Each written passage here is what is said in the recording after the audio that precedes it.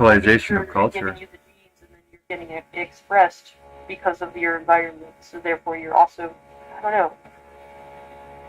I'm having a sublation problem with genetics. I think too, like nature nurture genetics, like how that actually creates a body and being and life, moving, living life form that's constantly like re-replicating itself and all that, maintaining itself. But that's like not a conscious process to view the body, like it is in a way, but like I'm not thinking about every single movement of the cells, like it's all like been recognized as some higher form, I guess. Or it's been sublated, I guess, is that all that it is? And why it's not conscious? I don't know. Well, think about this, right? The transition from culture to physicalization is, in some sense, what DNA is, in a way, or even physical life at all. But in terms of biology, the self-replicating part of biology, deoxyribonucleic acid, DNA, from RNA, really just started assembling itself in stable combinations. So the culture around it is... all right, part 180, and the next one keeps ablating. Really, the wakefulness of the particles is physicalized in the DNA. So when you are a physical creature with DNA, there are studies to show that the culture is still turning into DNA. It's literally being physicalized. We call it methylation, right? So methylation is the sublation of nature nurture, right? So you're literally converting wakefulness into physicality on your DNA strand. How is that the sublation? Because you have this ideality, this pure movement relationality that has no physicality, and physicality. Right, you're transmitting one thing, wakefulness of culture. Culture is like a wakefulness, right? And you're literally making a physical representation of that on your DNA strands. Like you have expressors, you know about DNA, right? Like you have expressors, and you have inhibitors or silencers, and all this type of stuff on top of the actual DNA strands. Being inhibited or actually being broken or being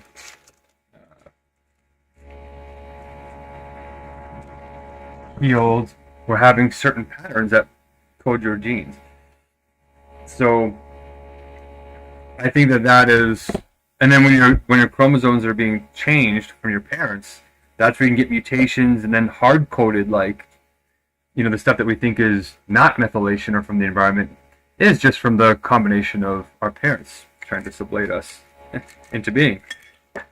So on that level, it's combinatorial, but on the sociological and psychological level, it looks like it's a being level.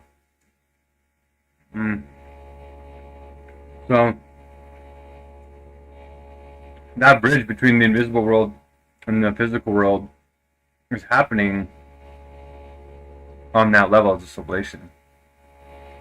I'm still not seeing it. Like I don't understand that. I guess. Okay, wakeful. How is it binding, or how is it transmuting? Just like imagine in the ocean, there's a bunch of these random particles sitting in there, which is the GTTA or whatever it is. There's only 4 types of particles that create DNA. Right? Yeah. And those are floating around in the ocean like 4 billion years ago or whatever it was. Right. And you can think, well, how the heck does these random particles turn into strands that eventually make human beings that have thought bridges back to like invisible thoughts that nobody can see?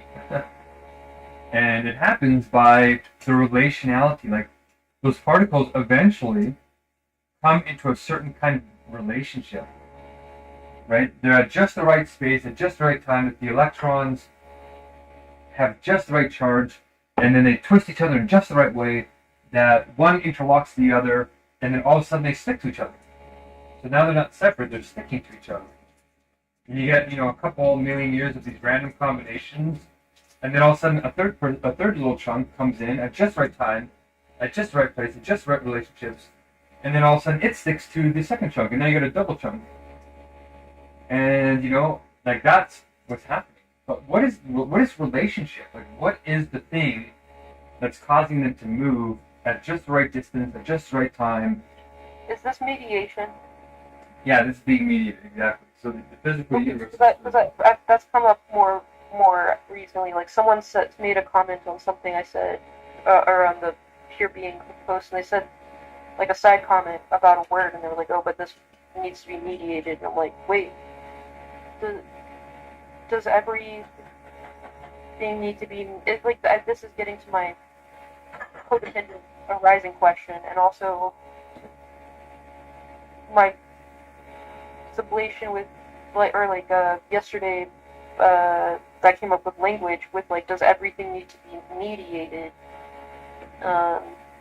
Every definition needs to be mediated because it's in the context embedded with other definitions of every other word. No definition of a word exists in isolation.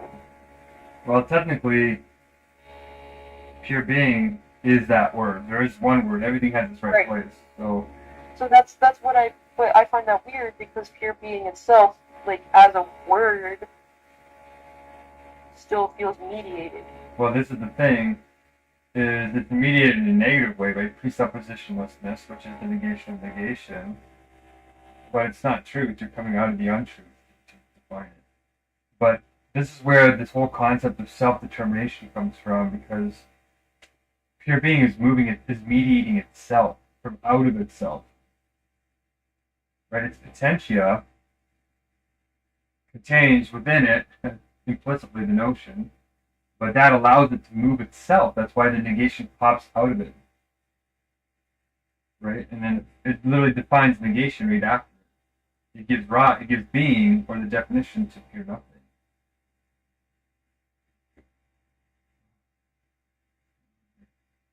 So that's a self-mediated. That's why they're self-mediated. When they define, you're not coming to the definition outside of them.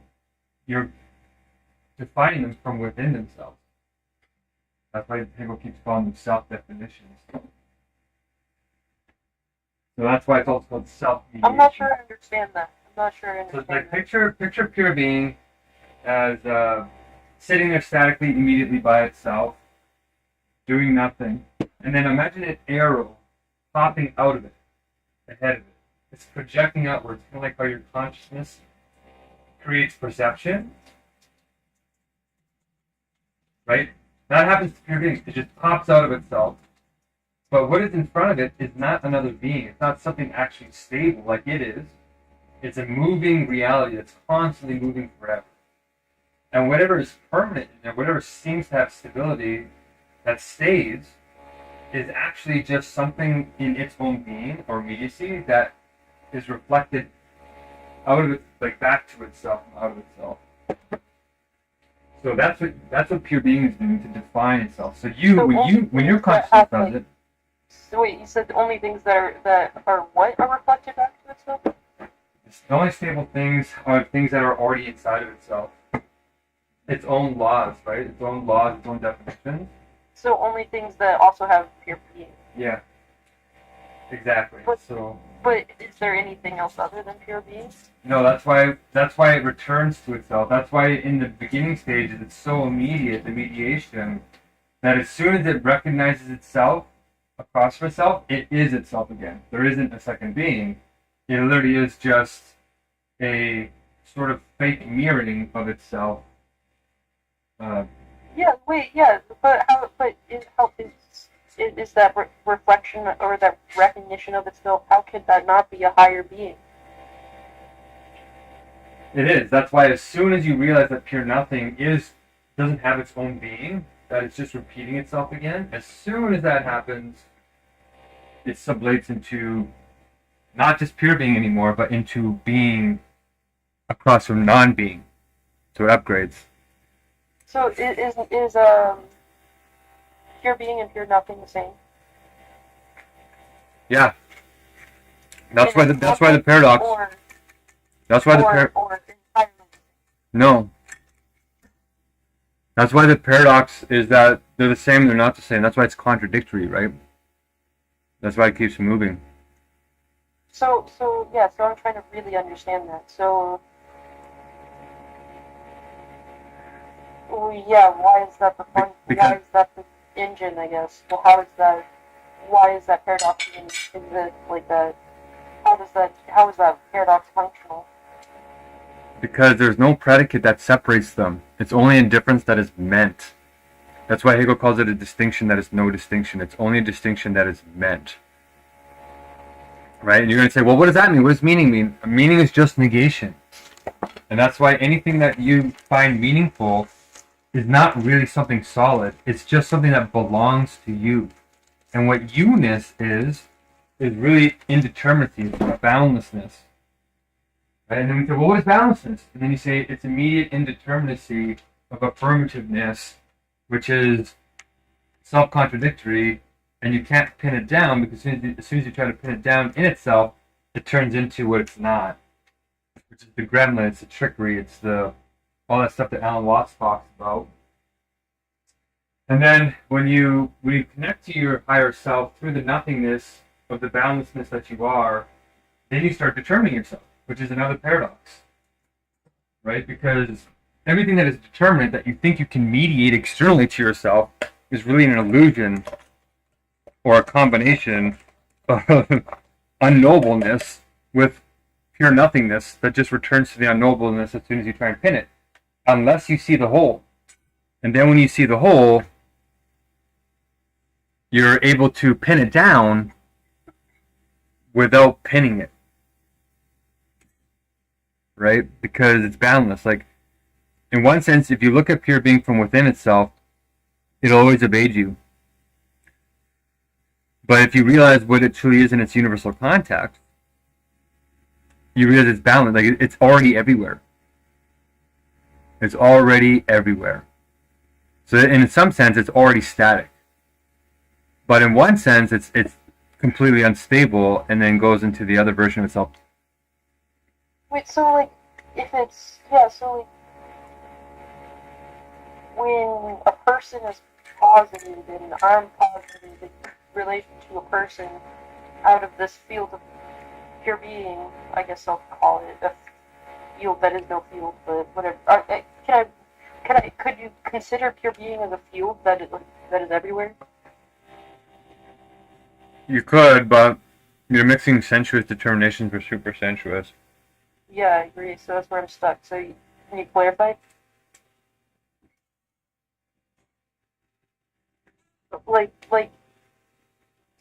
Like, is there more pure being in a sense? Like, is there more moreness in a person versus the empty space between us? Now, I think, Marlena, are you recording this? Yeah. So, in some ways, I feel raped a little bit, and I don't know why. Actually, I do know why. It's because we've crossed over now. It feels like we've crossed over. Part of me is thinking, like, in my hopeful self, part of me is thinking, okay, the Vivans are kicking in, I held space for you, we're good to go. And part of me is like, okay, I'm going to keep explaining these insights, that took me thousands and thousands and thousands of hours to get, because in some ways it's priceless knowledge. And you deserve it because you have sacred time. But now, this rapid-fire questioning, it made me realize, like, there's a positive side to this and there's a negative side. And so I want to nudge us towards the positive side. So part of me feels like now that you have the Vivans, you might be building a sort of sacred, like a secret course. Like here's the contradiction in my mind is if you find these insights so valuable, why aren't you doing the blessings? You know what I mean? Like an effort problem. It doesn't seem like an effort problem. I know in a certain way, like I'm trying to track this down. But I want to sort of use this as an opportunity because now you're starting to ask the really good questions. Right? Like this is great. Now you're finally getting down to it. But you're not really doing the work. You're not really getting to the root problem. which is that your prefrontal cortex is undeveloped compared to the level of gremlin or negation in your mind. Right? I also, I guess, find problematic in a certain way. I think, like, there's a part of me that wants to negate that because it, or, like, resists that as a notion because of, like, how can any, why are we having to get in control of ourselves, like, in this way? Because that feels restricted past a certain point, maybe. I can see getting in control of ourselves has benefits, but then it seems to also, like, feel so limiting of, like, human freedom in like, a feral kind of freedom way, like, a very, like, primal freedom. It feels restricted and lost, but maybe I'm misconceptualizing that, but maybe I'm afraid to, like, lose touch with this version of myself, or some part of the versions of myself that are more, like, they feel more like a surrender to something else rather than a self-driven internal willpower process. And generally, the flow state has kind of gone better for me if I surrender to something bigger than myself that's ironically kind of within myself, and then I get energized and, like, find my power. But those are in, like, psychedelic trips or in flow state or in, like, acid generally does that to me, right? But also I felt that in flow state, and when I was in that first few months in Tahoe, I'd say, and, like, or slash even in college / governor's school, like, feeling.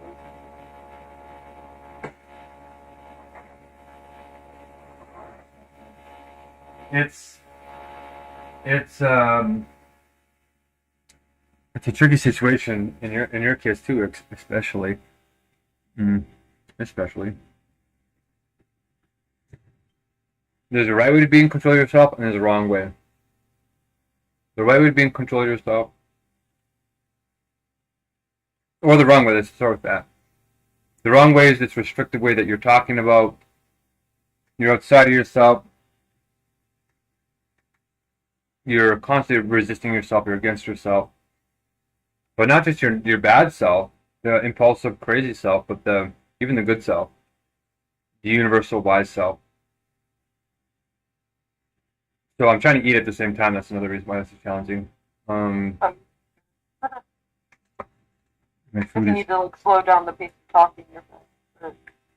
Well, that's why your rapid fire questions, like, in some ways, you're mining me now, right? I don't mean to do that.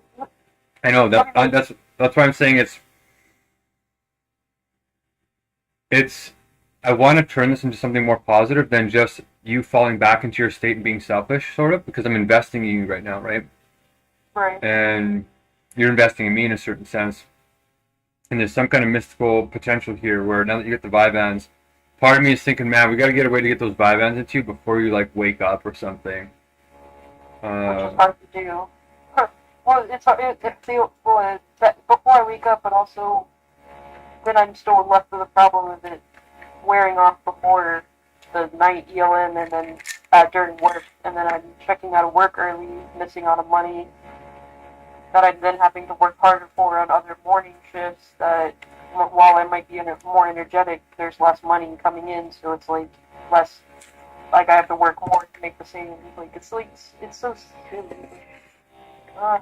Right, like.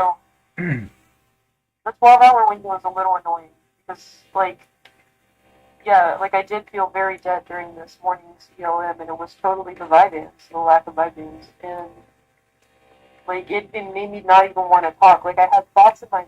It's like I. Wait, hold on, no. You're making it make sense. When did you take the Vyvanse? Right at. I was taking them during the ELM.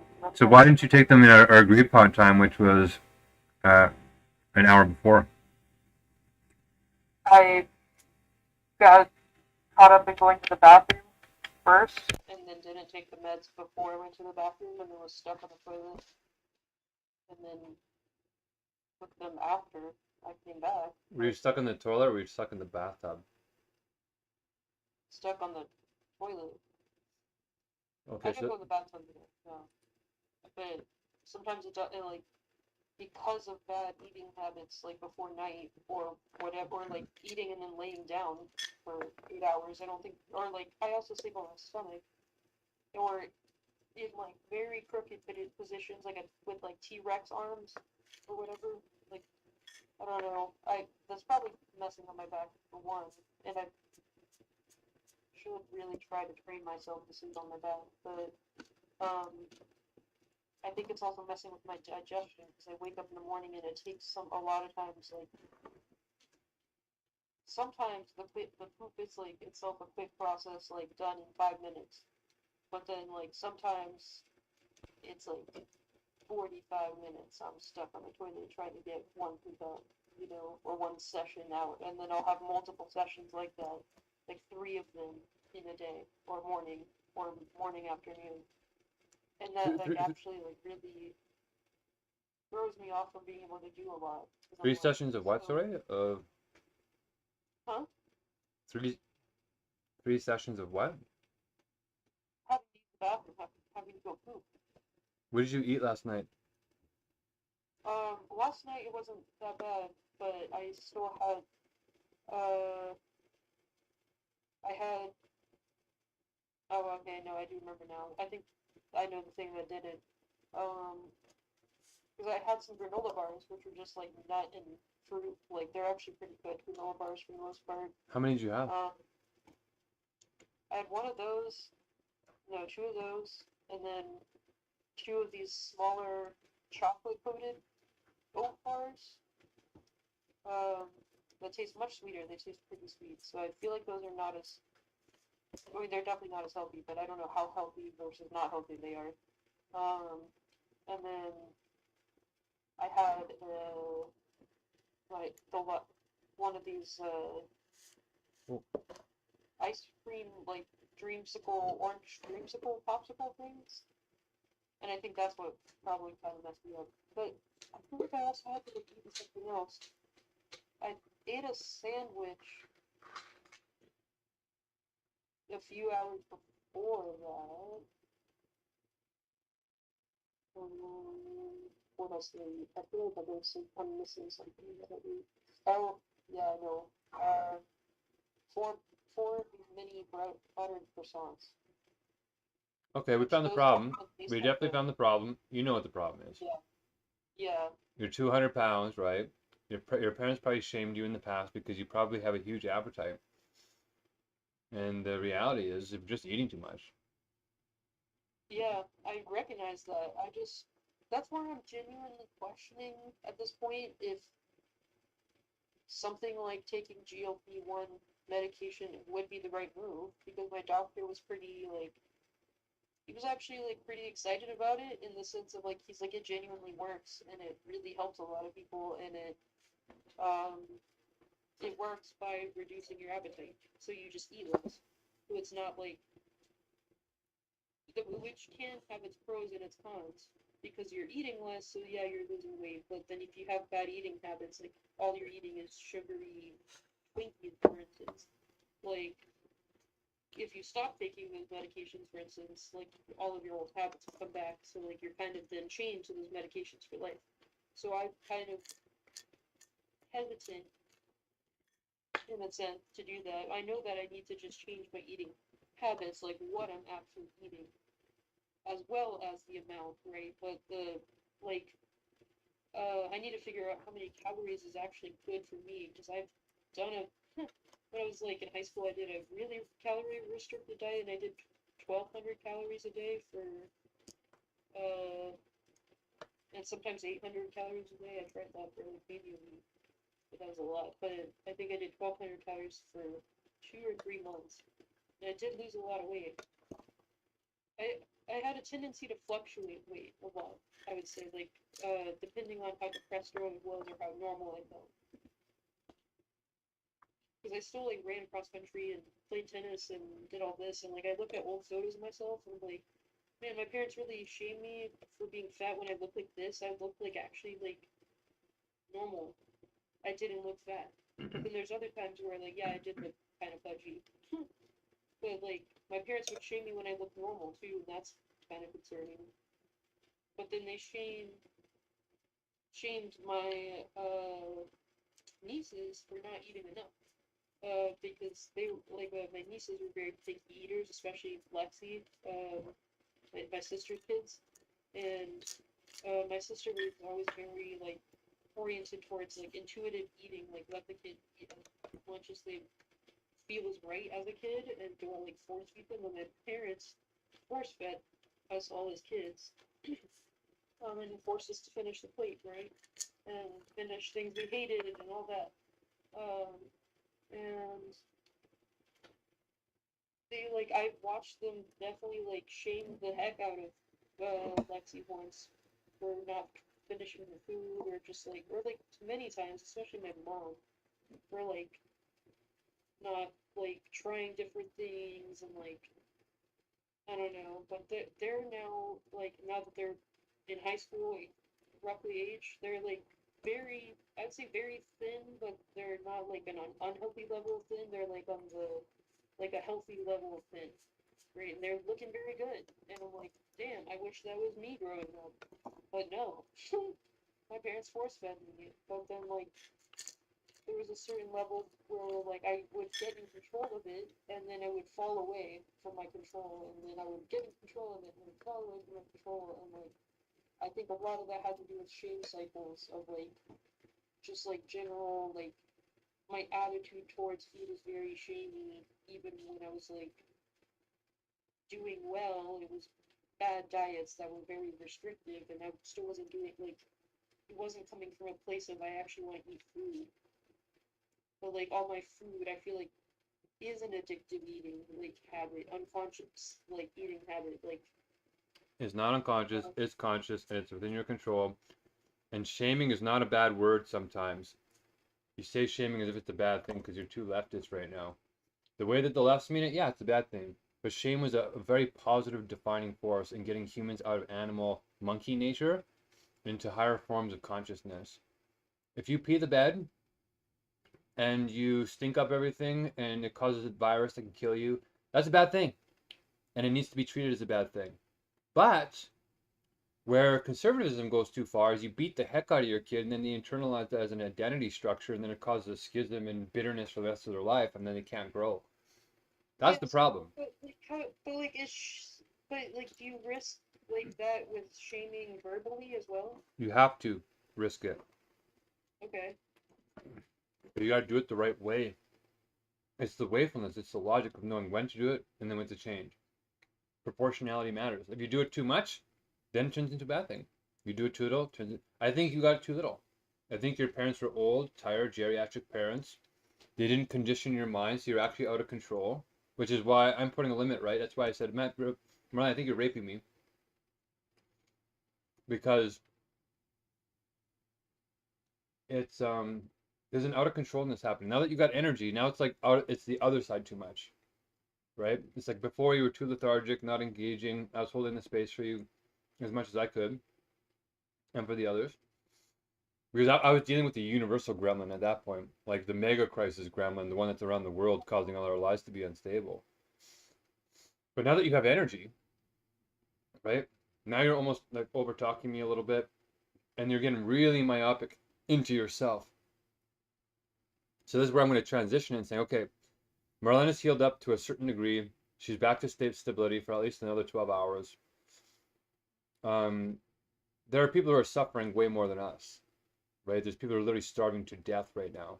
And as I'm eating, I'm thinking about them. Okay, how much should I spend with Marlena? She's okay now. Should I go and start thinking about them? Right? Because they're Marlena's in a worse condition, in some sense. I think you. I feel like right as we were about to get to the answer though, you got to the point of being like raping me. I find that metaphysically interesting too. It is, and I don't know if it's of a defense structure on your part too, but because I feel like it takes. No. I'm circling back around. I'm circling back around to kind of encompass everything and change direction a little bit because we're wasting time. Like I could be dead in a couple of weeks, right? So I'm like, hey, we got. Yeah, so that's what I mean. Is like, how do we time compress this process? That's what I was just going to say. Is like, You how read do we Hegel. time compress this You read process? Hegel. That's simple. You eat properly. You read Hegel. This is what like I was going to circle back around to kind of make a practical plan here to kind of integrate things and then get your thoughts on it and then get your ideas on how we should move forward. Because now we're Michael calls it masterminding, right? Actually, he doesn't call it masterminding. Tony Robbins calls it masterminding. I mean, before him, it was actually this other guy. But you start to really enjoy kind of creating the ideas of how you're going to go through your day together. And in your generation, right, and in my generation a little bit, that started to break down. So I'm just being a good friend to you. Do you know what I mean? I don't think you have any real friends, and maybe you've never had real friends. I don't know. Maybe nobody does anymore. But I think you got a little bit of Rat Park City and a little bit of genetic stuff going on, and a toxic sort of environment where you're actually it's not toxic the way that you think. It's actually positive in the way you think, and then the toxic element is sort of your habits triggering the bad habits in them. Like there's a backwardsness going on here. I think, and we're gonna get down to the bottom of it. So I'm thinking that Why do I do so bad on the East Coast and so well on the West Coast? I can't figure that out either. Rat Park. What does that mean? That means your environment needs to be more like Rat Park instead of like a heroin cage. Do you know what I mean when I say Rat Park? No, I don't. Marlena, did you watch AI Dilemma? No, I Okay, haven't. start doing the stuff I'm telling you. No, that's what I struggle with the most is like managing my free time on myself, unless it's like that's a cop out. literally structured by someone else or something. It's a little bit of a cop out. So, in a certain way, I agree. Huh? Go ahead. But then I get sometimes oppositionally defiant to the structure as well. So yeah, that's all I was gonna say. Yeah, and that's what I feel like. I think all I'm doing is parent. Like I feel like a friend, but I also feel like I'm parenting. And you're gonna feel that way about me too. Like once you start to get to where my real limits are, where I'm really growing, you have to be charitable. And we were both the student and the teacher, the child and the parent, all these types of things. But what I'm feeling is that you're. I also got to the question in my head of like how do I evaluate and know that you are like see clearly in that sense of like clearly enough to know those limits because like every person sees a bit differently and obviously that's what's causing a lot of stuff in the world. So I have more wisdom than most people, but we're always going to make some degree of out of boundsness until we get closer to the universal logic. But I'm just going to start watching these things with you guys in the rooms because it's sort of insulting in a way, right? But I know you guys are a little bit out of control. You don't know what you're doing, really. And at some level, I'm the same. So I'll be an equal. But at least within this moment, I can sort of like help guide us towards the next moment where your superpowers can come in and then you can help guide us to the next moment. But when you guys say, yeah, I'm going to watch it, it's insulting. Like you and Joe both do that. no, I agree. I mean, I know, and I don't mean it to be insulting. But I know you. I'm sorry that's the way it comes off. But that's also like I understand I should be doing it, but if then it feels like an external pressure task, like thing that I have, like thing on top of my pile of things that I already can't manage to do. You know, like it feels like when it's like put on me as like a thing that I need to do in my own time like that. It's like it just becomes like I don't know. Okay, It's so not meant against you as an insult. no, it's the gremlin, right? I feel insulted by this gremlin, which we're gonna get down to as a little plan here. So when I say the rat park, I have this picture in my head of these little rats in here. Do you see my screen? Do you see it there? Cool. Do you see my screen? Yeah. So this is the Kurt Sagat video about addiction where like they talk about Rat Park. And in the beginning, the rats are put in a cage with 2 bottles of water, 2 syringes of water. One has heroin in it. Here it is. This is the cage with nothing in it. See the bars and then the 2 water bottles? Looks like a lot of science experiments I've seen in actuality, but yeah. Yeah. There's nothing in the cage, no friends, no other mice, no nothing. Just the 2 bottles. This one has heroin, this one doesn't. The mice in this situation kill themselves with heroin. They get depressed, lethargic, and they just drink the heroin until they die. That's your life right now in some sense. Right? That's where you are now. Not because of your physical circumstances, but because the conditions of how you're interpreting those is not turning it into a flow state. So this is where reading Hegel, you don't have to travel somewhere else to bring home with you. Right? Home is already in you. That home feeling, Hegel says, comes from when you complete your being, return to yourself for the first time. And that's what real self-love is too. So it's an external distraction to think, oh, I have to go to the West Coast to feel this. Well, no, not necessarily. I think that's just where I felt it the most. Yeah, and it can be a way to externally, temporarily get you space to do it. So that's why I'm thinking, it might be a good idea to go there for like a month, right? But I might be dead in that time. So if you go and like have a bunch of fun parties, I'm gonna be toast, right? But that's just me thinking about myself and the rest of humanity with the mega crisis. So I'm thinking, if we get the flock strategy going, and we get hundreds of people in here first, then I think it's a little bit less risky to get you out to that place because we'll have more momentum that will excite you. But I think once we get to 3 degrees of separation or something, somebody in Tahoe will come in here and give you a place to stay, and then you're going to go out there for a couple of weekends. But by that point, we should have enough momentum with the universal logic and the proof of truth and all this that you'll be like, I like staying in Tahoe, but like I want to go here now. I want to go here. I want to talk to all these people around the world who want to change things with universal logic.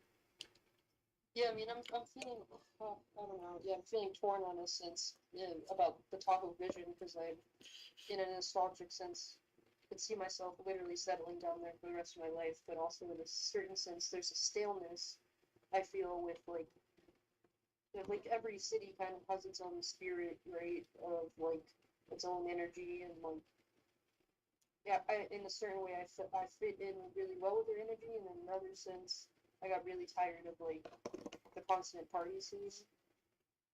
Like, I don't know, or just like, yeah, the tourist town elements of like it's a vacation spot for people and often rich people, which isn't necessarily a bad thing, but oftentimes the rich people did treat the poor people badly, or have very negative attitudes, and um, like I could say a lot of stuff about what my roommate, who was a nanny for rich people, said about poor people. It was just like, it was literally like all the shows about, all the sitcom shows about nannies for rich people. It was very true, very accurate, I guess. But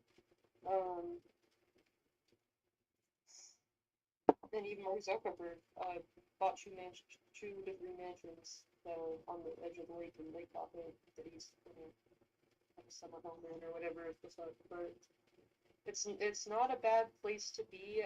Also, too, though, as a launch point to get stuff done in certain high key important cities like San Francisco, or like California itself is the third largest economy in the world. So on the ground, depending on what you were doing, it could be or I'm saying you as like anybody, like depending on what you were doing, like you have a lot of impact on the ground. For instance, in California, especially in Burning Man territory, or like because that's where all the technocrats hang out, right?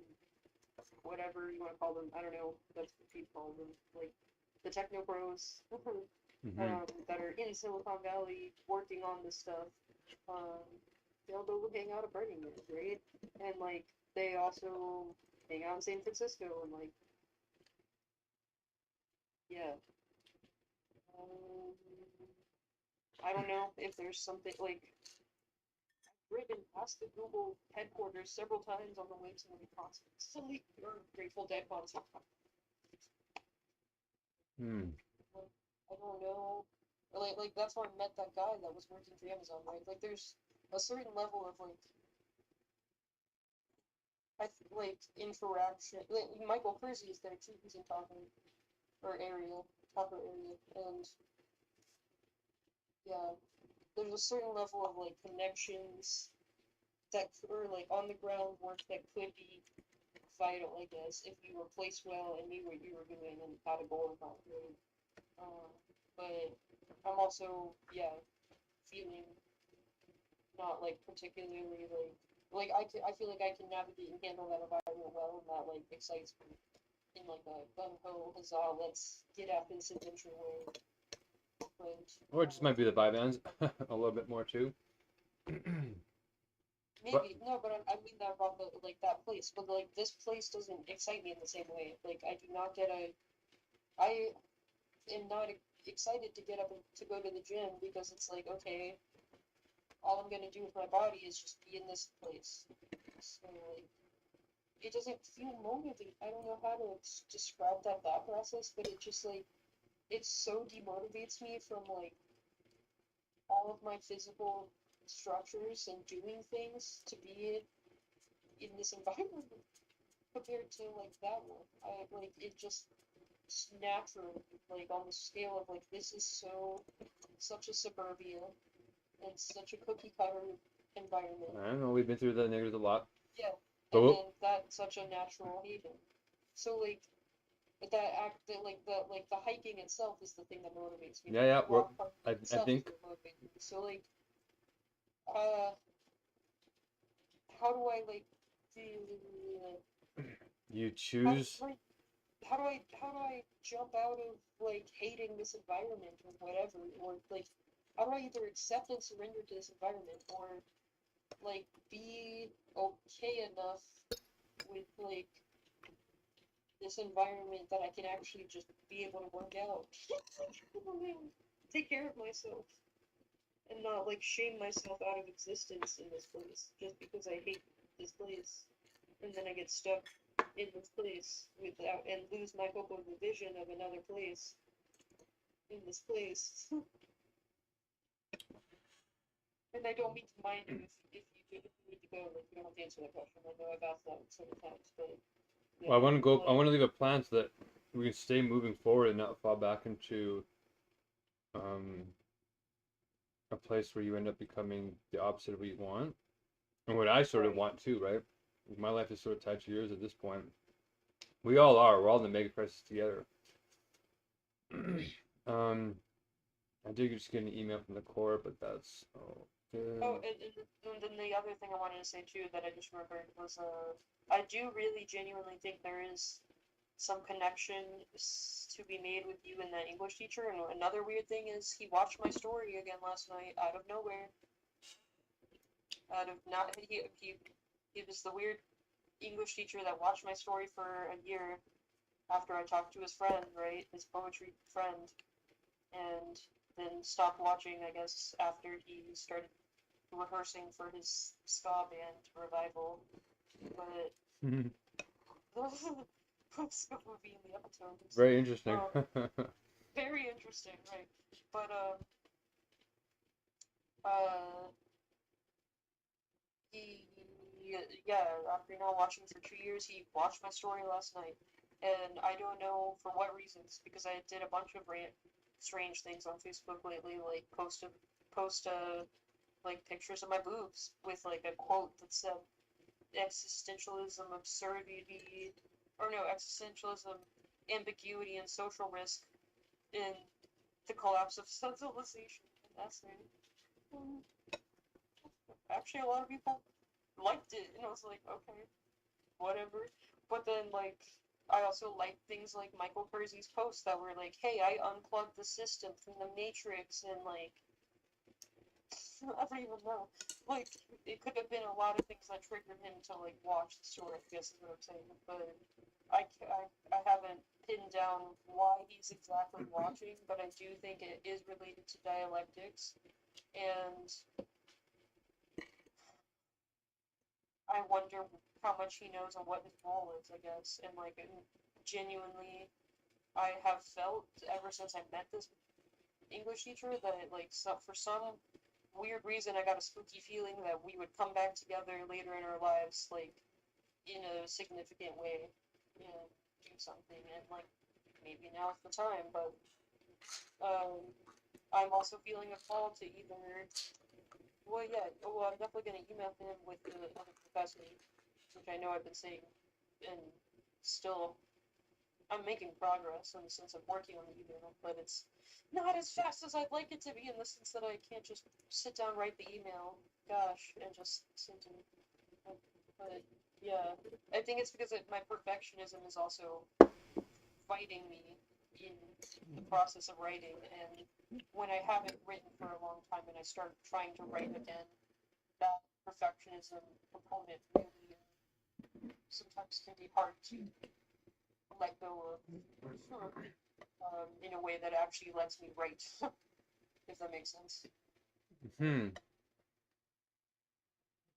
Okay, well, let me circle around and finish my thought that I had started, because it is the next leading thought. Because what you did just now is like kind of rehash your catharsis and said, here's all the things I don't like. Here's all the things that I like. So we're kind of priming the space to kind of say, okay, well, how do we create a sublation here?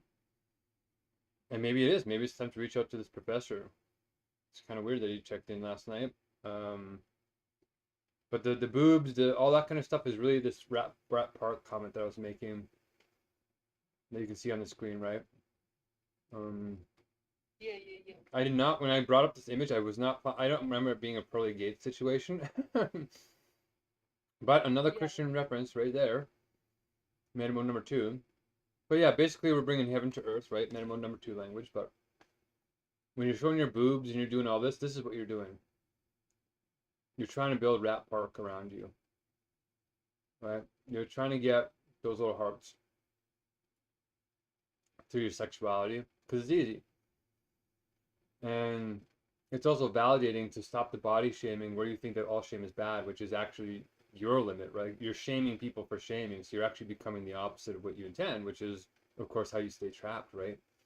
So even though you and I and Aya had this talk about shame and guilt like 4 months ago, you regressed back to your abstract use of the word as just negative because you're still stuck in a leftist environment only. So in the end, though, whenever I say Rat Park, just think of this. Whenever you say, I want to go to Tahoe, I want to go to these other places, you're doing an external version. You're trying to create this around you because you don't have it. So first of all, it's to recognize you don't have your version of this. But the second thing is to recognize the cognitions of your mind. The subject and object of which began our discussion is really the true home that makes any environment like this. And this is just flow state criterion, the right to flow. And all these particular things are just what's mediating that experience for you externally. But you can. So are you saying we're all essentially in the rat cage together? Yeah. And so like, but is that all there is? Like, is that it? Like that's. Well, that's the just thing. it? Is that's not just it. That's the whole point. That you made the cage, in some sense, have an experience at all. And that the experience is not a destination to get somewhere only. It is the destination while you're heading towards the higher versions of the destination. So that's like that whole paradox, oh, it's not just the destination, it's the journey. Is it just constant self-transcendence? Yeah. So how do you constantly self-transcend? Sublate. So that's just like you're constantly overcoming problems? Yeah. You're constantly overcoming fragmentation, and that's how Hegel defines the notion. That's how he introduces it. He says it's immediate sublation as soon as you negate. That's how you stay in blessed consciousness. That's how you stay in agape. So it's just constant. So you can see. But like, how do you keep putting in that work? Because like that's where my brain goes like. Well, that's why. Exactly. You don't have to sublate. You could just stay stuck in the negate or something or whatever. Well, that's it. I think fundamentally, you and I were born into this white person culture in North America that is actually way more toxic than we realize. Yeah, I agree. Yeah. I think a lot of the damage happens in like being babies, where we have this culture where you put the baby in the crib by itself, and you leave it there alone. And in some sense, that does teach independence, and it is a natural, normal movement, but it's happening too much because as women joined the workforce, they actually started getting too tired and started leaving the babies there too long. I think something like that. I haven't worked it out fully out, but Yeah, there's definitely a strange double standard. I think that a lot of feminists are talking about now, with like women are still are now expected to hold a career, but they're still often expected to be the homemaker as well, which is like double the work. exactly. And men who are trying to share the role are actually still getting the expectation that they have to work full time too. Right. So like even though we have these kind of like a superficial version of it, all the rules of society, all the real cultural rules are not. The momentum is not there. It's like the society is not set up in place to properly raise a child as well, because how little time does a mother get off for work for pregnancy leave? Very little these days in America compared to Europe, right? Like they usually have, some countries have like up to 2 years leave. We have like what? Sometimes it's 8 weeks or 16 weeks or something, or like pretty small. Right? Well, we're still better than like people have died for these things. We're lucky, but you're right. We're overheating to the point where it's starting to not be enough. Like the general problem of our societies, like right now, is like, and this goes for raising kids too. We don't have the time to spend with each other because we're always constantly working, and like spend with our loved ones like in a deeper way. We're always spending time with them in a rushed way in order to get things done on time and in time for every day to fit everything into a day. At least that's how I feel like kid life tends to go, maybe, but in a lot of adult life too, unless you have ways that you slowed your life down for, or had it slowed down for you by disability, whatever, right? But like, what was the point I was trying to make with that? You saw my mouse cursor move, didn't you? What? Did you see my mouse cursor move? Yeah. That's what it was. Are you making the connection I'm making? And was, well, maybe. Be radically honest, if you can. What did you say? What? Are you making the same connection that I'm making? I heard that, but what did you say after that? How do you interpret that statement? Um, about your mouse person Yep. and me getting distracted or something? Oh, sounds like you're making the same connection. Keep going. I mean, just that I'm distracted by my environment? I don't know what you're trying to say by that. I find it, I feel like that's something I was thinking about too, is ADHD people typically were like more so the hunters or whatever, right? Or the like the people that kept watch of the tribe overnight. Like they held different roles because of their strengths. Like rather than changing the ADHD to be more normal, they just worked with the ADHD as it was because it fulfilled different roles and flow roles, and that neurodiversity is actually a kind of like a,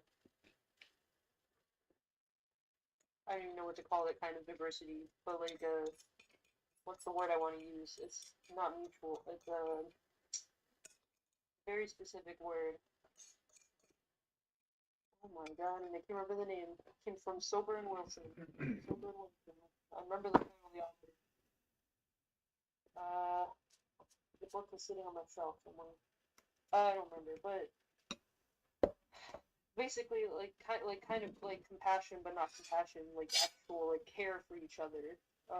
But there's a more better word for that. Compersion? Not compersion, but really close to compersion. Um, Like, that's, like, the feeling we get from it, but, like, in a way, but it's the actual act of, like, helping each other. Consilience or something? I don't know. Yeah, I feel like it starts with a C, and it's almost, I don't know. I can't remember it right now. God.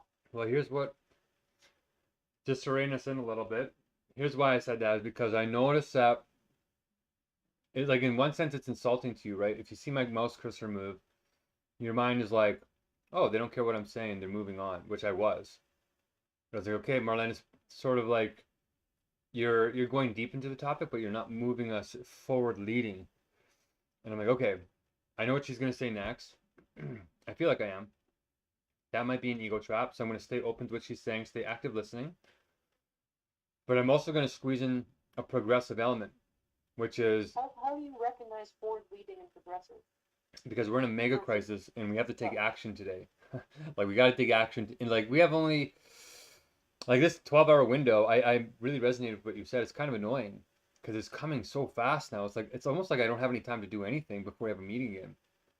Yeah, that's what I mean. I feel like every day now is like And that's so. exactly what my higher self wants, even for me, because I have a Why? gremlin in me too, right? A little bit. It's not as bad as everybody else, but I Why? know Why? because it keeps us anchored as things get worse, and we have to grow at literally 300 blessings a week in the next 2 weeks, which means this is a full-time thing now. Like I'm gonna be dead here if we do not do this. Pretty much, not you guys necessarily, but me. It's like the blessings are now my main thing. Like after Right. this meal, I'll be pretty much just doing blessings. And that's how I wanted it because now that I got the two blessing structures set up, we have everything we need to start a global movement. Like think about it. I reduced it to the essence. We have bless-ons, which is the education on how to be a citizen in our structure and how to run wisdom teams and how to get into your flow state and do all the mapping so you can get the right to flow and all that. And then we have implementation, which is being in the meetings, talking about how we're going to generate ideas and then going away from the meetings to build those ideas. That's it. So like I did it. Like I'm actually making enough progress with you beautiful souls to so that when I do this full time, I will be teaching Hegel eventually because that's the eighth chunk of the blessings. Yeah. Right. So, Yeah, which is the most important part too. yeah, Well, it's well, all of them are important, but that's the one that does the missing piece, the missing puzzle the piece. real work. Yeah, the missing piece that will actually like. Well, it all will unfragment people, but that will be the thing that actually unfragments people. Right. And so, and this is good too. And this good. I'm going to do a big full circle here. So give me like 1 or 2 minutes to talk about, maybe 5 minutes to talk about it, and maybe we'll watch this Tristan Harris video too to get the. We're not going to watch the whole thing, but I want you to watch the rubber band thing and then try and watch the whole thing yourself because it really will help you convince that Amazon AI guy from a credible source of what's freaking these guys out. This was the video that made me change my Hungerstrike plans to be even more intense and everything. This was the video. I'm writing it down now to watch it during work. Okay. The AI dilemma. And we'll see if the universal, we'll call it the universal gremlin. I just like that. Michael also had a version of it too. And I was, Pretty accurate. huh? Calling it the gremlin is pretty accurate. The gremlin monkey. Oh yeah, he did call it the gremlin. Maybe he was talking about angels and gremlins and Chizzy one day. Even the gremlins are like, it's like they have their own laws, like don't feed them after midnight, and then they become all gremlin-y, right? And it's like you can actually tame them too. Yeah, exactly. You're definitely eating after midnight. Mm. So I think to come full circle on this, I want you to watch that dilemma. We'll watch the first 5 minutes or first 2 minutes. I think it's only 2 minutes or whatever. But first, to go back to the beginning and to this Rat Park situation, and for tonight's meeting, the point is that the reason why the meetings are feeling like we're not doing anything and it's a meeting is because we're compressing time. It's starting already, and pretty soon what will happen is we'll have more and more people coming in here so that the 2 meetings per day won't be enough, and we'll split them in half. So we'll have 4 meetings per day at the same time. But Nawaz and we'll be all sharing the meetings and rating them. And then hopefully we get enough money and then we can have a digital platform and start running different instances of the meeting I might have to run different servers so we can each run our different. There is a way to run multiple instances of the timers, but I have to split the server, which is a pain in the butt. But anyway, what will end up happening with the meetings is that they'll keep splitting until every moment is an ELM.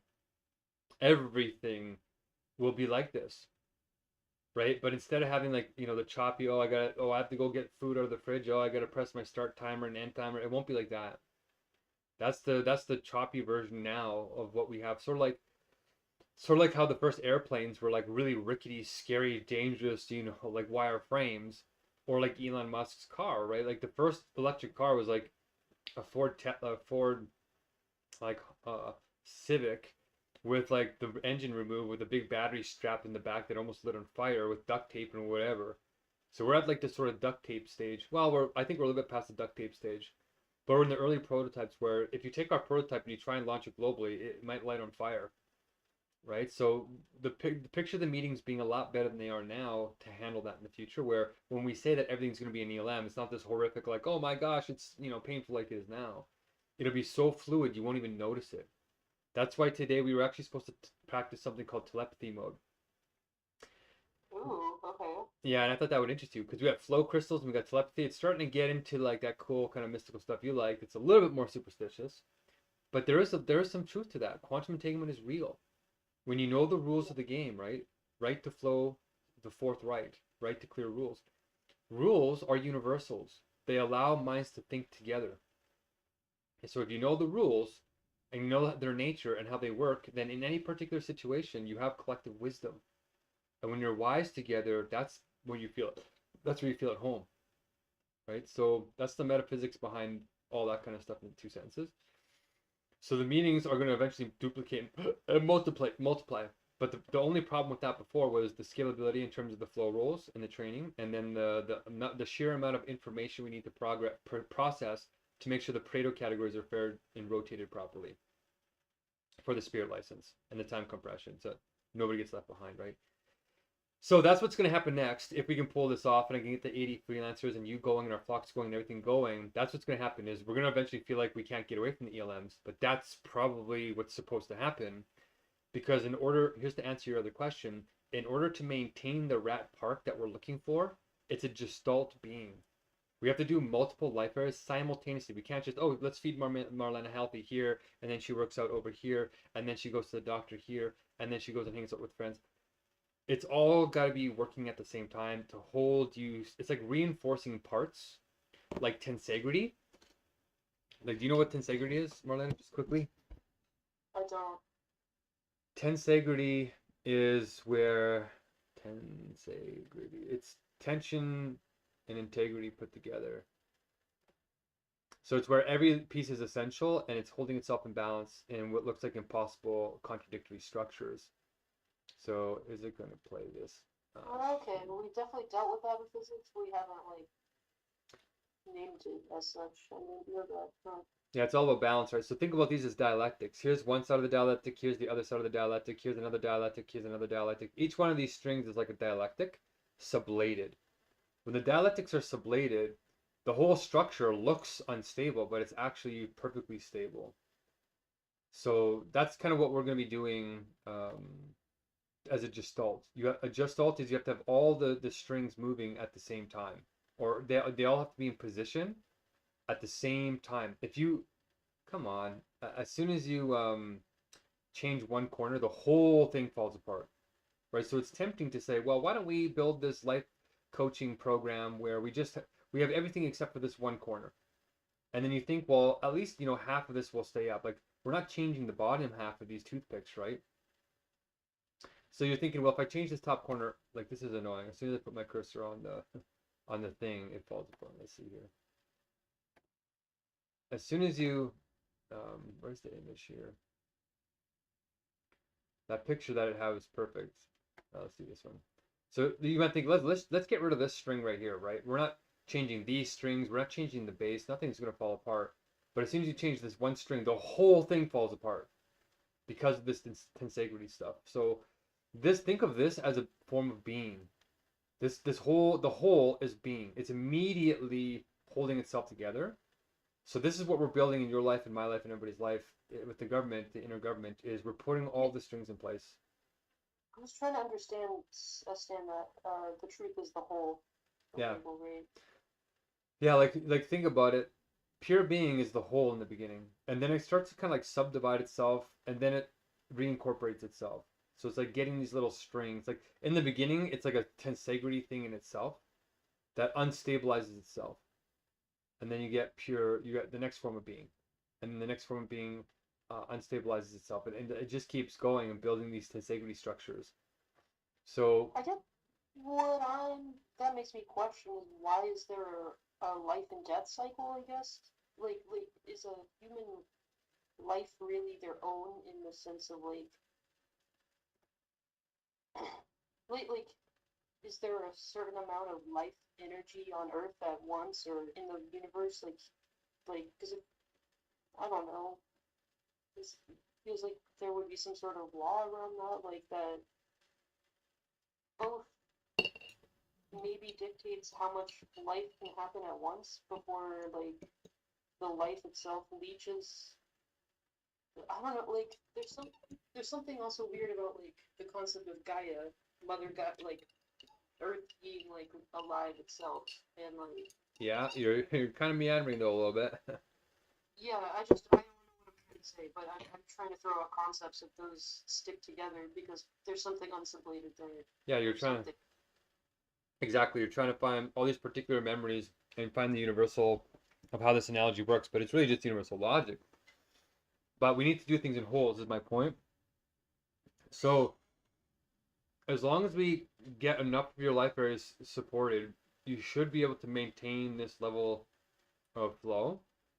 But as soon as one little thing falters, like you don't take the Vyvanse at the right time, or you eat that chocolate, that third chocolate ice cream at 11 o'clock at night, and then you're on the toilet 3 times a day, and then it ruins your Vyvanse, and you just spiral down. All it takes is one of those corners to come undone, the whole thing comes undone. And for me, like the scary thing with me is I'm sort of investing in you right now, right? Because I'm taking this huge risk for humanity. If you get down into that base suicidal state, you're going to take me down with you, right? Because you're in that state of mind, you're so disconnected from being that you don't care about me. You don't care about anything, right? It's not like you're going on a hunger strike like I am, right? I'm doing that for other people and to live. When you're in that state, you're actually stuck in yourself and suicidal, can't think about anybody else. So we don't want you to get down in that state because you're not going to have empathy for me. That's me thinking about it in terms of my connection to you. But even for you, right? You're saying like really concerning self-destructive things. Like you're going really far down that rabbit hole, and everybody can. But what good parenting does is it kind of stops you from going to that level, and then they pick you up like that Superman stuff that I told you about yesterday with my mom. So when my mind wants to go down that low, I have this like very strong mental energy that I can easily turn into pictures and all these types of positive imagery for myself and self-love and all these things very naturally because I have it embedded at a very young age. And it stops me from going to that side of the dialectic. So I think in a way a lot of imagine myself as more often or something. yeah, actually that's really and we did play that Xena clip the other like a week ago or something. That was great. Yeah, you need to start doing that and embrace the corniness of it and just let it be. Let it be in your memory because in some sense there's something very pure. That's actually what it starts to feel like a little bit when you do start sublating all the time. It has this weird innocence to it that it feels corny unless you're in it, which is why Christians always look naive and it's really corny and they're laughing and giggling, and that's actually what it turns into. It's really, I get that, yeah. it's kind of beautiful. But okay, full circle. We're going to get how we're going to keep you at this level, which is your question, is we gotta do it as a whole.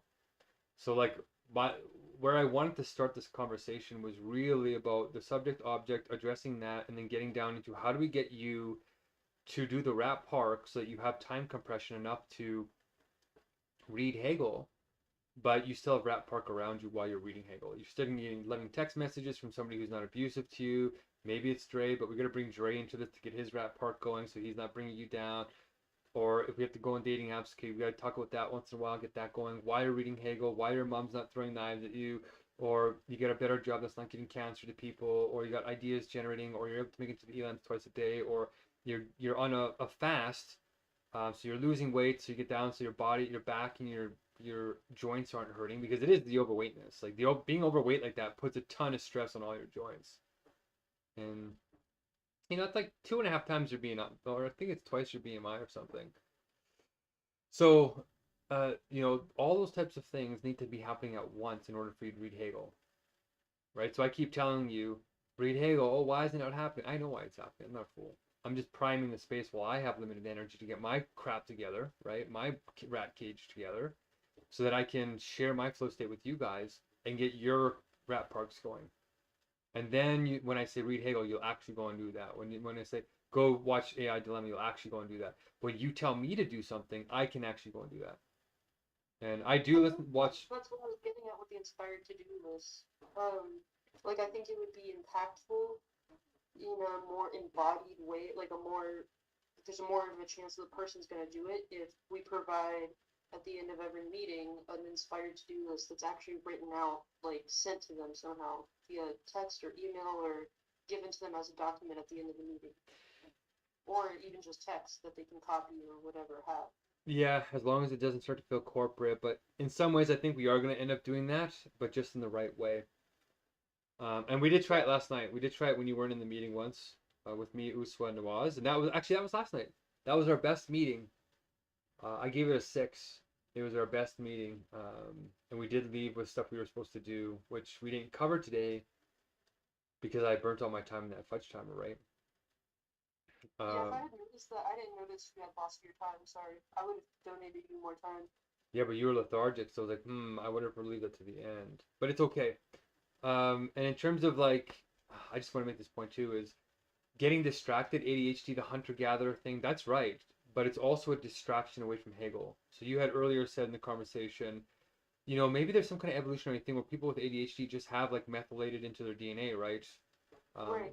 Well, yeah, I guess I question like my bigger question with that is how do you know what's the right way, the aligned way, and that somebody's like behavior or neurodivergence or whatever you want to call it is deviating from what's actually good and real and true, like because some neurodivergence seems positive in a way, or maybe quirky positive, like sometimes people view my ADHD in like this like fawning kind of like cute way, and sometimes it's annoying. So like there's a lot of different ways to do that, but I don't know if those are like actually good.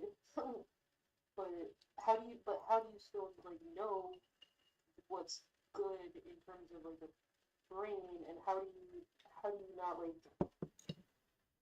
uh risk something like what RFK Jr. is doing right now with like autism? Like they're speaking out.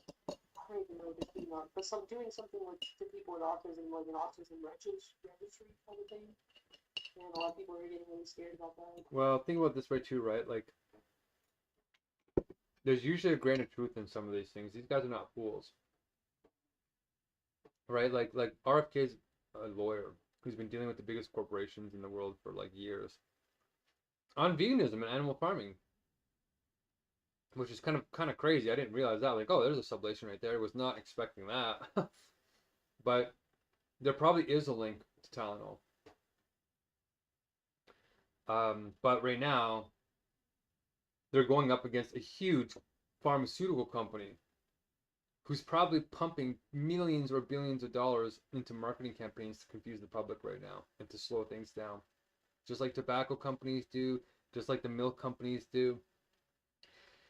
And I worked with a guy who was in epidemiology and in public health, and he said, Mark, that's exactly what happens. He said they bribed me with $2 million for me to put my credentials on this fake report like 20 years ago.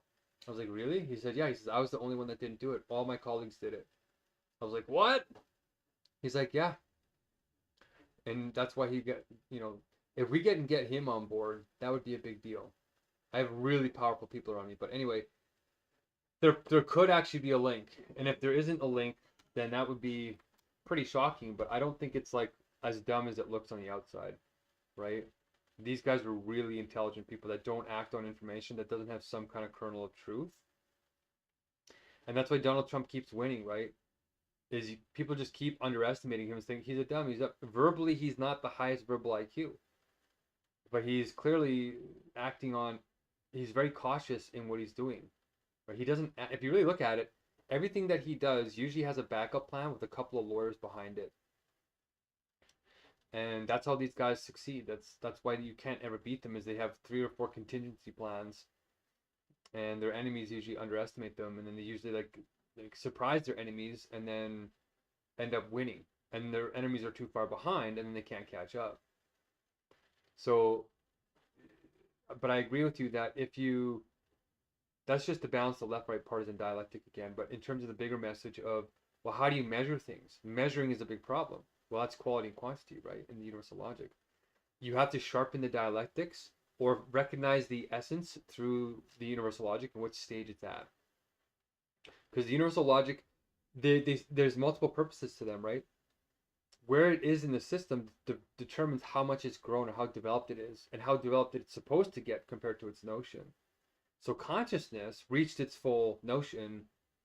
Well, its full notion is actually self-reasoning universal logic. But the early form of consciousness is abstract reason. So we know that it has further to go. So how do we do this with other things? You have to read the logic, memorize the table of contents, start priming your space to recognize it everywhere, and then continue to deepen it. Like just keep going. And in terms of measuring people's boundaries, this is just the valve on abandonment and the right to flow again. You have to have clear goals to know where that person wants to go. What's their natural intrinsic enjoyment, whatever their particular. Some people like to do newsletters. Some people like to do skateboarding. Some people like to do whatever. As long as it's not abandoning other people. Skateboarding is not maybe the best way to say it, but really what you're talking about is measuring the third right to flow, which is challenge level matching skill level. Right? What is the challenge you're taking on, and what is the skill that you have, and do they match? And are you growing fast enough to achieve whatever the challenge is? And then you measure your anxiety or your boredness based off of that. And then that's just your rat park again, right? Trying to find what puts you, what's the right tensegrity to put you into that state and maintain you in that state, and then have the inner version of the autotelic personality traits being developed in you. So I'm building a rat park around all of us, called One World Spirit, but also, as you know from the 2 sentences, right, in the second sentence in chunk 7, which is flow state, we have inner outer. So we do it the outer way, which is the government, the inner government, and then the inner way is you actually learning perseverance, curiosity, low self-centeredness, internal locus of control, which you actually used once or twice, and then doing things intrinsically. So where I'm saying we need to go now for the next steps and moving forward today, before the next ELM, is we're on a good streak, but your gremlin is really acting up. Right? So it's like, okay, it's getting very clever. How do we do an out external measurement to offset the gremlin, and then how do we get you having the inner resilience to not get back into the depressed state by the next meeting? And for me, it's like, okay, getting you to read the universal logic and not rate me for the information, right? And this gets that down to this idea that I think another step, in all honesty, will be smashing my weed pins. is the what? Smashing my weed pins with a hammer, which I plan to do. Well, do it right now. Smash the weed. I got. I was about to say right after you get off the toilet. Well, no, do it right now while we watch AI Dilemma. We'll do 2 birds with 1 stone. We'll watch the. Huh?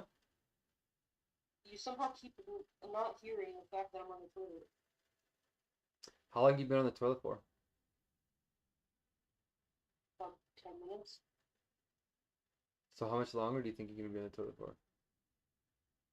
Literally, like, probably like 2 minutes, like a minute, not even. I'm trying to Okay. get the last bit of pee out. That's it. Okay, that's a pretty intense toileting, but okay. Okay, well, take a second then. I guess wrapping it all up a little bit more. is, yeah, let's create an actual inspired to-do list after this to go into the meeting in 10 hours. Oh, hold on, let me just do the math here since you're on the toilet anyway. So it's 10:30 my time, it's 7, so we've got 7, 8.5. We have 9.5 hours before the next meeting. Okay. What could the gremlin possibly put in the way to stop not just you but me too, right? I'm not just predicting my gremlin, but the gremlins around me. And I got the lawsuit gremlins barking at me, but I have to be in court tomorrow. That's partly what's going on in my brain. But I actually did my work yesterday, so I'm a little bit ahead of the game there. But in terms of your gremlin, it's almost out of control, right? Like you almost didn't make it in today. You didn't make it in last night. I was going to check in on you, but I thought, I don't want to hound her. So I'll just wait for our normal check-in, which we did. And then you made it. Barely, right? You were struggling. And you didn't take the Vyvanse. Like nothing happened the right way. And I thought, how is it possibly going to think outside of this? Like we have the alarm set, and guess how it did it?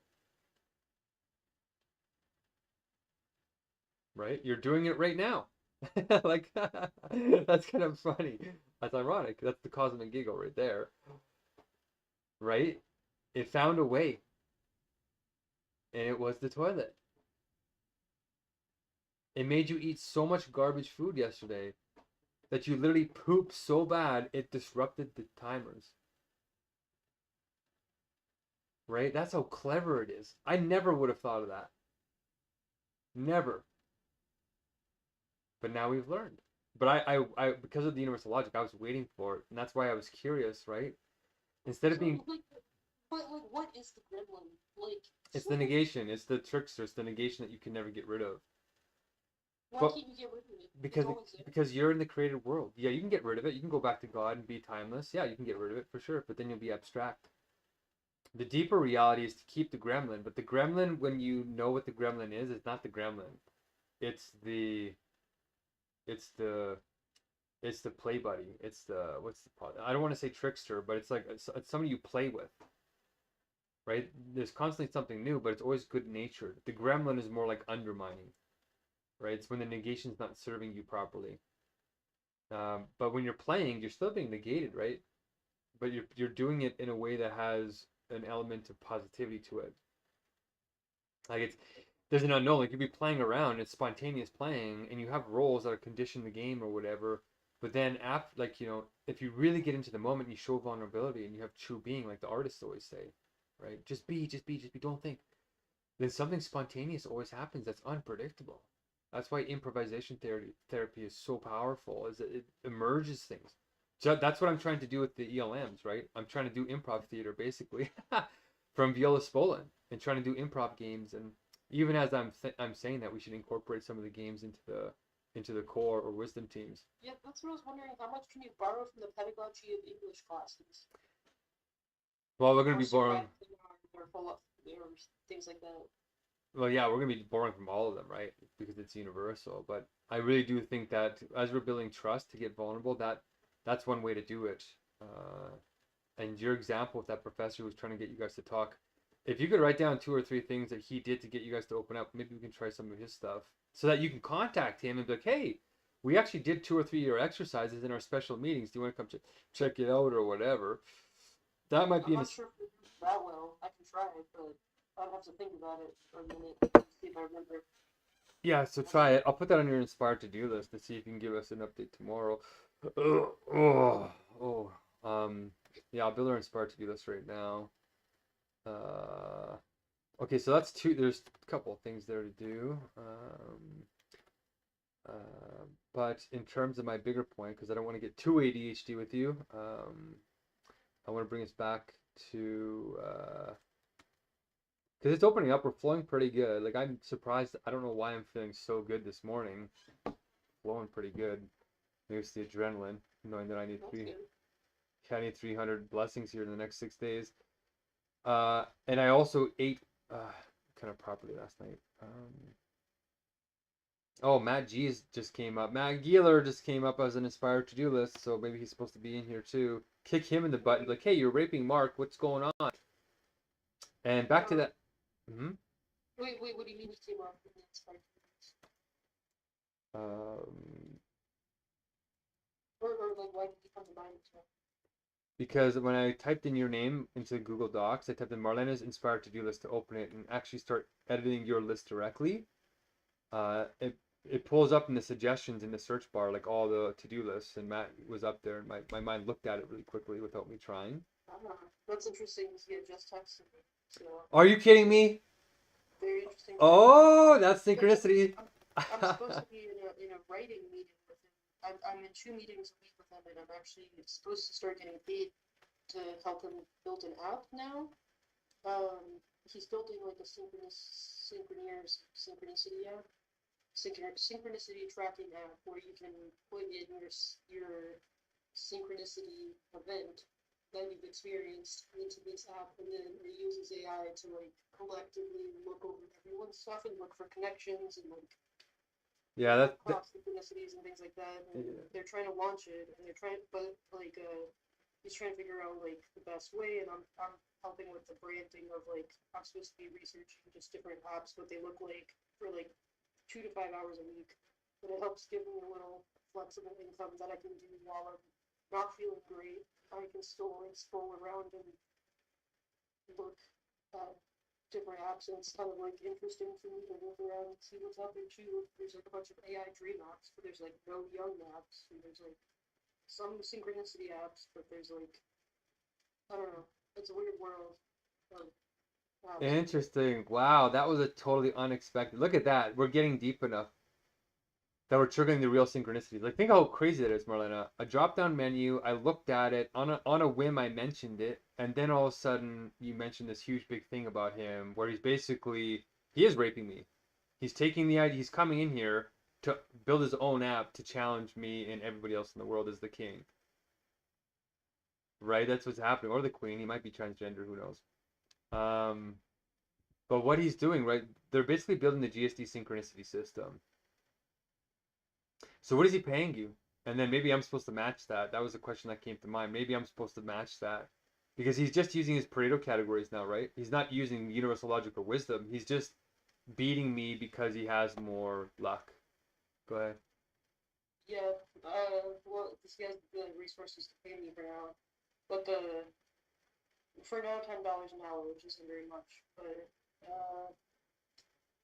and normally I wouldn't accept $10 an hour, except for that this does align with my like passive, like low energy, like I'm already spending too much time looking around at stuff on my phone. May as well do it like in this way. It seems low effort, like enough that the $10 is worth it. I guess if it makes sense. Like for some reason, it just works out in my brain that it really is worth it. Yeah. For that. Okay. Okay. And this is where, oh, this is interesting. This might be why the word raping, I don't know why I'm using that word a lot this morning, right? And I never usually use that word. Yeah, that's pretty like. It's graphic. It's graphic. It's intense. Cause, Yeah, I was agreeing. Yeah. Yeah, because that's how I'm feeling. I'm being honest with him. Like, wow. And the reason why it started feeling this way is because Aya started doing that to me. And then Ethan just came in. Like, Ethan just popped his head in here like 3 days ago. You remember Ethan, right? Yeah. You mentioned that briefly. Yeah. And he came in and just started peppering me with like all these personal questions. Like, oh, hey, how's it going? Just dropping into a meeting. Don't really care about the times or any stuff you actually go. But what's your personality? And my brain is like, oh, he's writing a book on me. Okay. He's gonna get rich off of the crazy guy.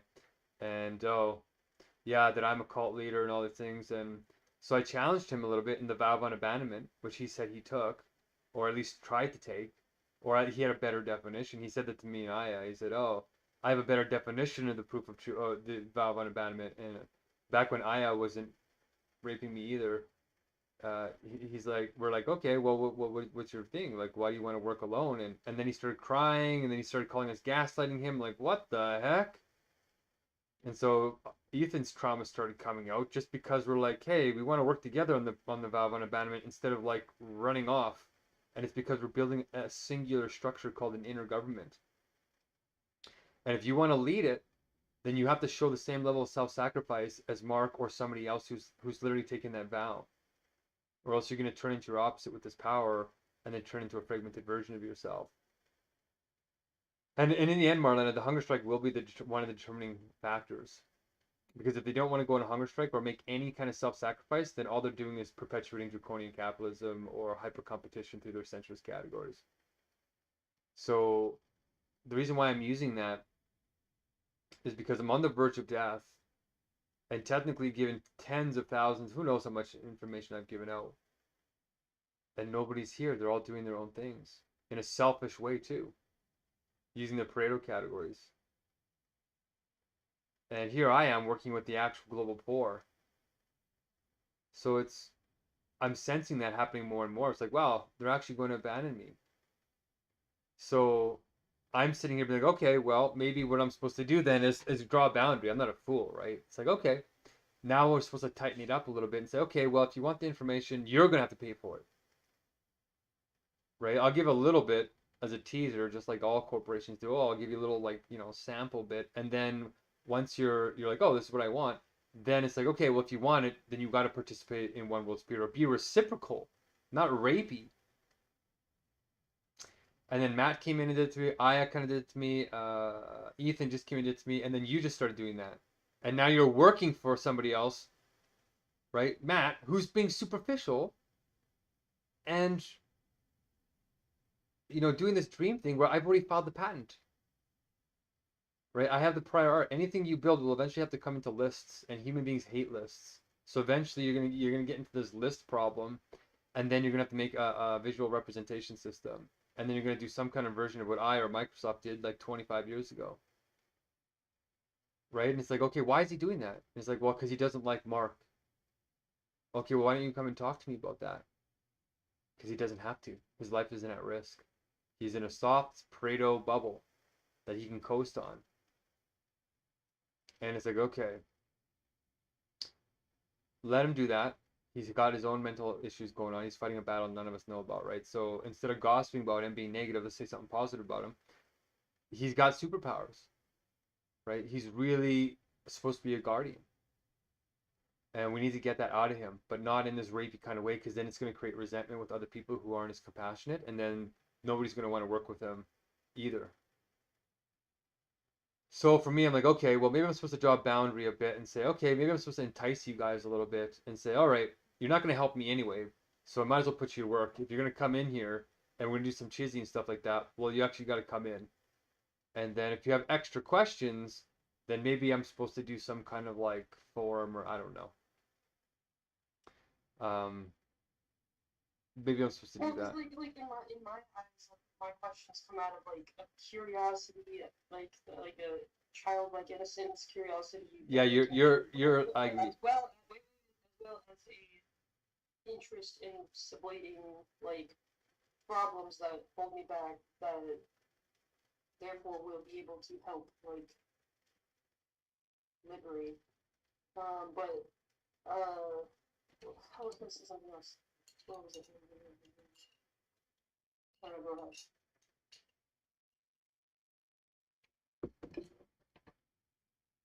We're gonna smash your weed pens, by the way.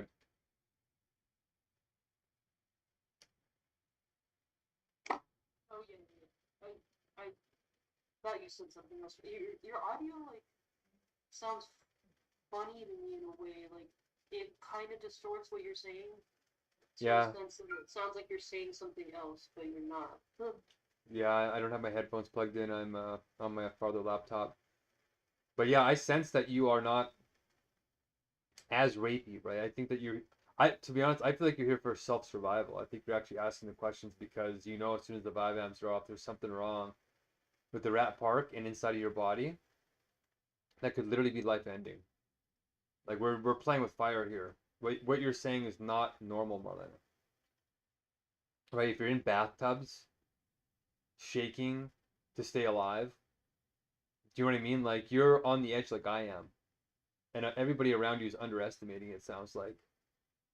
So I think we got to get your rat park together and go and check your immune response system and keep going down that road and using ChatGPT to drill into what that one thing was that the doctor said was weird for women. Like, why do a lot of women have this? Right? That weirded me out. What is it? What's the name of that actually? What's it actually called? Maybe I'll write it down now because it keeps coming up. It's the specific test is ANA versus ANA anti. Wait, is it ANA? Anti-nuclear antibodies. Yeah, Anti-nuclear and antibodies. Okay. and it tells you, I think two or three things. It tells you the ratio, and it tells you the patterning. And my patterning was speckled with a ratio of 1 to 40. And the doctor said it has to be a ratio of probably at least I think he said 1 to 160, if I'm not mistaken, for it to be considered like clinically significant because of that. The people that show or the females that show that result. So you are in the 1 and 160, or you're not? No, no, no. My ratio is 1 to 40, so it's two. It's like the lowest indicator within the clinical range of abnormal. But he said they actually consider the results to be abnormal past a ratio of 1 to 1. I think he said 1 to 160, if I'm not mistaken. Yeah, let's definitely look into that. I put that on your inspired to-do list. Okay. This is very interesting. I was not expecting to turn to this today. Okay, cool. Yeah, I think getting Matt in here and challenging him and being like, wow, that's really kind of like, well, it's unfair. I mean, he's been building the synchronicity app for like years. Yeah, I mean, we're gonna have to do an acquisition basically. So in terms of corporate terms, we're gonna have to acquire and say, okay, well, who can manage the company better?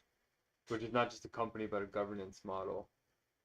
And with his predictive powers and all these types of things, uh, yeah, I want to get more into that and seeing like his brother seems to take it seriously. That's where I'm like, oh, that's interesting. Not even Jesus' brother took him seriously, so until he died.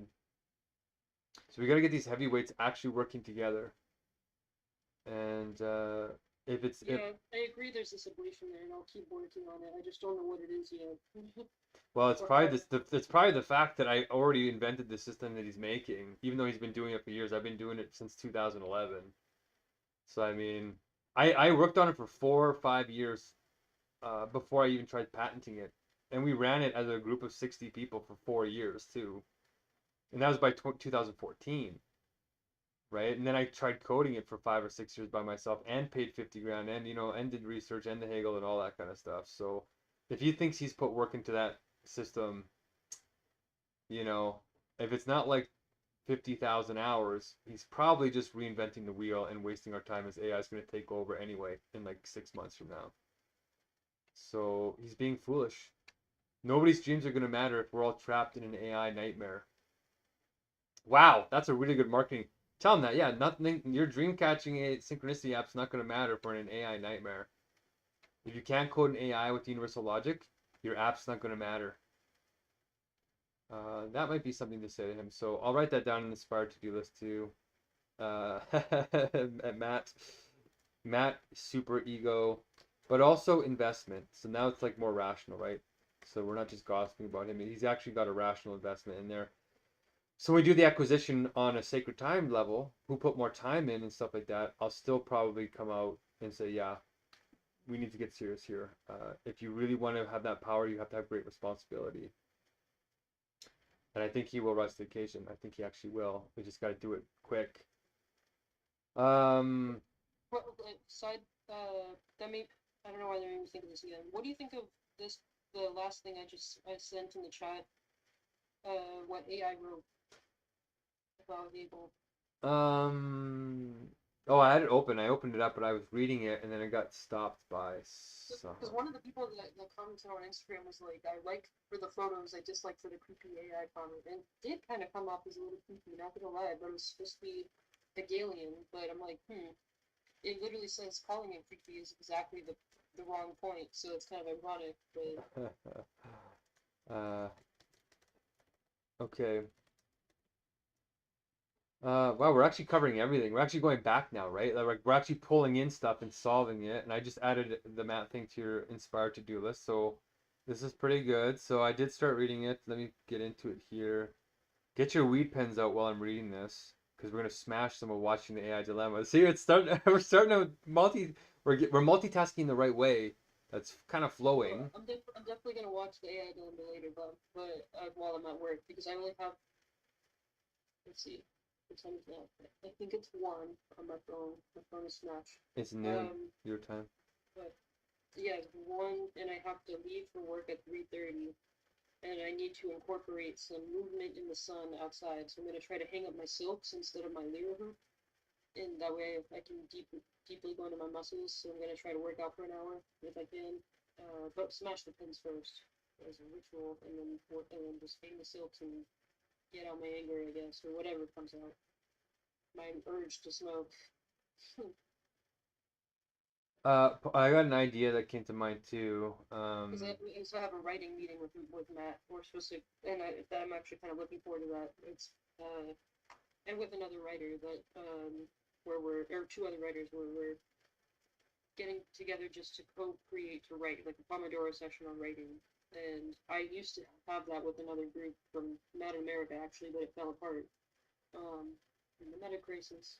And so I think I do need an anchoring space like that, like a writing space or creative space that really does seem to deepen my closeness to my conscience as well as my awareness. Like it deepens my awareness, like my mindfulness in my day-to-day life, I think, as well as downloading poetic kind of thinking. Well, we can do that. I think it gets me closer in alignment to spend more time writing with myself. Maybe I'm wrong, but I hope that's true. It feels that way.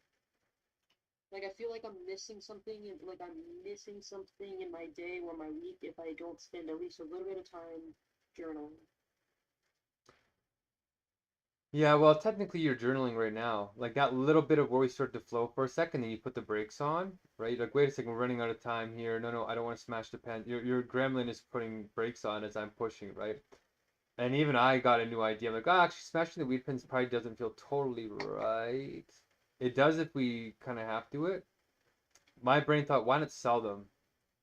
And not to your coworkers. Like, sell them to somebody that you can't get them back through. And then you can use the money to donate to your dad or to me or to, uh, well, I was going to say Matt, but if Matt's an ego, then you're actually fragmenting even more. And our journals aren't going to matter. Like, when you start flowing like that, you don't really need to write it down because you will write it down, but you are it. You're being it, like this surfboard situation. By the way, the roar, the chill, the sublime, featureless there-ness, that's pure being. No, it's not. There-ness is not pure being. There-ness is determinate being, which is a higher form of pure being. Um, Now, the first part, though, is correct. The pure churning isness, that part is correct. But the determinateness, the stableness is not pure being. It's being, but it's determinate. It's pure determinate being. Um, so, uh, so I guess I could try and pay you in these speculative insights too, because if you're recording this, right, then this is valuable. You're treating this like it's valuable information, and this is why in copyright law, as long as you use the information for yourself and you don't share it, then you don't get charged, right? But as soon as you start making money off of it or trying to get self benefit, that's where these copyright laws try to get people to work together while protecting them, you know? So there is some truth to these copyright laws and stuff, but they're just in the wrong way. So maybe you, me, and Matt are supposed to get into this like intellectual property realm to figure out once and for all what is safe to share, so we don't get left behind.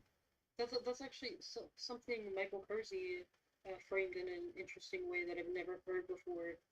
In that he said he was an anarcho-capitalist because he believes that we should not have. I think he said we should not have patents and we should not have intellectual property. Um, and that will actually encourage scientists to do more work. And I forgot exactly what his explanation for that was. It was I don't know, but yeah, I'm trying to think. Like that's a very interesting conclusion to come to.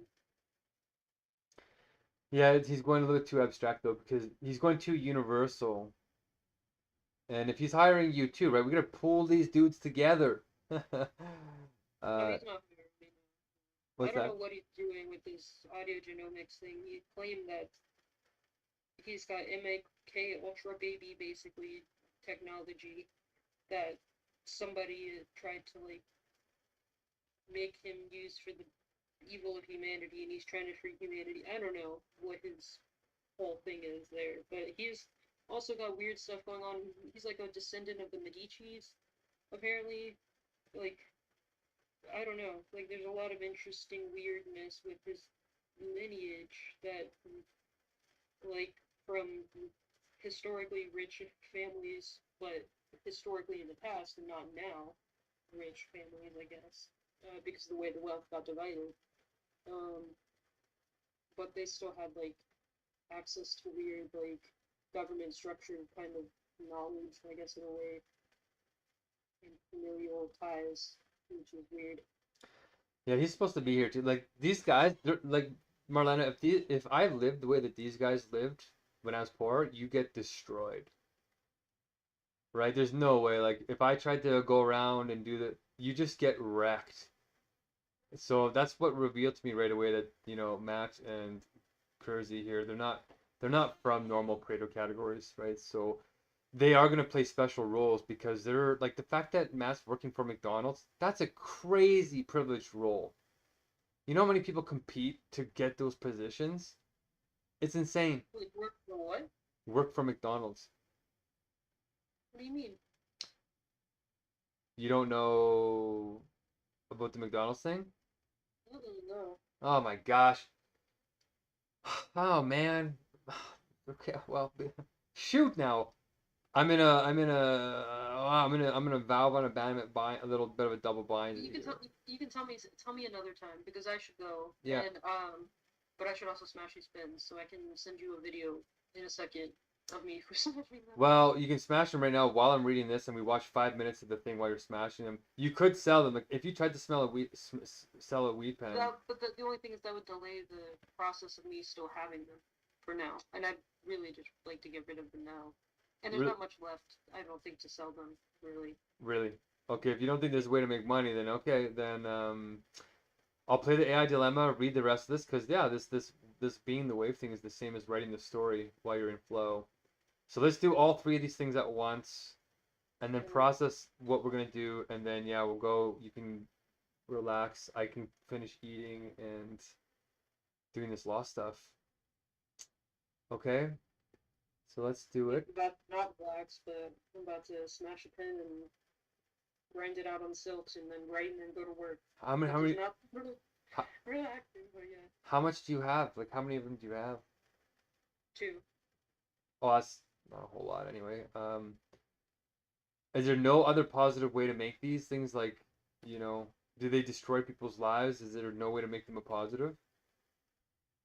I think it depends on the person's brain chemistry. Some people handle them really well, and some people don't.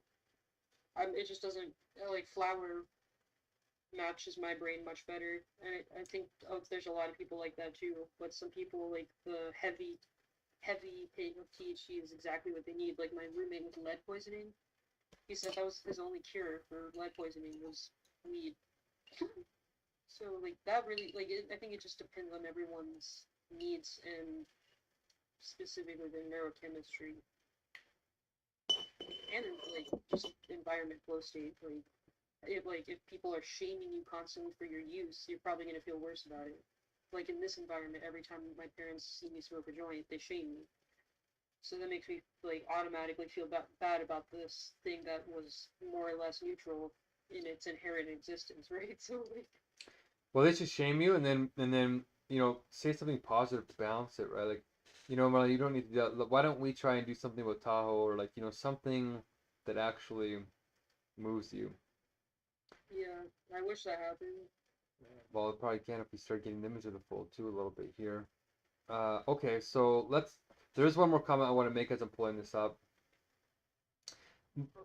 The whole thing started here of me wanting to say, okay, we don't want to risk this bathroom thing in the morning again. So what do we do to if you have to use the bathroom you give in, what can we do by the bedside or whatever to make sure that you take the Vyvanse on time or keep the routine or drink the 2 glasses of water or I think probably put the bottles literally next on the nightstand next to my bed. That way it's the easiest access, and I can just roll over, get them, and I don't have to even reach down off the side of my bed, because sometimes that motion is like feels too much, but because What? it's like like reaching down off my bed. But if I just put it on my nightstand every night and make that a nightly alarm or something, and that way I also take my uh,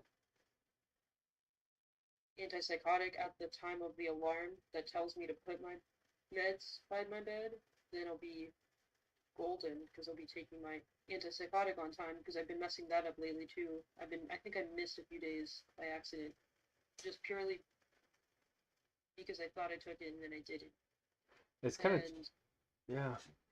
so You I need to definitely like take it and then put it away so I know I took it, and then put out my meds for the next day, kind of thing. And then I take it in a bag with me, because I have to take some of my meds throughout the day. But slash, if I spend the night at Gray's or whatever, right, I have to take my meds with me just in case. But or in case I'm in an accident or whatever.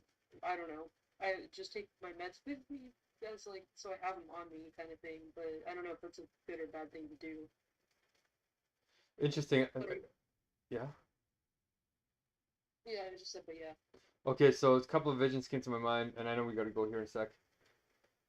Um, what if you put two in the bathroom somewhere where your parents can't see them or take them over? Like put them right beside the toilet so that they're stashed there just in case. Just put two there. To what? Two pills of Vyvanse or antipsychotic or Oh, whatever, one of each. Put them there just in case you do have a binge night. Like a worst case scenario will happen. Yeah, that way I can still take it while I'm on the toilet. yeah, like you'll forget too. You're like, oh my gosh, I'm totally screwed, and then you'll remember that. Oh wait, there's two right beside me, and then you're like, damn, and then that'll be. Sometimes that's like the shock that gets you out of it, like for a lifetime. Yeah, yeah. You know what I mean? So like I do agree. that. The other thing too is I don't know why I thought this. Tape the pills to your arm, or tape it to your stomach, or tape it on your body, so when you go to sleep, it's like literally on you. Oh, you can get a patch. Why don't you? I wonder if there's patches for this where you just put a patch. Oh, what if you have a slow release patch that you can put on when you go to sleep and you wake up and you have it? I don't know if that exists, I know, but this is the genius thing. We could invent it. Oh my really, gosh, that's a that would be very vital, because there's no like.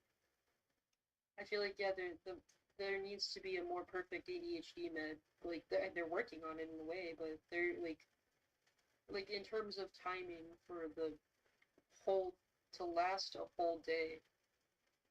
well, no. Like I'm saying to solve the problem, like the most dangerous part No, of I these. know what problem you're solving, but I'm Yeah, also saying that it also like we also need something that time it not only kicks in right when you wake up, so you don't have this time window of suicidality, yeah. depression, anxiety, whatever, but like It's you wake up immediately ready to go, right? that's the But drop also point. Yeah. so it lasts the whole day or most of the day, so you have some time to wind down maybe at the end or whatever, right? But like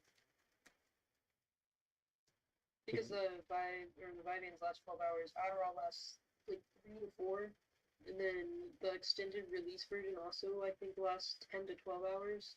But Adderall is much less well tolerated, much because it's 4 drugs that, and then Vyvanse is one prodrug of one of the drugs in Adderall.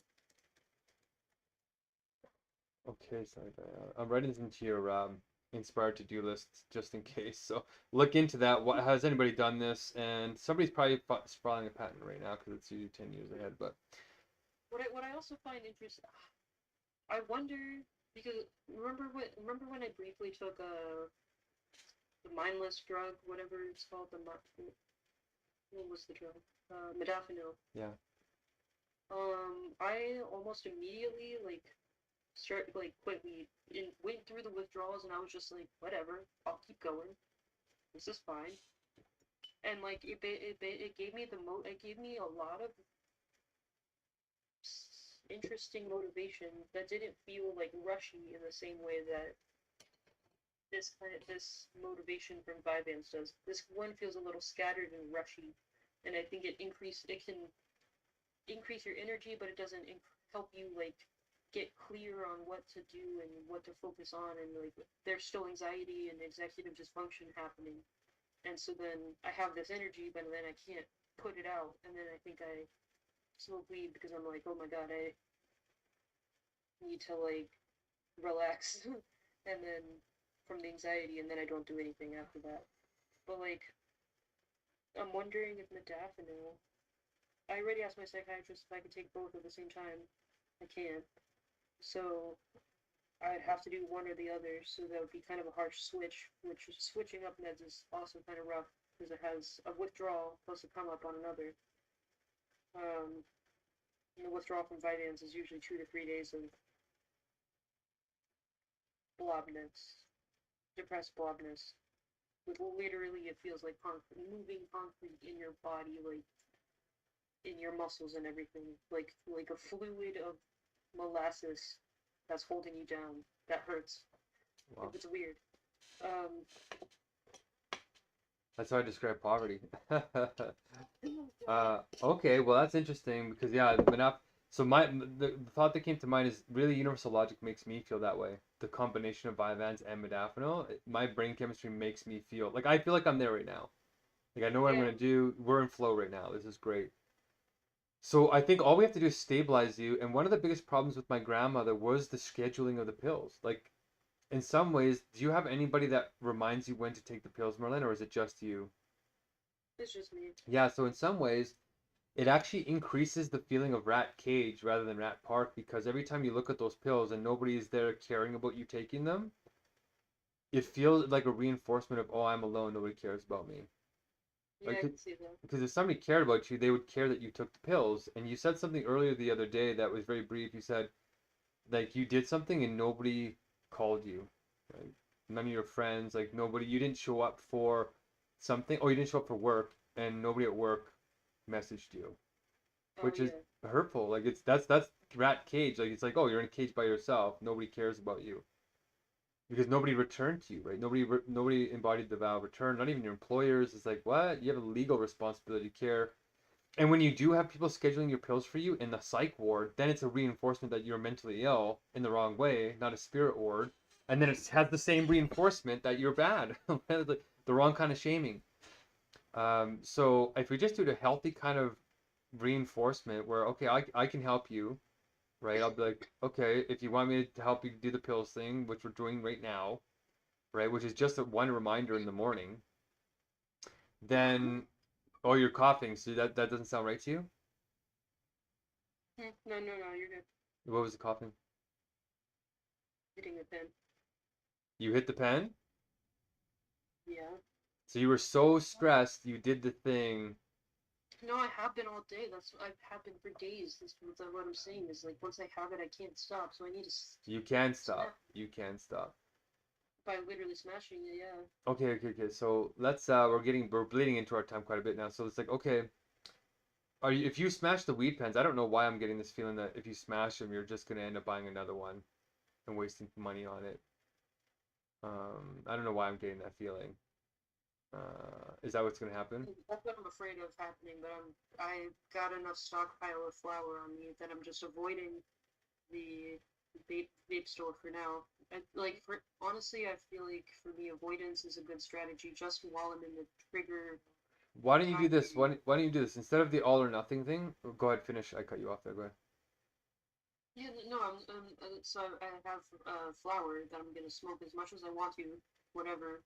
Not try to not judge myself. Just in for the few, at least 2 days, let's say, after smoking or after not smoking this pen, because I'm smashing the pen today. So I'm gonna. There's kind of a withdrawal from just the pens themselves, even to just back to normal flour, because it hits somewhat differently. I don't know, it hits way harder than flour. Like I don't know, it has its own mini withdrawal kind of. What's So I need flour and what's the withdrawal? flour is just like bud, like real flour, like real weed versus a pen which is wax or a concentrate or distillate or some shit. Okay. So let's do this because you are supposed to go talk with Matt. He's probably gonna be like, okay.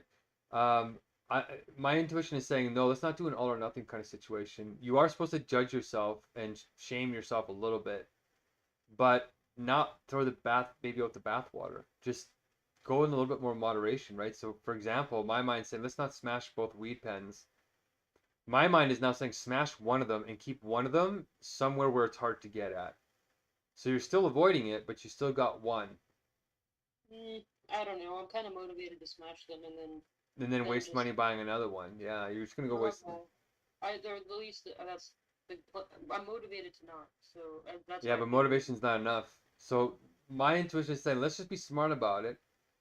Smash one to give the gremlin the sign that you're serious, but keep the other one to be like, oh, you're just gonna go and make me do it again because it's all or nothing. But I got you, gremlin. I'm gonna keep one spare, and I'm gonna use that in moderation in a hard to reach place, so I'm not wasting money that gets me further down into the financial poverty, which makes me want to smoke more weed, which makes me want to eat ice cream. Then I'm on the toilet, and then I'm missing the pills. So no, we're gonna outthink the gremlin and say no, we're gonna smash one to send a signal. Be like, no, we're gonna do this for real, but we're also gonna take the other side. We're gonna deal with that too. That's my intuition. You can do whatever you want. I'm just here to help you in that way. And then in the morning, have we confirmed that you're gonna put two pills in the bathroom? And then are you gonna tape them to you? Not like a patch. Don't make it touch your skin, but like just have them. Yeah, I'm gonna tape them to me. I'm just gonna put them on my nightstand right next to my bed. I think that'll work. And if it doesn't, then we'll try something more extreme. But Well, I'm amazed that you haven't already done that. I think you've already done that. That's why it's not gonna work. well, I've done that and it did work. But I've stopped doing that, and that's why it's no longer working. So Why I'm did you? verbalizing it. So I Okay. do it Why did you stop doing it though? because I don't keep up with habits like Ah, micro that's habits. right. That's where I come in. Okay, perfect then. We have a somewhat stable tensegrity new state of being. We're building being right here. It doesn't look like it. It looks like we're talking about we're mediating a new being right now. So, okay, the subject and object will hopefully get closer, and we're back to the beginning where we started. So, sublation maybe. We'll have to see in about 10 hours. We'll see what happens during the day. And if you don't make it, okay, but hopefully you make it in for the morning. And I already got all my puzzle pieces lined up to send that reminder in the morning, so you'll very high chance, 99% that you'll get that from me, unless I have a heart friggin' attack, which is getting real. But all right, good luck with Matt, and you have a couple of items in your inspired to-do list, which you just type it in, it'll pop up for you.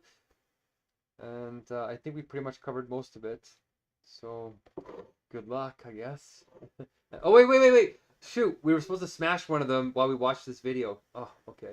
Do you want to do that? Yeah, well, I'm not feeling very like attentive to watching the video. I'll be honest. So, like, No, we're gonna watch it, 5 minutes. Yeah. I know, but I need to like, I'm feeling like I need to step away from listening, like as a stimulus, and go be outside in nature, like very strongly, I guess. Hmm. Like I get sometimes sound or talking too much. There's a limit it reaches where I can no longer. It just gets too much, and I'm like I feel burnt out. It's like taking too much brain sugar or whatever to keep up with the conversation, and it's better to take a break at least than and then come back fresh. Like I guess is what I'm saying. Okay, I feel like well, I'm at a break point. break point. Maybe you're supposed to break the pen while we're. Maybe you're supposed to get a catharsis while watching well, that. that's the other thing is I wanted to ritually do it alone. Okay, as long as it gets done, and hopefully you don't lie to me in the future. I don't think you'll do that. Yeah, I mean, I could show you pictures of it smashed after. That's fine. Oh yeah. Okay. Well, there's accountability there. And we go. Oh my gosh, you could put it in the smashing room, Marlena. Sure. Yeah, put it in the smash and light it on fire. Well, if it's plastic, don't light it on fire. But throw it in the fireplace or something. I don't know. Actually, yeah. Anyway. Definitely just gonna smash it and put it in a bag, probably and throw it away. But yeah. Okay. If I will, in my mind, I'll light it on fire. Maybe I can write a note and light that on fire or something. Okay. Yeah. All right. Well, if it's a ritual thing, then it sounds like it's gonna get real. And Yeah, I look at 30 minutes to do that into silk, so I gotta go. okay, and also, if you watch this video before the next meeting, you're going to be getting ahead of the game. So I'll give you the chance to do that, to redeem yourself that way. And good luck. It's 11:23. It's a good sign. Hell yeah. Okay, peace. What's 1, 2, 3 here? Oh, perfect. Easy as 1, 2, 3. Sublate. 1, 2, 3. Sublate. Oh my gosh, the perfect syllogism. Anyways, keep sublating. Great. All On right. that See you. note, hasta la vista. Peace out.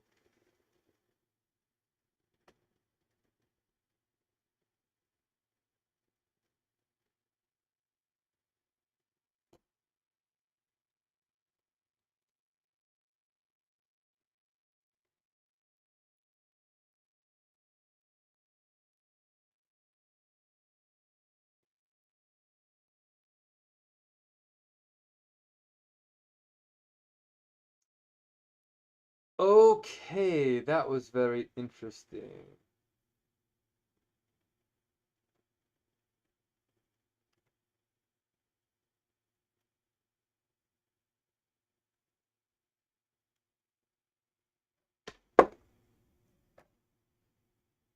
I need to take a little bit of a break too. That was intense and good.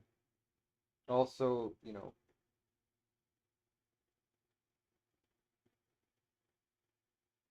it could also be not good if we do it the wrong way.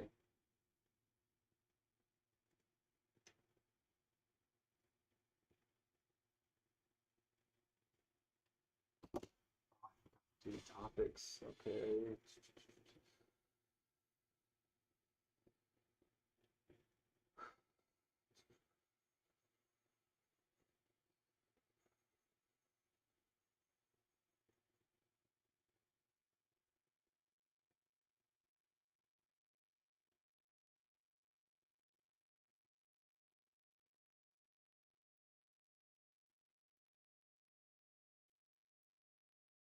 Oh,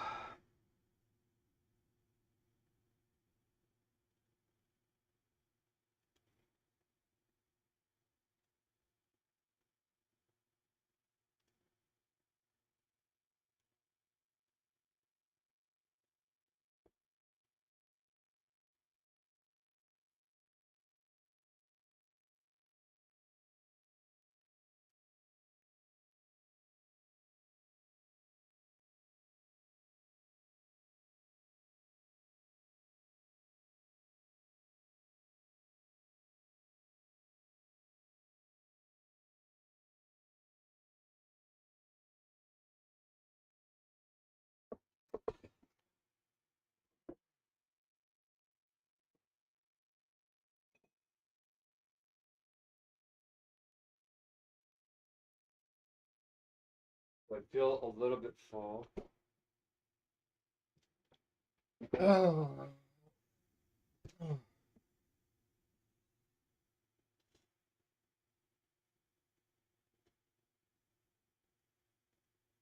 Oh.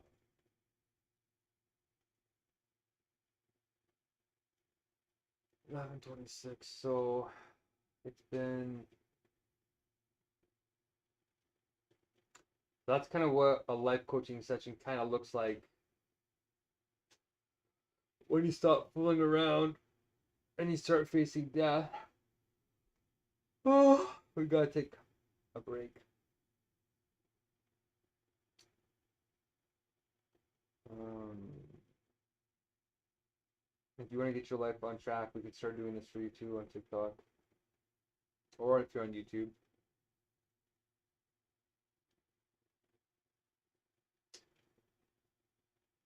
Uh,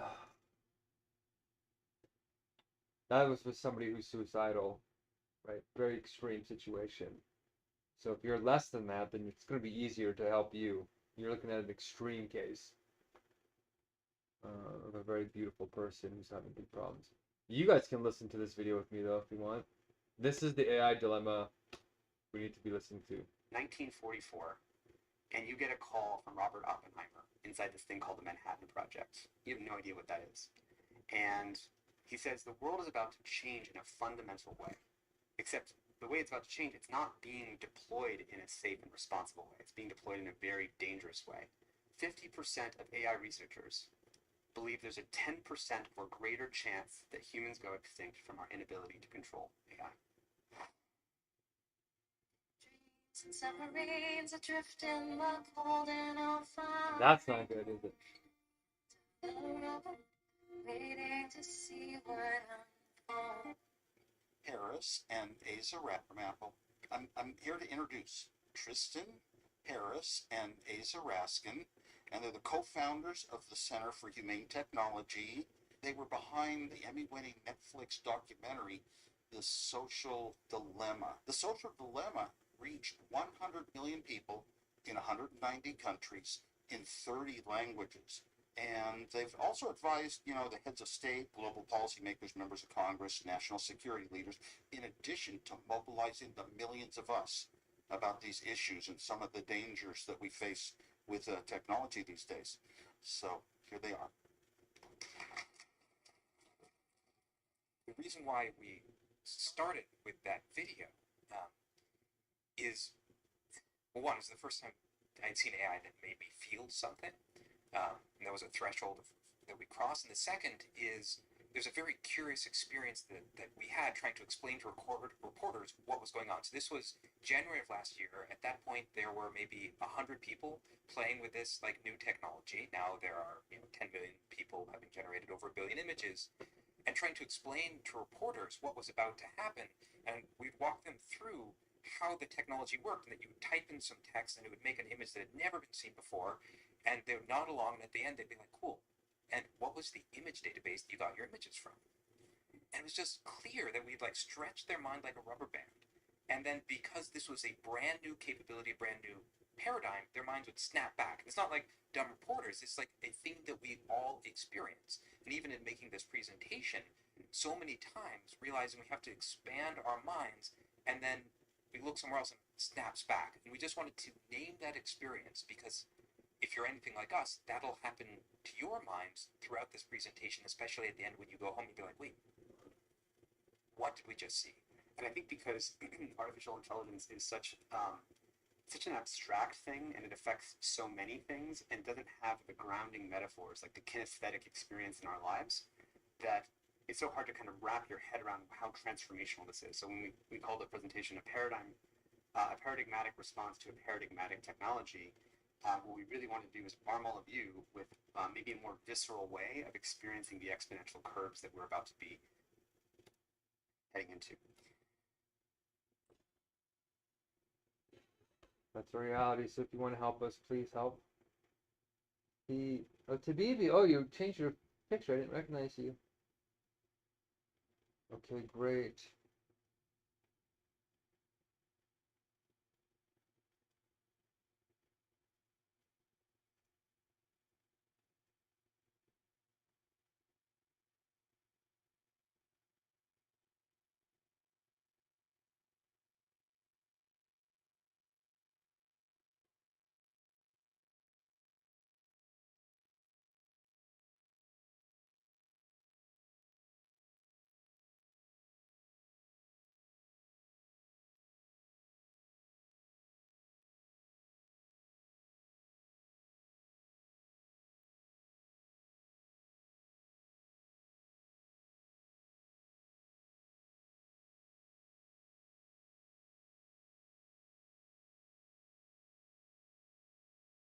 Thank you for the likes.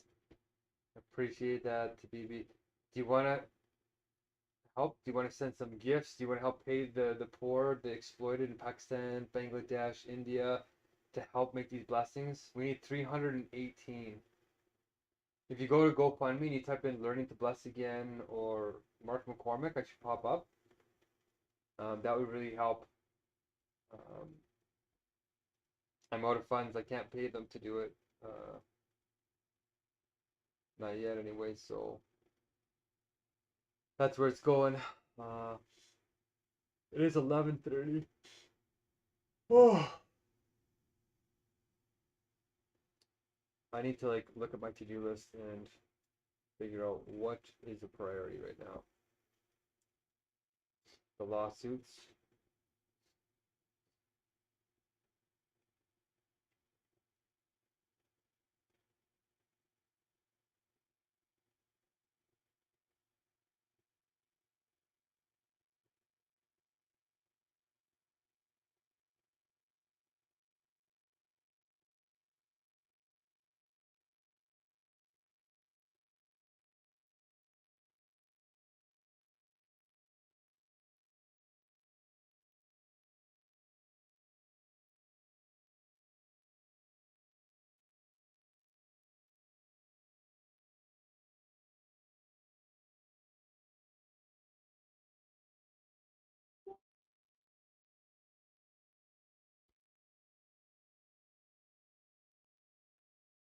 I want to eat more, but I really want to enjoy this next meal. I want to be hungry for it.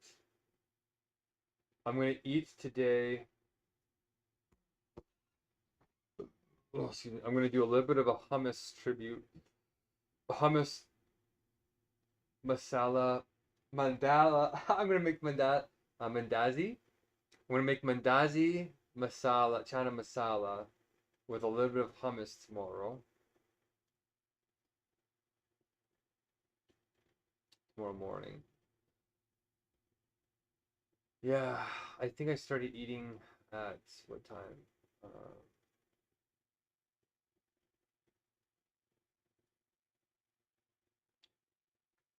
It was September 21st, right? It was Sunday.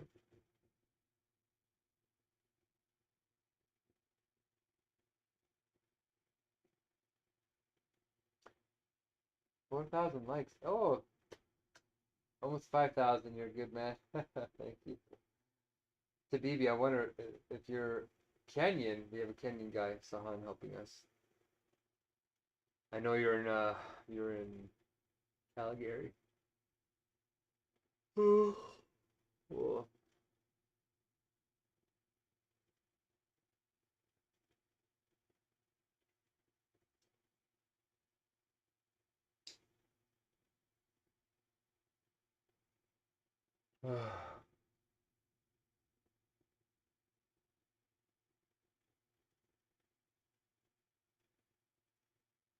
Hmm.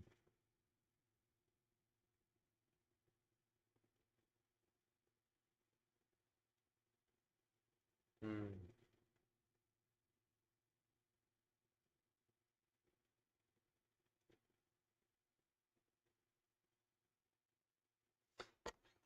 Okay, let's write down these updates a little bit here for tonight's meeting.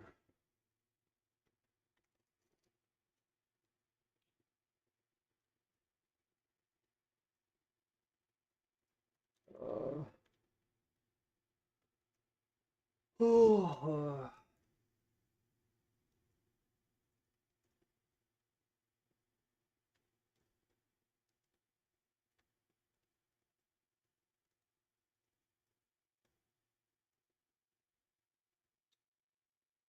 um,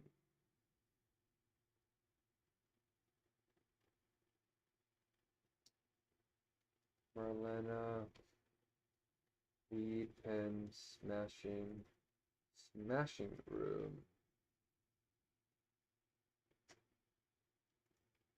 Um,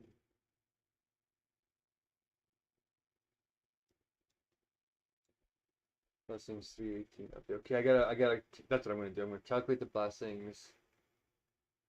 The lawsuits are sold. I got court tomorrow with ATV. There's gonna be some kind of technical procedural flaw. Like no matter what I do, there's always some kind of flaw. Um, did I file a judicial review?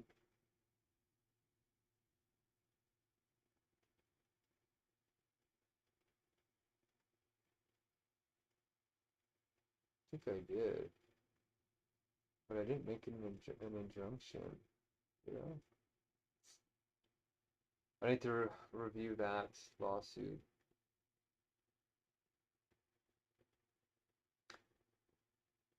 The courts feel like so loosey goosey. It's like what's the point? It's um, there is a point to it, but they're definitely coming down on me.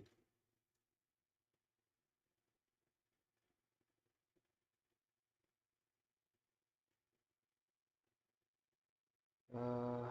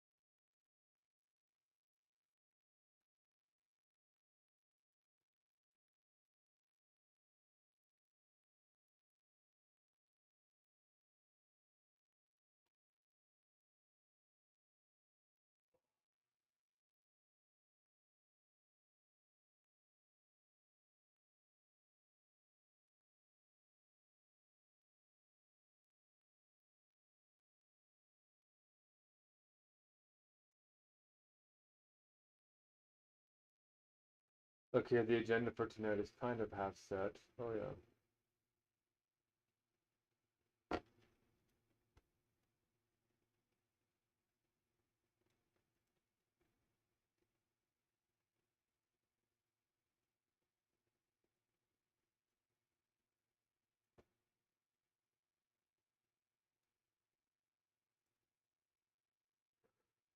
Oh.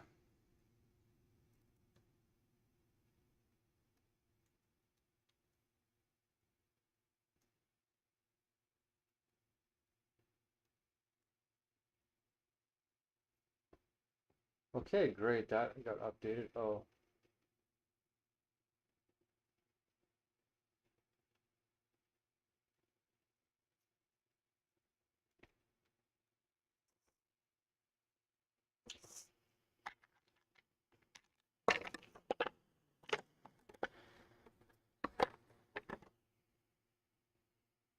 Listen to some music. Hey, 50. Oh, I have a super fan chat that I'm supposed to start. Which maybe I should start doing on TikTok. There's just so much to do.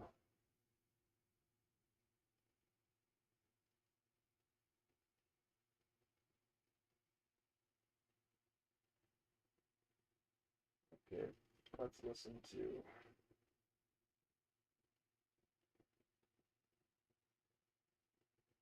All right, do move on. Right.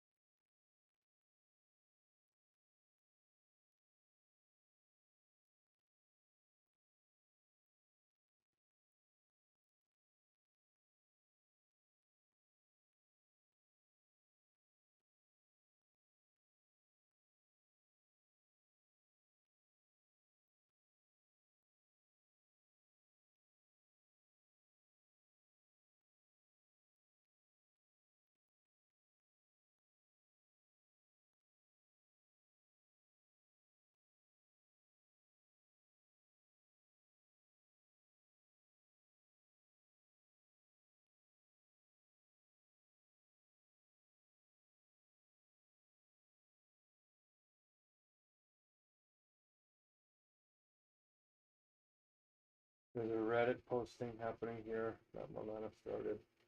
There's 18 people on it. I should let my mind rest and get the next ideas. I'm inspired. I'm so happy.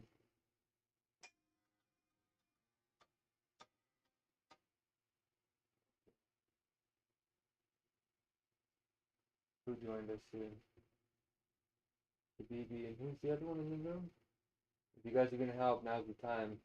I'm facing 318 blessings, and then I start to starve to death again. And then it's 700. There's no more time. It's like it's done. It's like we don't get these blessings, it's over for me. And we don't have much more time to wait. It's been 4 months of this. I can't go much longer. It's impressive. We're gonna miss the AI deadline if we don't get going. So, thanks for joining me. Let's get serious. Introduce yourselves. Send me an email. I wish I could leave you stuff on my screen so I can like interact with you, but that phone's broken. This is my real phone. But if I take this phone to stream all the time, then I can't communicate with everybody. So let's put on a little bit of music.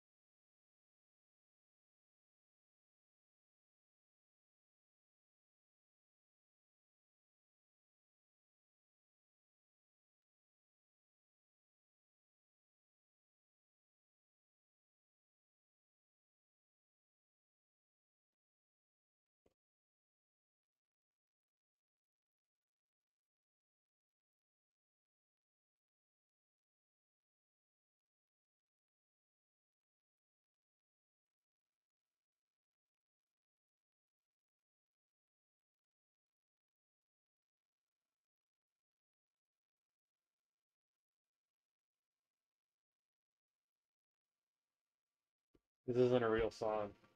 I wanted something that's like actually a song.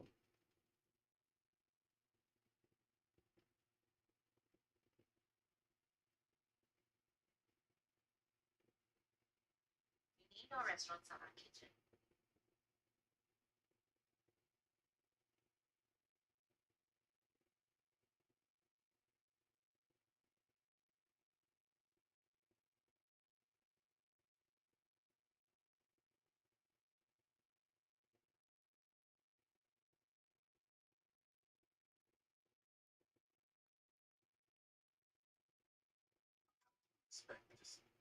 Oh man, the advertisements.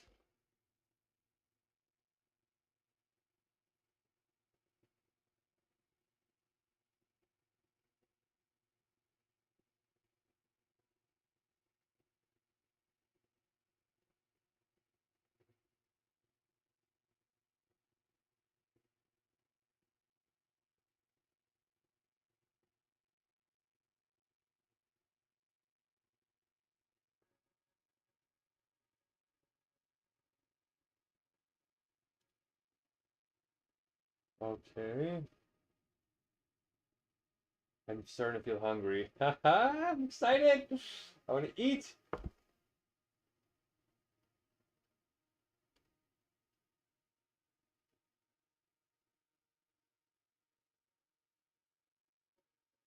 Still not exactly what we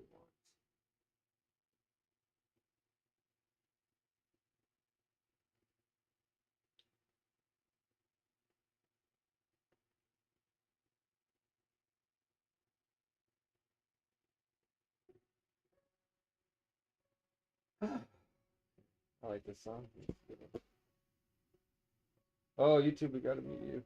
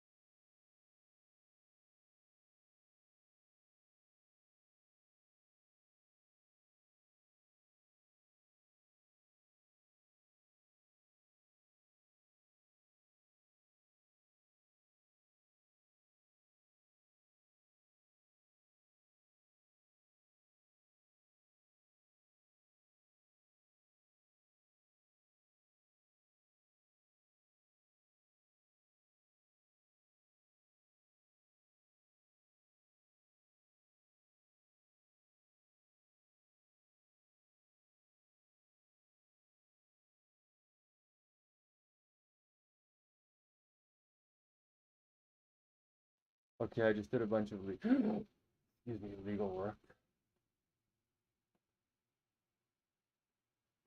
So I'm going to eat something now, and I think for tomorrow I'm going to cook a sort of mashup dedication, like I said, to the people who are doing the blessings right now. I haven't had time to even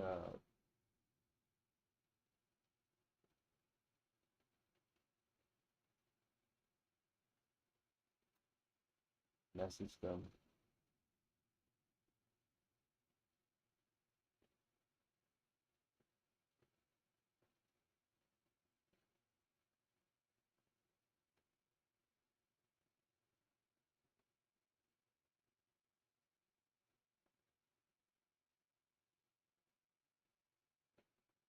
Great. I've been eating these bean sprouts because they actually start to get wiry after a little bit.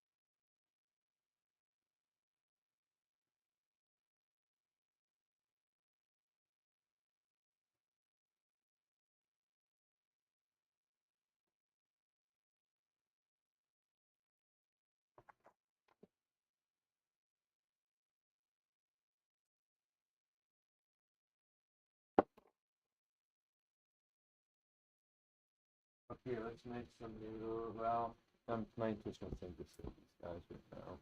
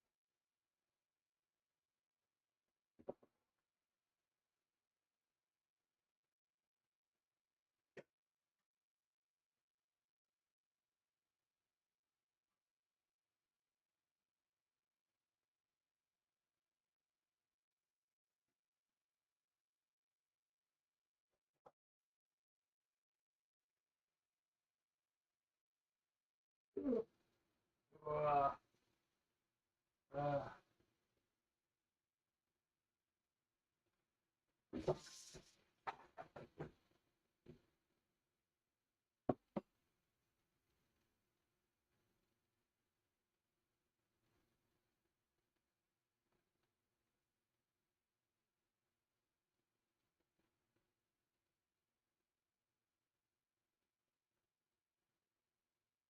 This is awesome. I have sprouts made.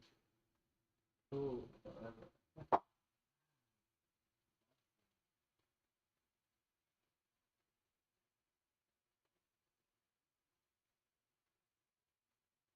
We're gonna have a homemade sprout salad. Look at this, on the verge of death, and I'm talking about gourmet food.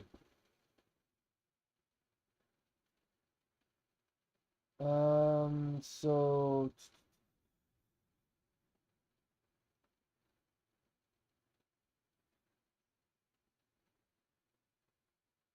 um,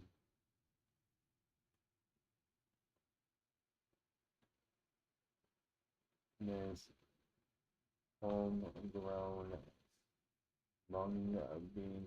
I can make that as an Indian tribute sprout salad. A mandazi chana masala. Wow, I'm making like this is actually kind of actually gourmet. I'm actually impressed. I have 1 can of chickpeas left, and I'm going to use it to the fullest.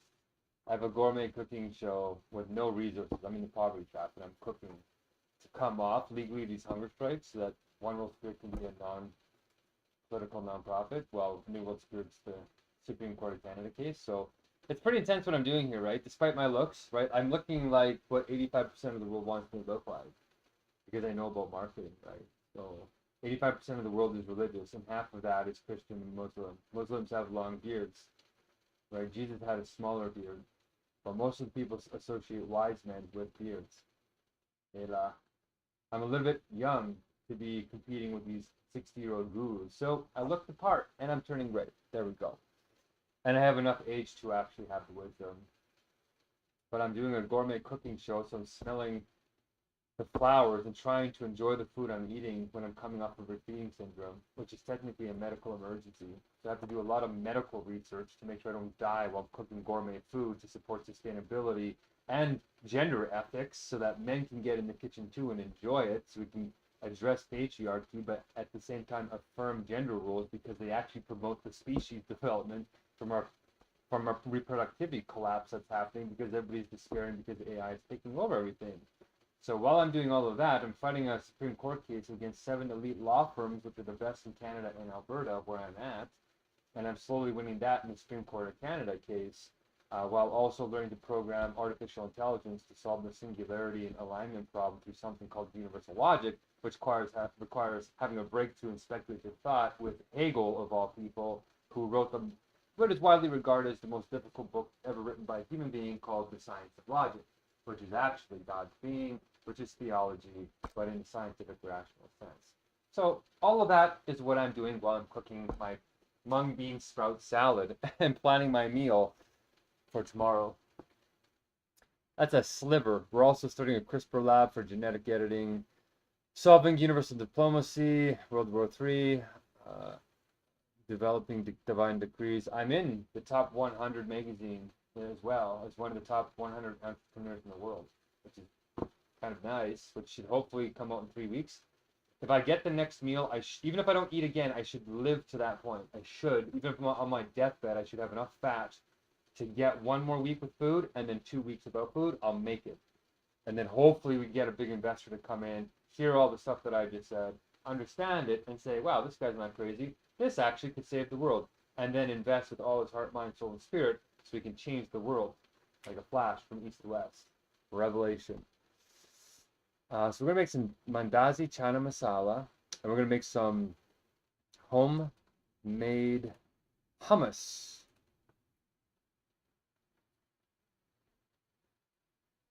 We could probably make some vegan butter chicken.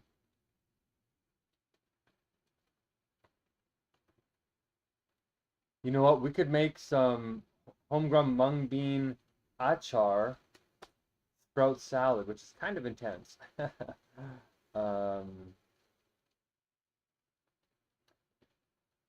Vegan butter chicken with, we could make some ugali, something with cornmeal.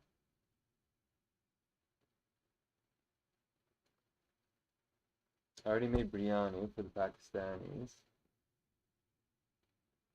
I have a tiny little bit of onion left.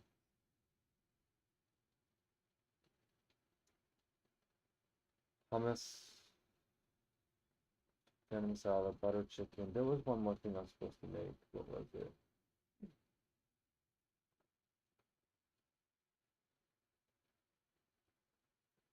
What is...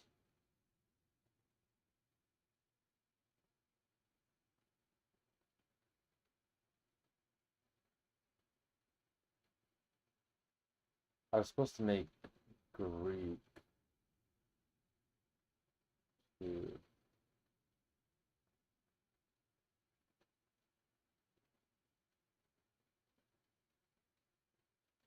Oh, roti.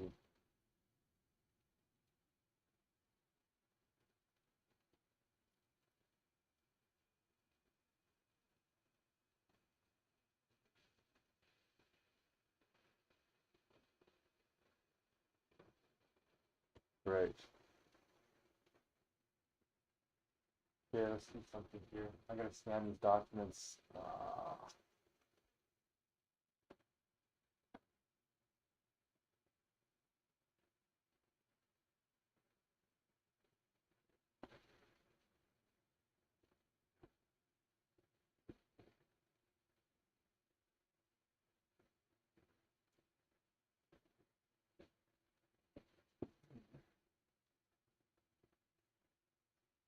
Okay.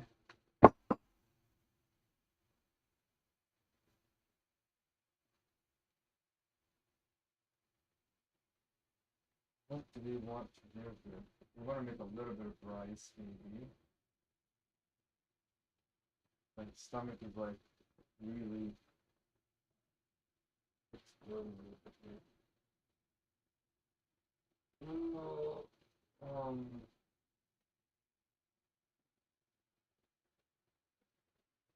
ooh, they're becoming 20. That's not cool.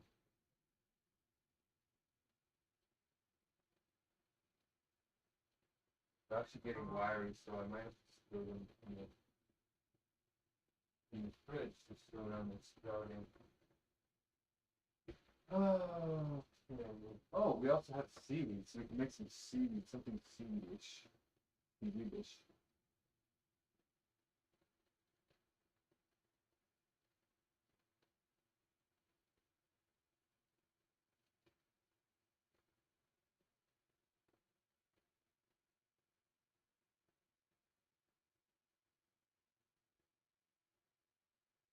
We try some curad salad.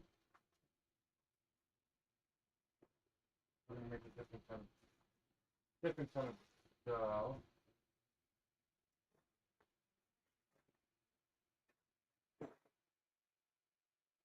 Vacuum sealed fridge.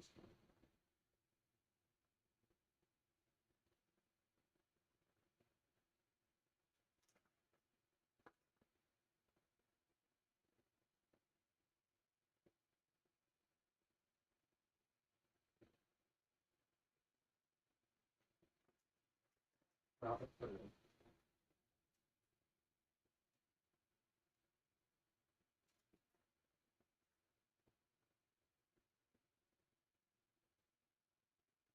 We're gonna have some curad dal, white curad dal. You know, I want to have a different flavor, so I'm gonna try some ginger. Well, no, get the hot. I like to see it in the.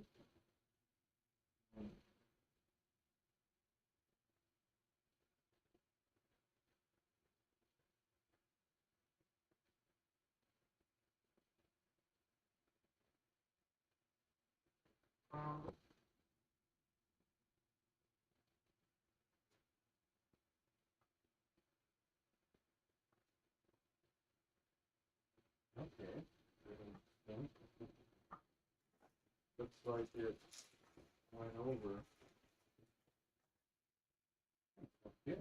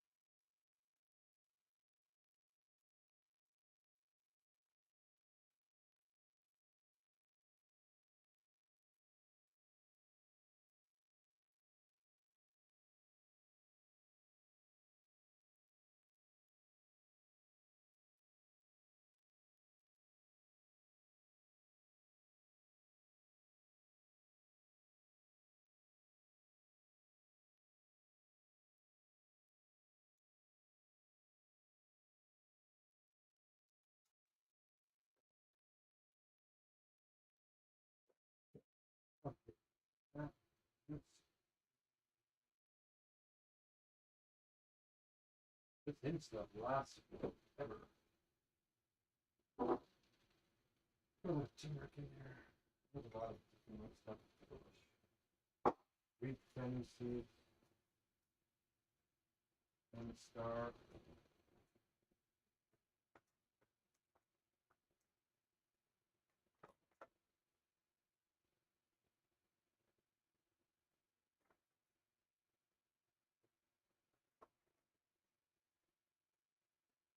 I don't want this caramel.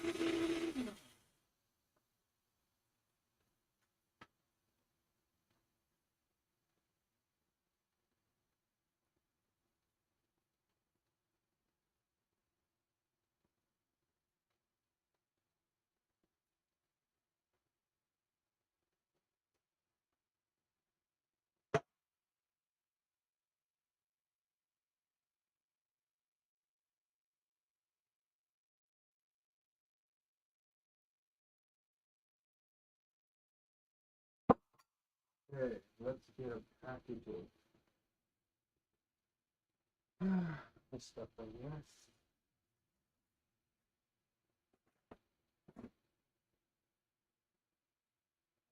Roasted doll, some medicine.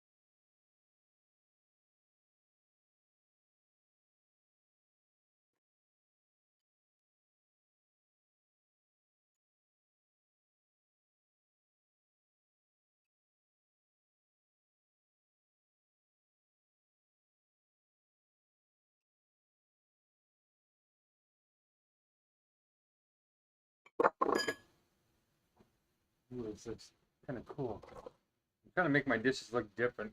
To have so little options. I'm trying to make it look like I'm doing something cool.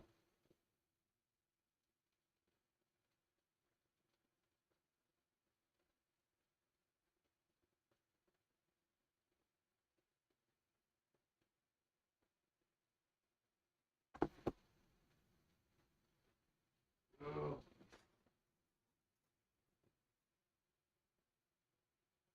Oh.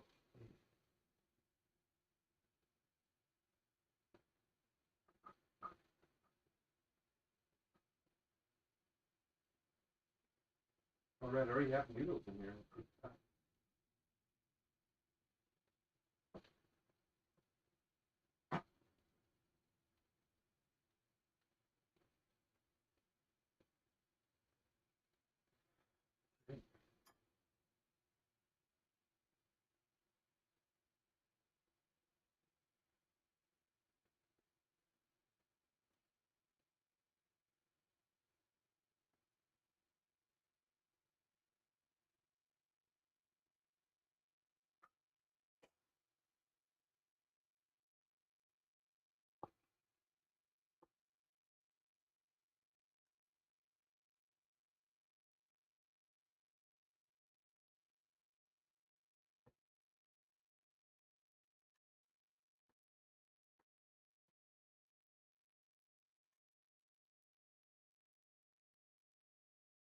Okay, that's really.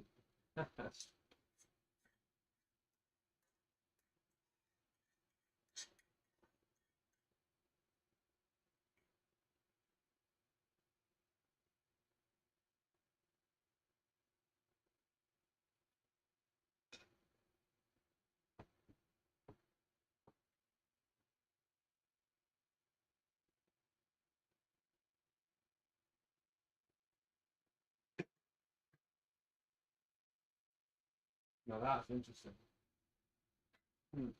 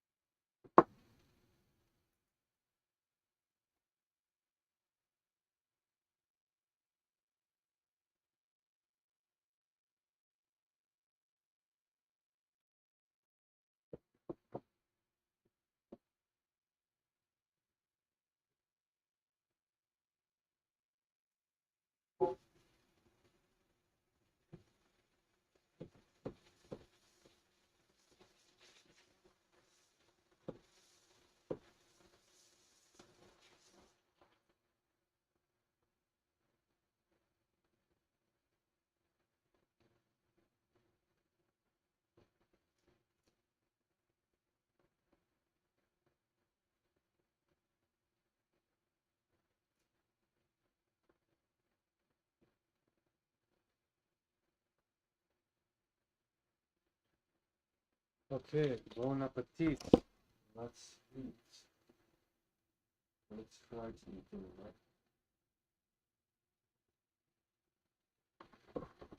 We have some noodles in here.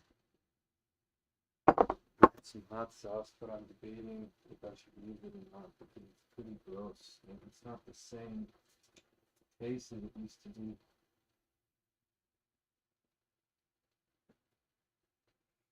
As soon as something starts getting good, they change it.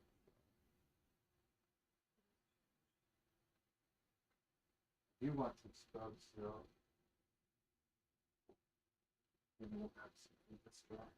They are starting to get a little bit wiry.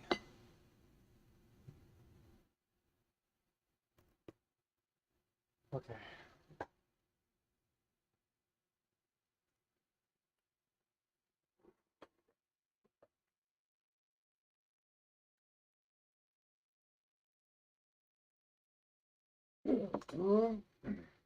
There is a kind of bitterness.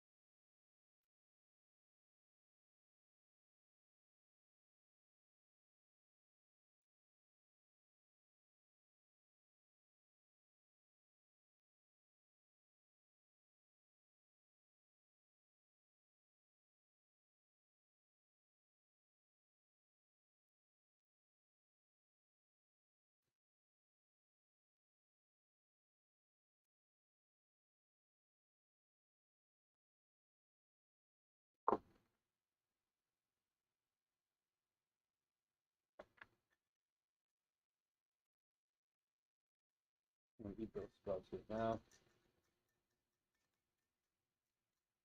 And I'm out of thoughts.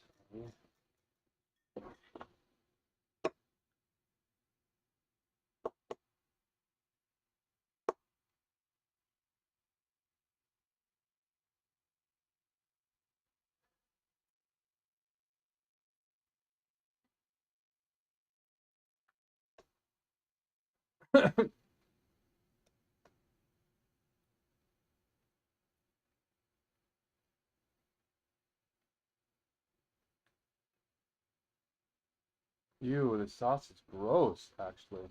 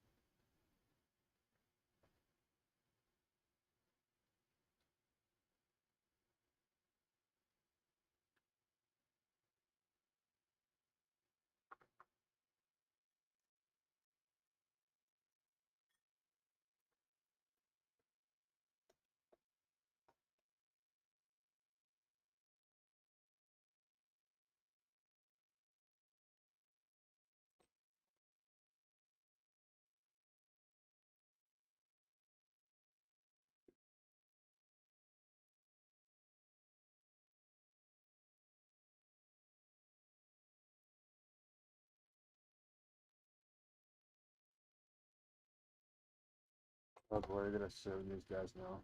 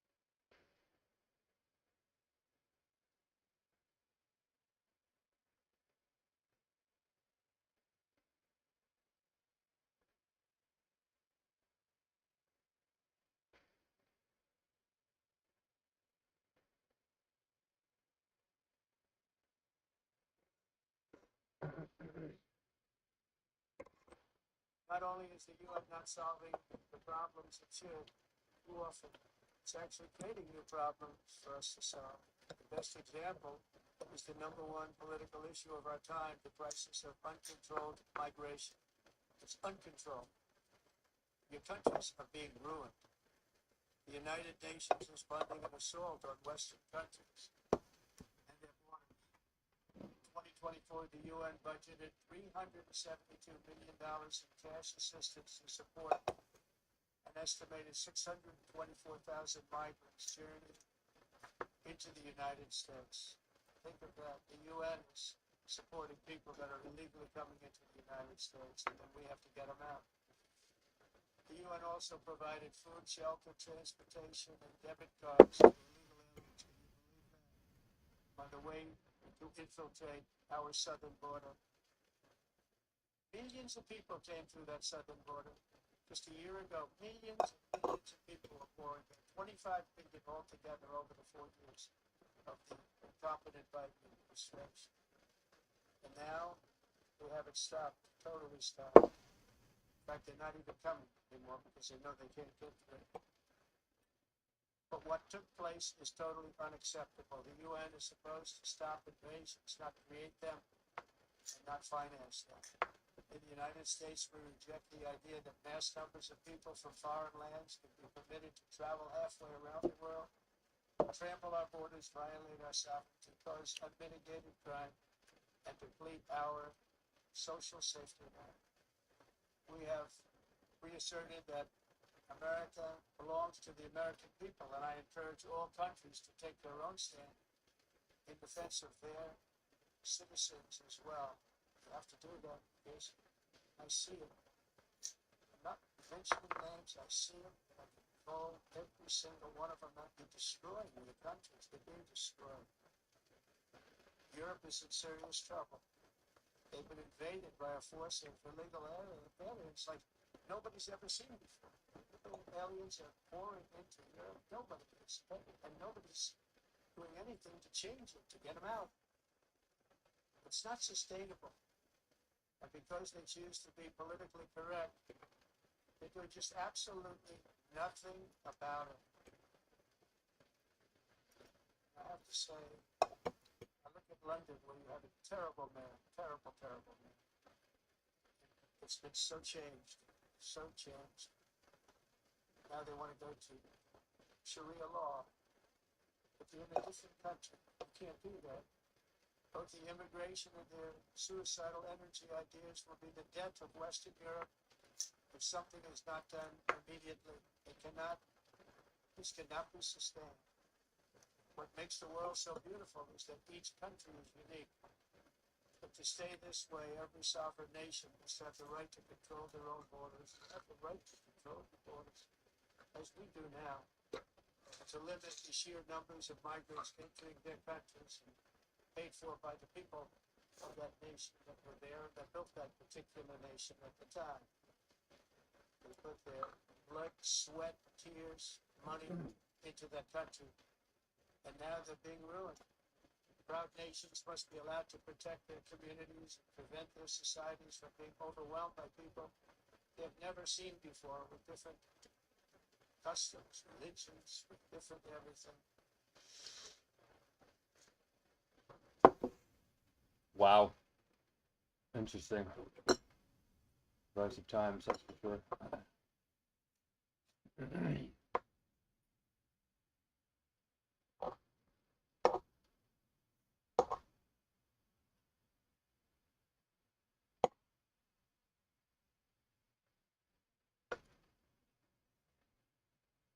The reality is we need to sublate.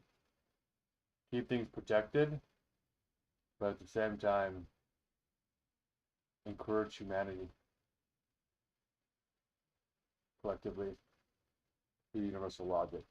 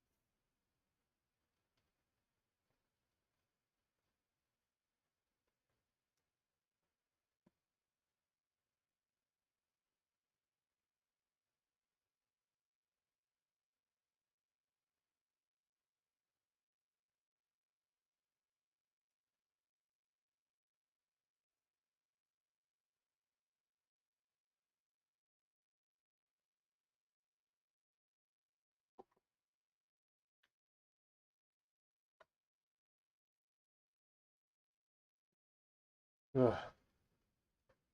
Feeling it.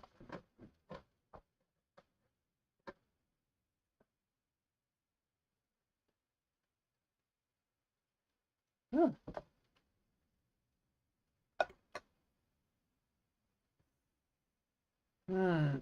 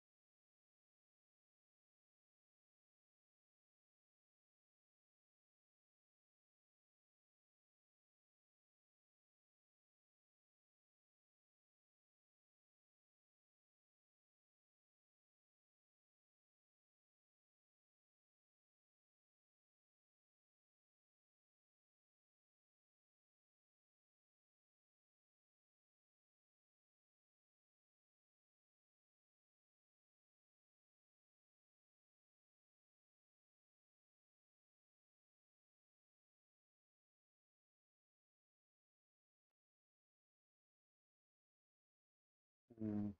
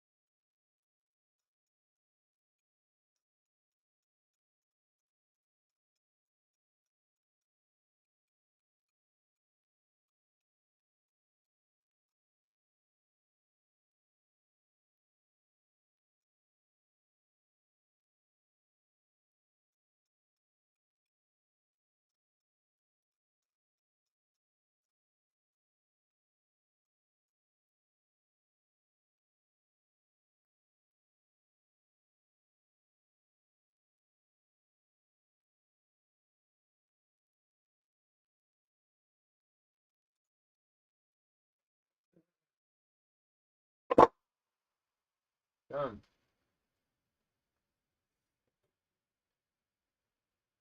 Oh, I could eat more, but I'm going to. Yeah, this is starting to turn into like a gross kind of TV thing.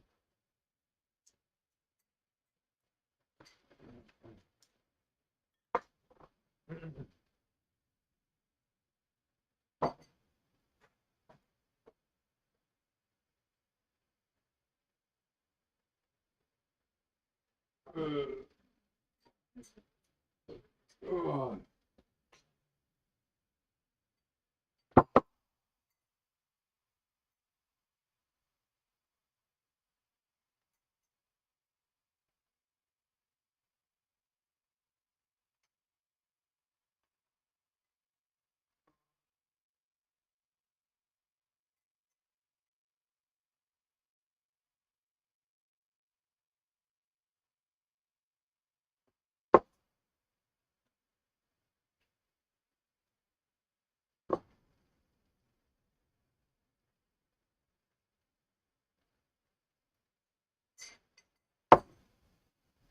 Mm-hmm.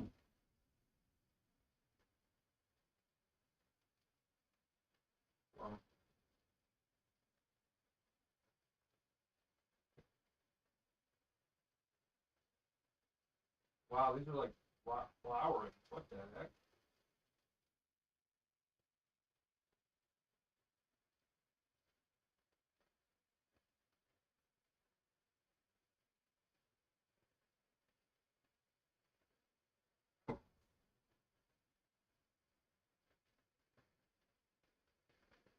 Okay.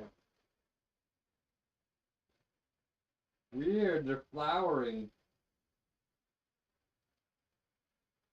All right, let's slow these bad boys down.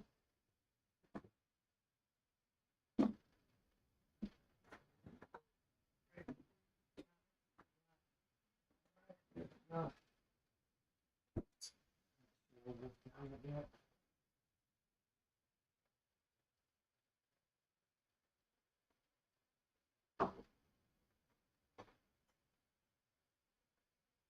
Wow, that's really kind of shocking.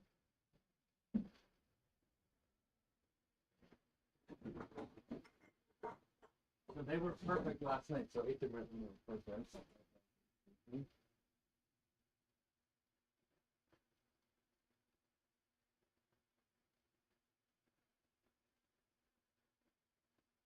That is smelling like crazy. Yeah, you know, look, appetizing when it's sprouting like this.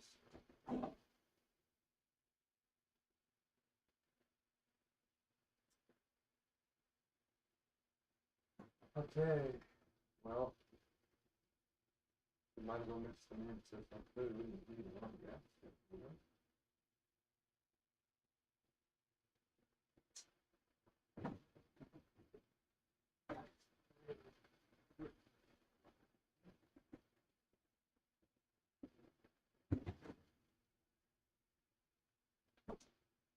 One giant one. Why is this one being so fast to go around? I don't.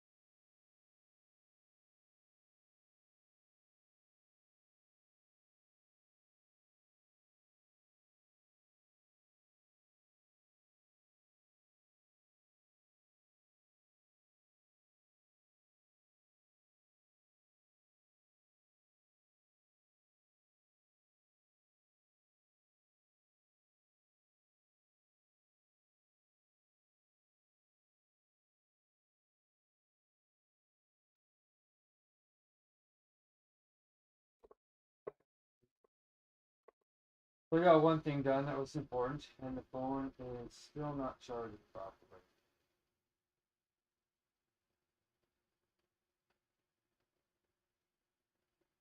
I am a little bit cranky because normally I drink more water when I'm eating, and that keeps you hydrated. And but it slows down digestion. So I am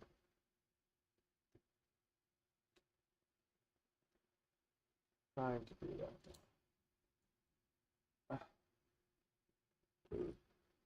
Drinking my water.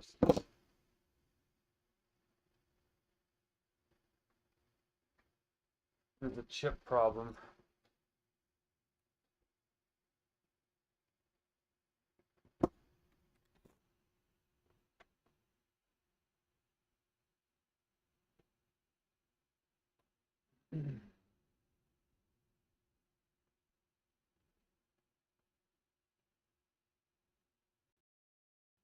What's going on like this? Sorry.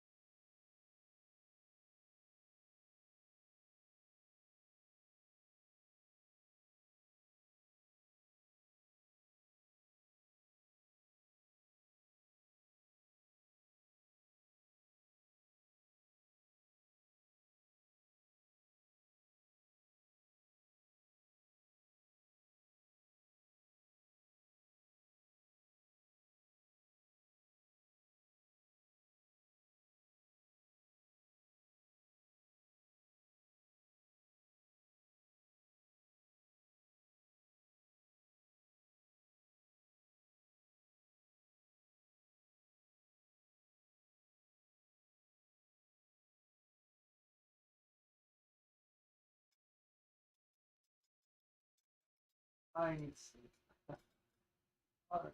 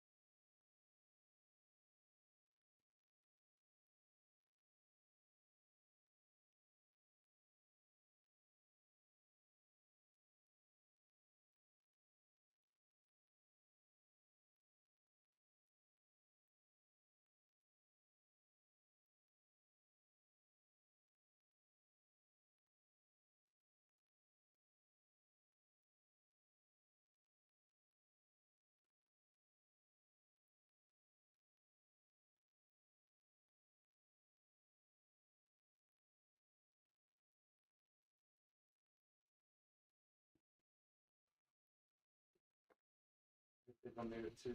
I made it pretty easy.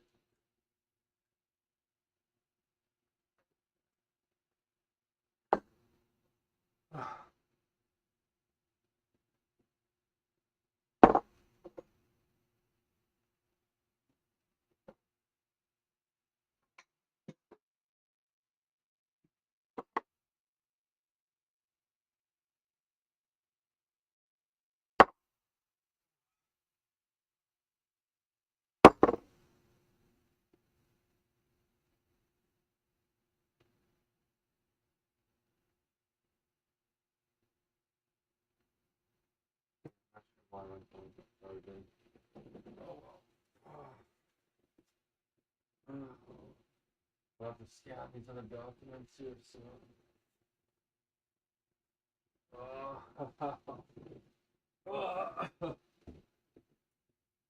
I'm sweating a bit. The peanut butter is giving me quite a bit of calories, which is good. Yeah.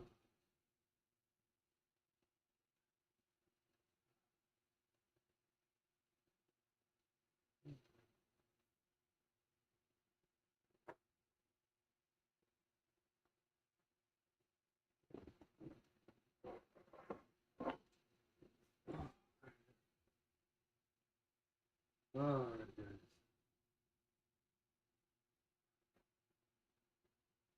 Let's take a look.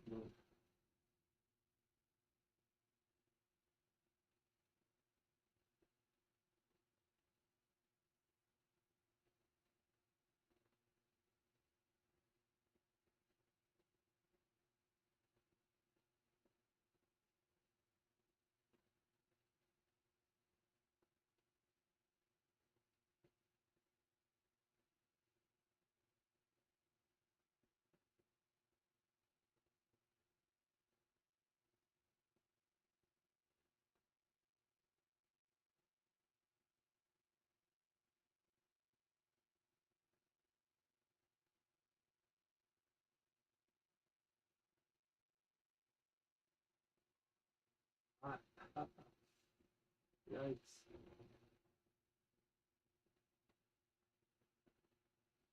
These are lawsuits. By the way, read them. High-level judicial reviews of this.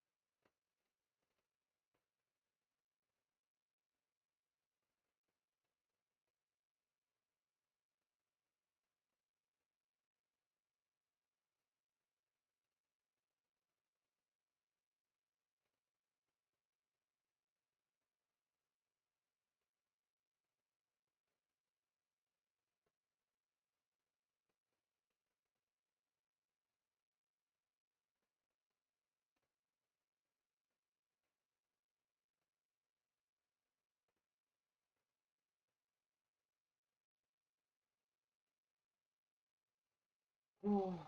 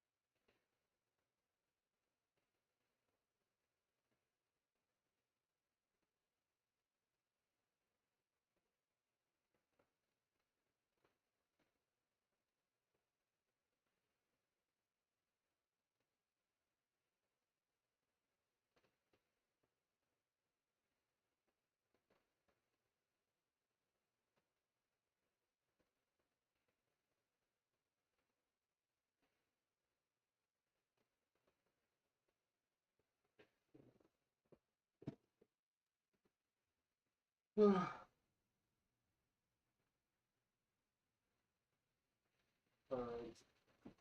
There are really intense things going on around the world.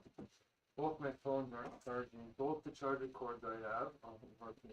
So let's see if this charger cord will charge this phone. It is.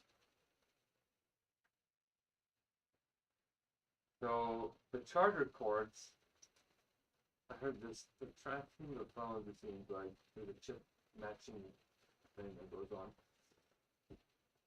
Not conspiratorial, just some kind of territorial. So now that this phone is charging with this black cable, let's see if the white cable will work now. No, it's not working.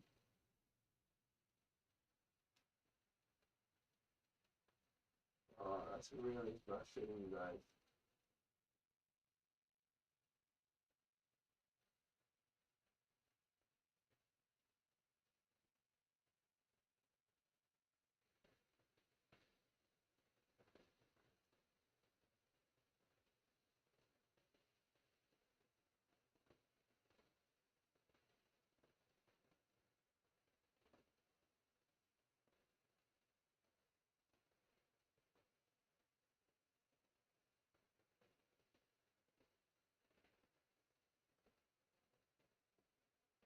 The wound on top of my foot is still healing.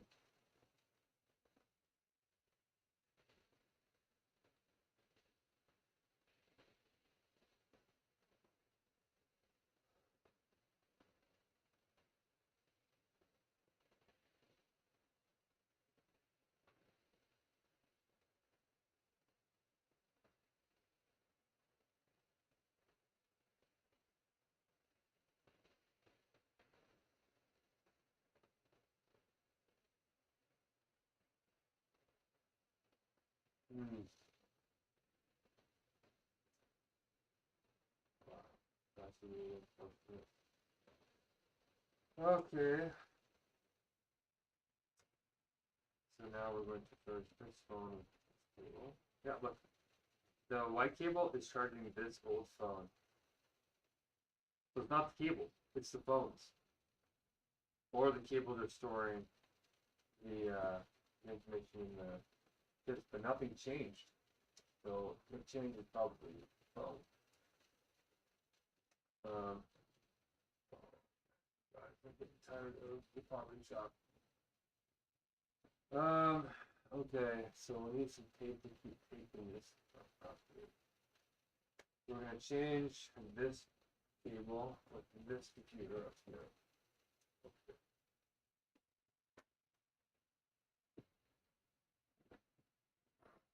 Box are all ripped up. I feel a lot better, a lot less cranky, but I'm in heat flashes.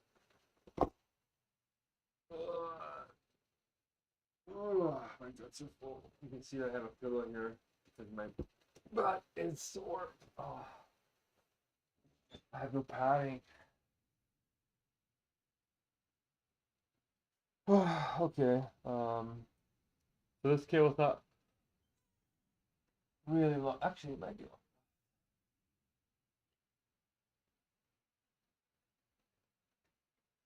So it's just kind of like not cool. But put this over like this. This is on the floor, which makes me concerned it's contaminated. Okay. I'm going to wash my hands and the tape. We're going to.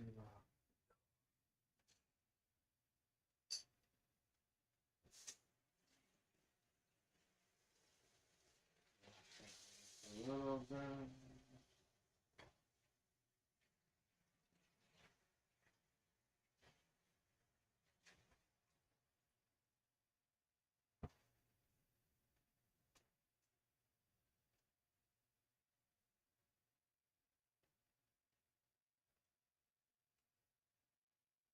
Okay, oh,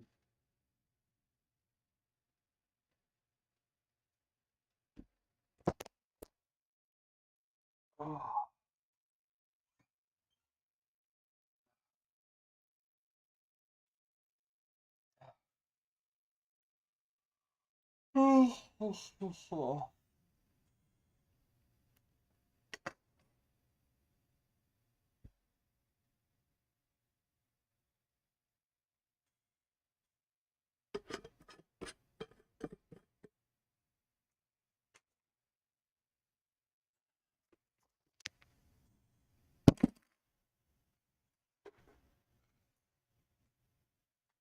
have to get these blessings going. I have to serve the University of Alberta. I also have to serve them. Injunction, yes. Judicial review, yes. I don't know, but the ELM is coming up in an hour and a half, so I want to get the blessings updated.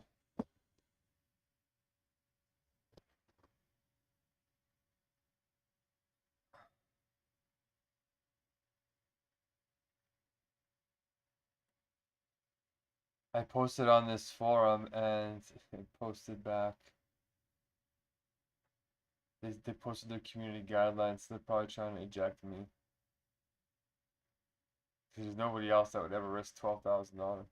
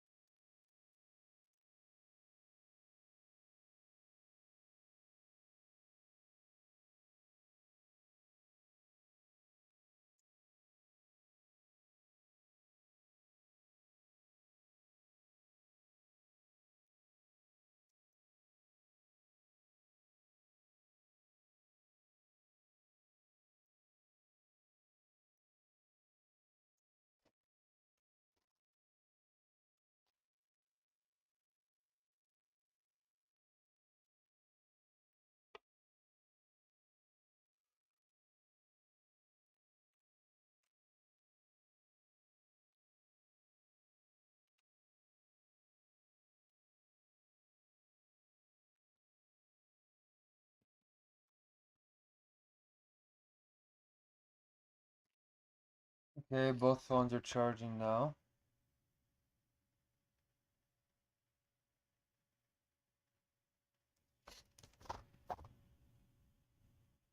No, my phone is not charging.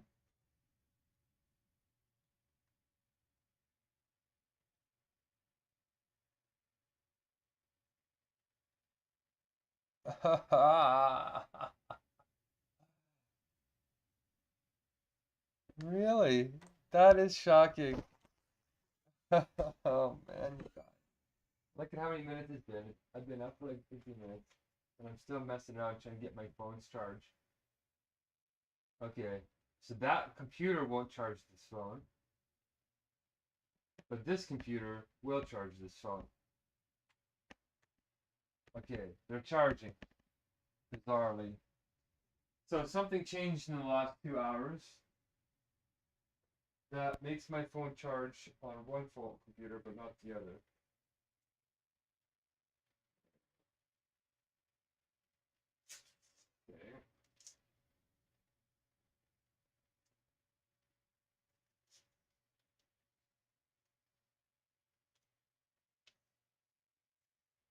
Probably a software update because.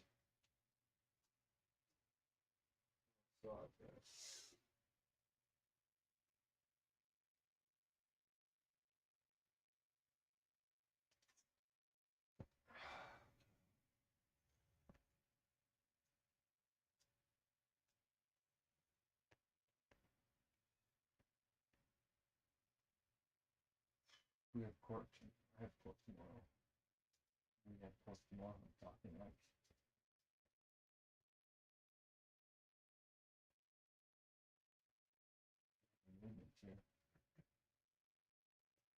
Oh no, I don't like this.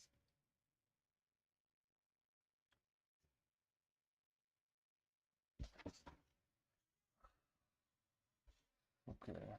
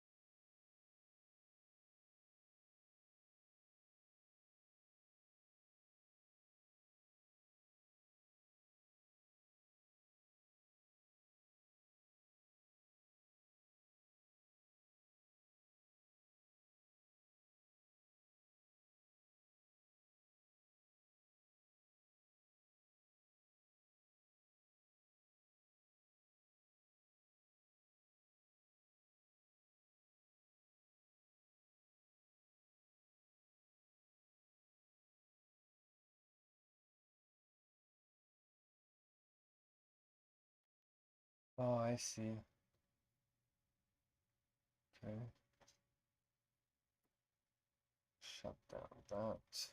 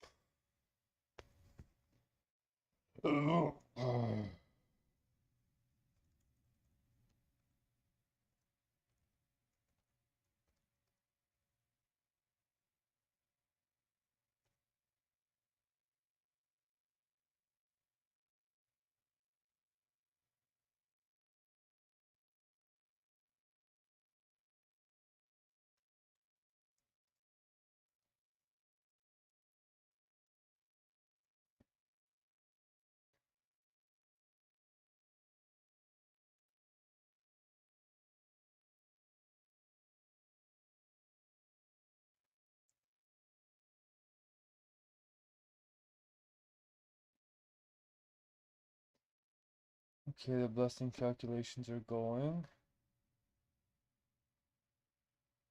My phone's not really charging.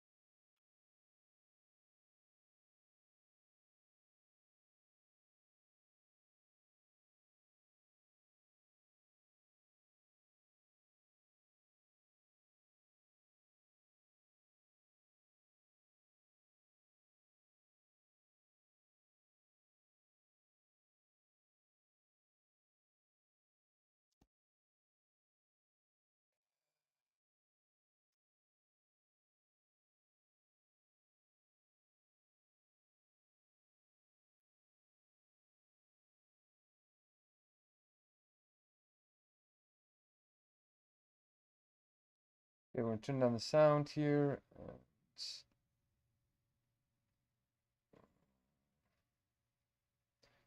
still calculating these blessings.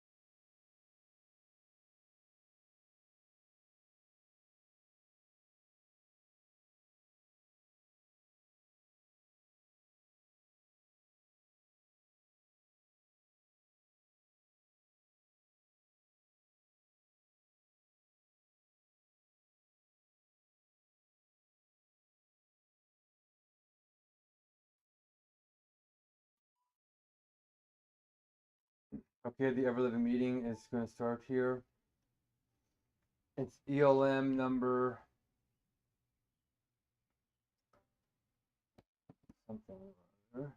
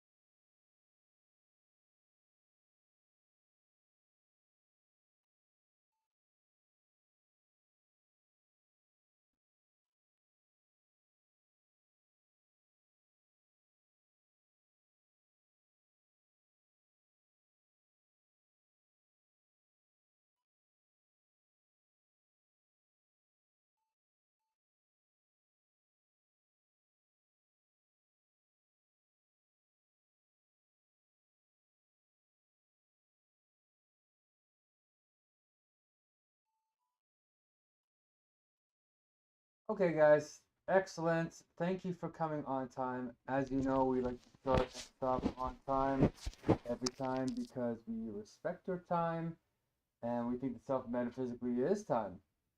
And one of the things you should be aware of is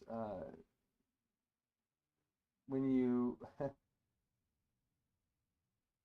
when you want to look up to something, try and make sure that it's like a clock because clocks are very lighthearted because they're always looking forward to a new day. And more seriously though, Marlena, you heard episode 1, you missed it. uh, we're here because One World Spirit meetings follow sacred time, empowering people with the rights to flow using universal tools, and that One World Spirit is our intergovernment with the ultimate goal of flow states for all using universal logic. I'm Mark Cormack. I'm going to be your flow role introducer, first being the executive, which keeps track of time and makes things fair. And I'll also be the, looks like I'm going to be the strategist too, which is the person who keeps track of goals and ideas. And next. And I'm Swasif, and I'm your relationship builder today. Correlate and co-correlate, and I have to keep things loving. Hi, I am Nawaz Ahmad, and I will be your influencer, co-influencer, and co-influencer today. And I help communicate things better and with synchronicities. Okay, so today my blessing goes to people marginalized, the children who goes to bed hungry, the children and people affected by war in Israel and Palestine and Ukraine and Russia, people who are suppressed by the extreme powers like North Korea, and all the children suffering all over the world. So take a deep breath for 4 seconds. Inhale, hold for 4 seconds.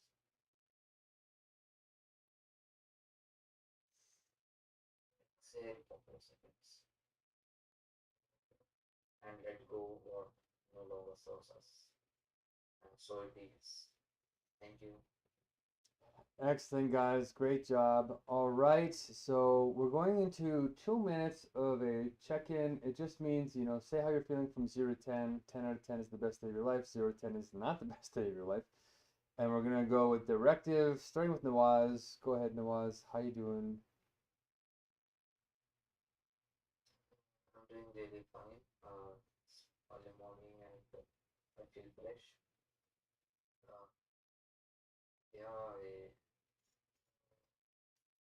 yeah, nothing much to say actually, and I had a great sleep. Um, I'm relaxed, and I have a fresh day to go forward, and I'm very excited for this day. And I'll rate my day 7 out of 10.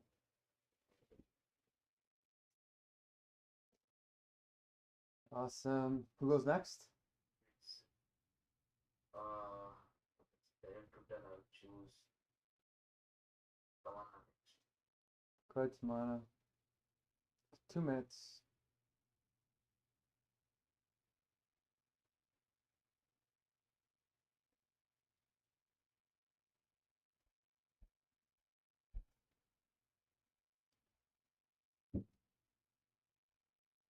Tamana, are you there? I think you're on mute. Yeah, so I'm saying that good morning everybody. Hope everybody is like charged up and like ready to face the world. And that's what my focus is. That you are able to face the world with new see every day, and like get a lot of positive from the sun, and like sun glows, and we also all glow in our lives, and bring the light to our homes and the world, which needs it the most.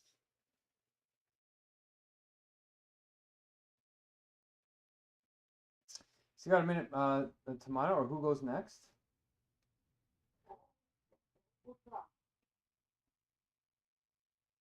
Quite so 2 minutes. Okay, thank you, Tamanna. Thanks. So today I just started, and if I compare to yesterday, which was quite exhausting, this morning already feels completely positive, and I I believe that every new day becomes with its own kind of positivity and a fresh sense of hope. And today's beginning feel like exactly like that. And there is a calm yet uplifting energy in the air, and that made me feel motivated and lighter than before. And I really like how the day had started, and I'm confident that the rest of it will continue in the same good way. Overall, I would rate my day 7.3 out of 10. Yes, and Marlena is next.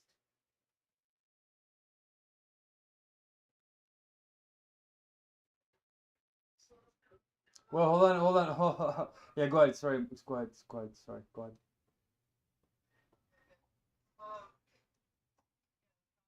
See back to the store. I'm still delivering. I ended up taking one more delivery. It was a $7 tip, so it's not too bad. Yeah, I don't know. Today was,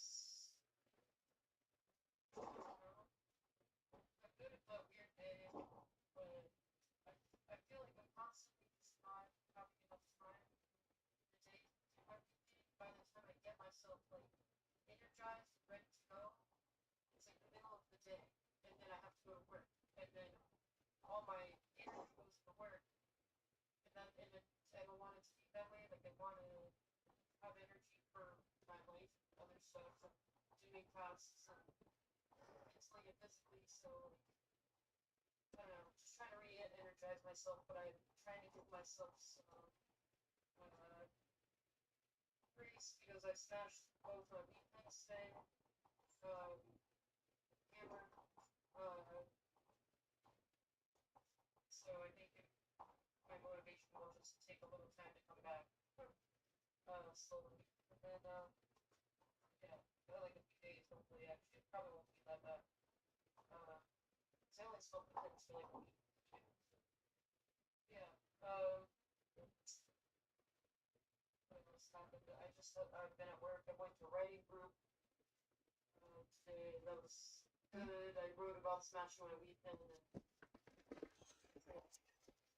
not go back to the weekend because I want to remember that state of passive complacency. Uh, really having given up while still being alive. So I need to really remember that vision of like a given up passive complacive person that I don't want to be anymore, and really cling on to the vision of my ideal self. Um, yeah, I'm still kind of forming the vision of my ideal self. So, yeah, and I'd say my score right now, because of the back pain and I feel like the meds are starting to wear off, like literally right now, which is crazy. It's literally right at the 12-hour mark. When they, or no, it's at the Well, no, it's time 11-hour technically. mark. 11-hour mark. Okay, yeah. So my score is 6.5, and next goes Mark. Am I the last one? Okay. So I'm get ready to vote in a minute. I was gonna do telepathy. Oh, okay. So I'm feeling more rested. I had a nice nap, but there is this encroaching feeling that there's a lot happening. I'm everything's happening so fast. I don't have time to sit back and like process it almost. I am processing, but I'm like one half step too behind, and I want to get one half step ahead. I'm really happy. I'm gonna be making this food here tomorrow morning, or no, it's covered tomorrow. Shoot, whatever. I'm tired of worrying about it. I'm gonna make this homegrown mung bean sprout achar sprouts like salad. I'm super excited about it with this mandala chana masala in honor of India instead of Greece, and I'm gonna make some homemade hummus as my last meal. And my phone is full and it's really annoying me because I can't do my updates easily. I have to delete apps and juggle them, and it takes like 15 minutes and blah blah blah. So that's kind of annoying me. But I got caught up on a couple of other things, and yeah, I'm really jazzed about hearing about Sahan's update in the morning. I'm super excited that Tamana's here, and Marlena's making it again. She made it. So, all right. So that's my sort of check-in here. I'm getting heat flashes because I'm eating a lot of peanut butter. I had to spend $10 getting peanut butter because it's like the only thing that can give me enough calories in such a short period of time that's easy to digest relatively and has lots of fats. So, okay, I'm going to take a hint from this morning's ideas too, and we're going to move to the next part of the meeting here. I think all of us got the update. Yeah, all of us got the update. So I'm going to move into we're going to move into something called the core with the default itinerary. We're going to do 1 minute per core, technically. So we're going to go with the newest person first, but we might change this up because it's a little bit abrasive, but if it's a safe space, it kind of allows the person to say what they really think without being primed. So we can still go with Tamana again and then see how it goes. So it's a bit of an well, we can go with the newest person last almost, but how do we make that happen? Let me think it out. Let's just keep it to normal right now, and then we'll do the next meeting with the thought out a little bit. But okay, I'm taking too long on this. I want to do telepathy mode. I want to go quick. So we'll do 1 minute, and we'll start with, it looks like the speaking is Tamana again. So go ahead, Tamana, in 1 minute. What do you think the core of the movement should be again? Go ahead. Yeah, so I feel that there's a universal energy which is there in the world right now. You might call it whatever. There is a fight against evil and good. Between human beings as well as between every human being has an evil side to the person or the good side to the person. Similarly, the worldwide, there is a power which is of the positive energy as well as the negative energy. Even the science is going to rectify it. So I guess we need to acknowledge that there is something like God. That is what is called God. People have used several other words for it, but the God is there for sure, and he or she looks over our issues very much. Oh, there we go, Tamana. Good job. Thank you. Niwaz, go ahead. Sorry? It's Nawaz's turn. We're just going really quickly, real summaries. Go ahead, Tamaz. Oh, Nawaz. Okay. Okay, the core of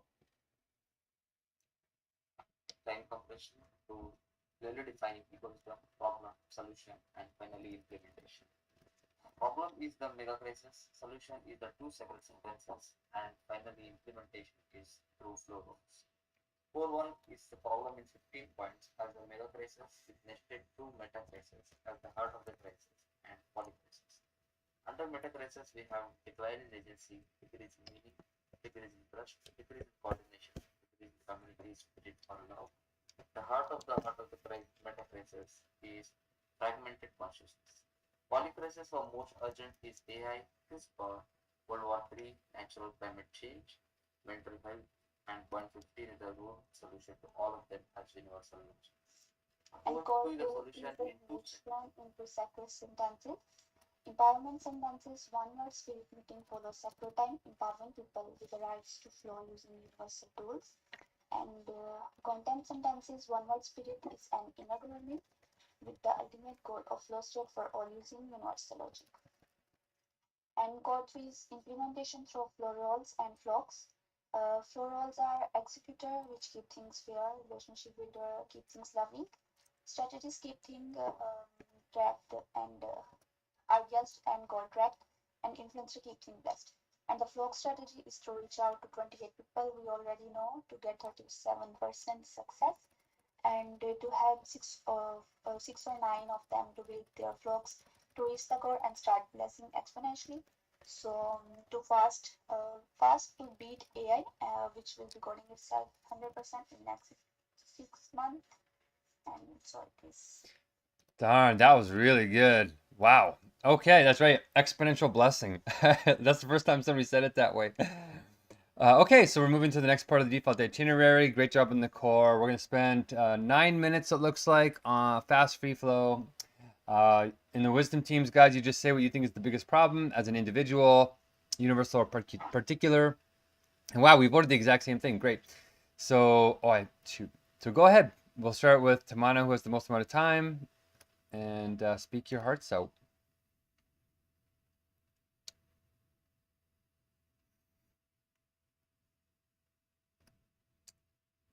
Okay, so no, Tamana, are you there? Yeah.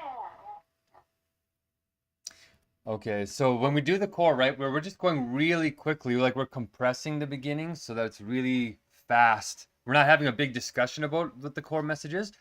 We're just checking to see if people are clear on what the problem is that they're trying to solve and what we're trying to solve as a movement. So that you can hear that between Nawaz and Uswa, they didn't just say their own problems. We have a script where I've optimized how we're going to solve the mega crisis. And it's the same every time.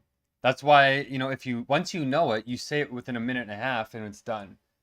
So we literally summarize the problem, the solution, and the implementation every single meeting within a minute and a half, when most people have hours and dozens and dozens and dozens of hours of conversation and don't get. We discuss the core problems.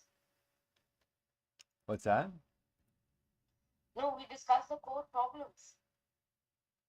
Yeah, now we're going to discuss the core problems in the wisdom team updates, right? But in the section just before this, we cut you off, right? And it's kind of rude, right? But we're doing it for a reason, just to get people clear on what are we really doing here, like in a minute statement, and then moving into the big kind of discussions. So that's why we're trying to get people to sort of agree on what the main problem is and how to talk about it.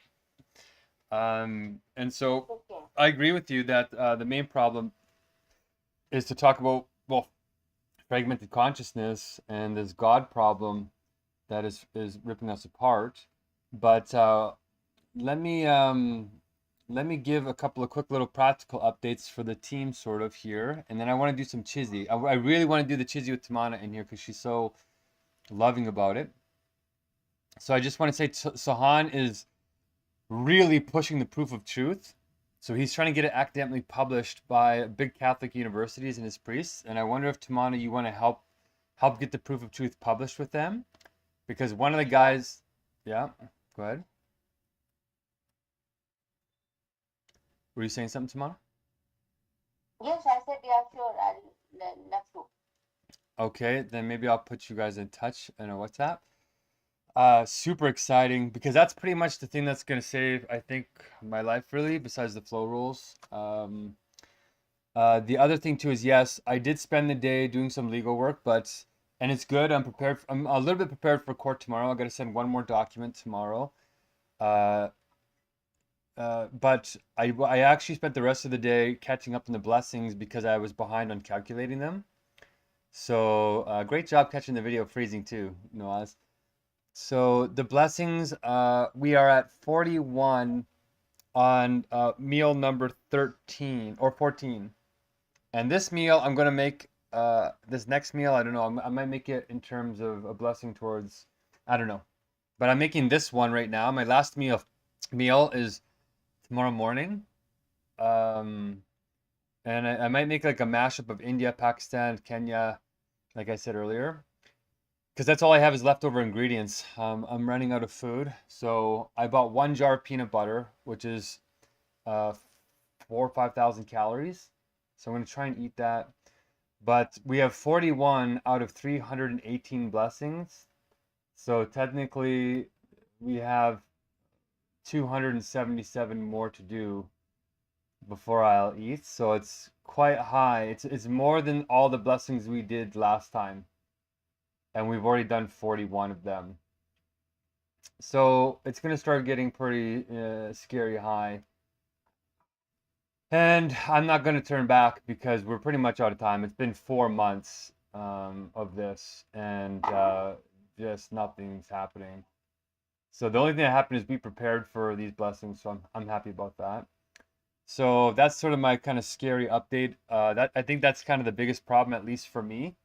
And if universal logic is the solution to solve our AI problems, which is the fastest moving problem, if I die, then the solution dies with me, because the rest of the world might not catch it in time. And that's sort of the proposition that I'm leveraging with the hunger strike, is saying, look, I really know I have the answer here. But like every age, every generation that has a divine master that comes, they always, always, always ignore them in the beginning, and they try to kill them. So Prophet Muhammad was lucky. He had people reminding, well, not really lucky, but he had people warning him that that's exactly what was going to happen. And I think Angel Gabriel or Jibril said the same thing, I think, as a warning. So I'm burning all my time here. I'm like a little bit discombobulated because I didn't get a chance to really prepare. So my timers are all over. I'm getting closer. Okay, 2 minutes and 30 seconds. So,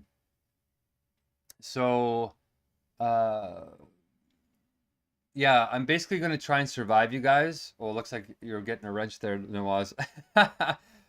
My goal is to survive. My intuition is saying I need to survive until the top 100 magazine comes out, and then we can promote that, Marlena, that I'm a legitimate person.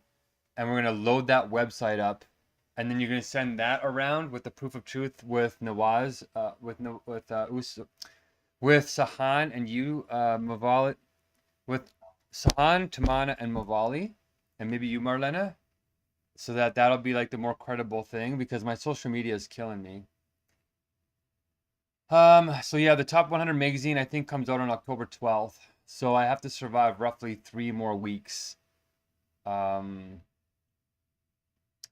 So I think if I get one more meal, I will, even if I don't get another one, like if the meal after this one, if we can get 277 more blessings, then, that'll buy me one more week, right? I should make it. But if we don't make the next meal, which is 478, if we don't make that, then the magazine will be launched in that time. And then hopefully the big funder will come in and start paying for all the rest of them.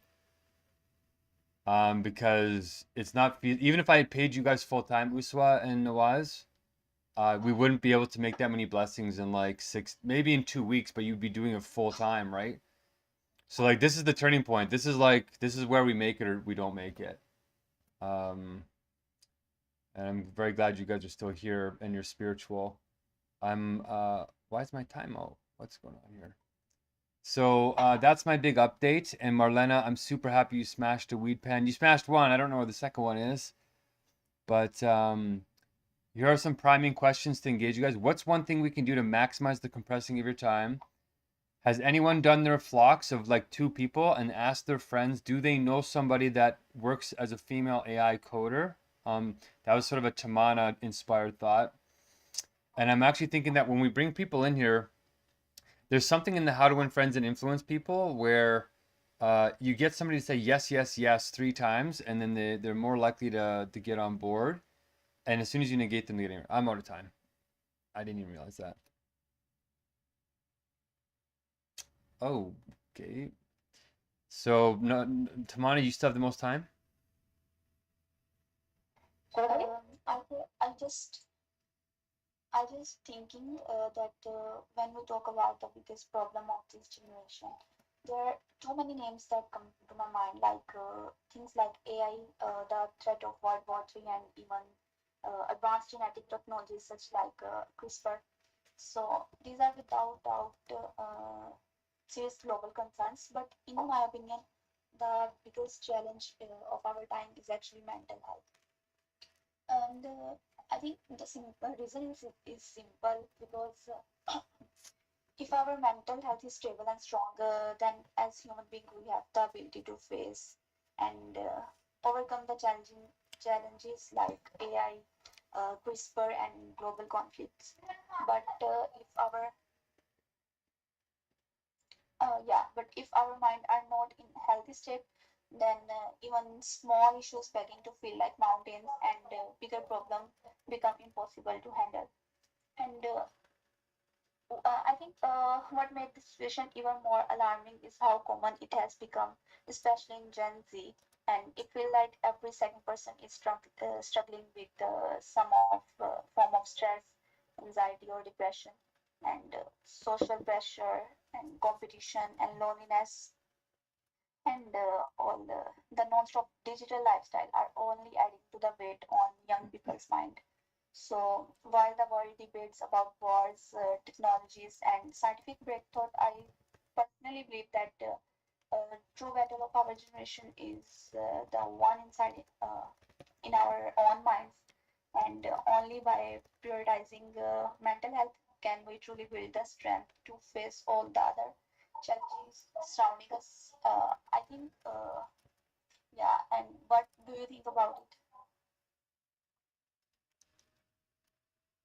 We're still in free flow. Tamana has the most time. Yeah, so I completely agree with Usma that we have the challenge of getting many of these things health issues. We have the issue of cancer is increasingly day by day, and these challenges our medical technology faces a problem. How to solve this, and I feel that I mean the drugs can't reach the poor people who are the most suffering. Like people who are rich, they go to foreign hospitals and get themselves cured, or even if they don't, if they have the best of medical facilities. What about poor?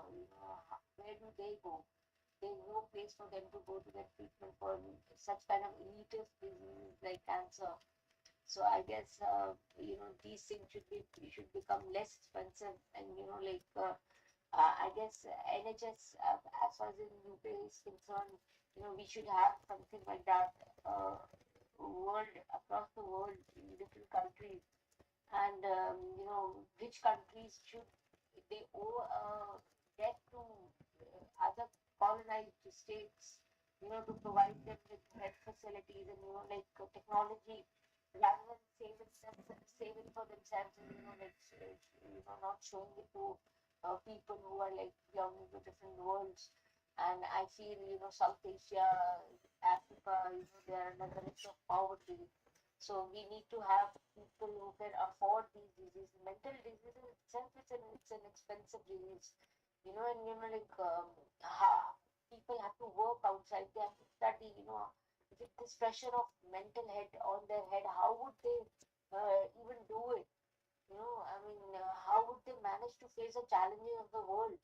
So I guess that's a whole problem, and people need. That's why there are a lot of hacks. For example, you have many of these people who say that you do this, you get cured. Like all the social media is full of these kind of advertisements.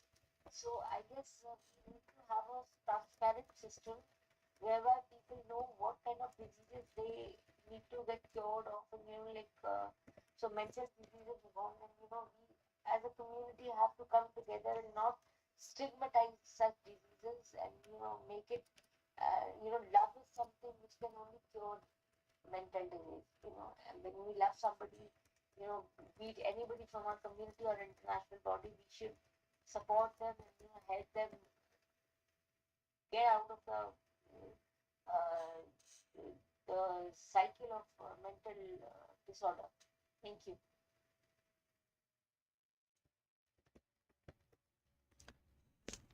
Okay, great. Looks like you still have the most amount of time. Oh, Marlene has the most time. How much time do I have? 6:55. You can have 2 minutes. Me? Okay. We're going to do 10 more minutes of this according to the according to the votes. So 10 more discussing this, but I do want to get to some chizzy. We're doing well. 7:30 in the meeting, so we're about halfway through the meeting, you guys. And Marlena, thank you for the donation. I do have a lot to say, but I'm trying to restrain myself. So to keep this conversation going a little bit longer, what I want to say is, oh great, I'm getting a wrench here. Oh jeez. I want to say, what is the solution, right?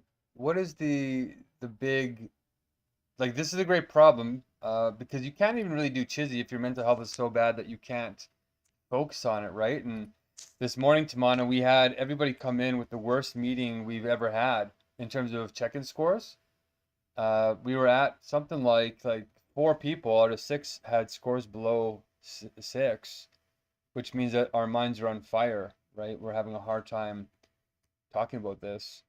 So I want to say, what is the solution to this problem before I kind of talk about it a bit? And I just want to say, Uswa, it's kind of coincidental in the chat that you say, when was the last time you cried, right? When you feel really safe in a space and you don't feel like your mental health is stigmatized, you feel like you can laugh and cry authentically.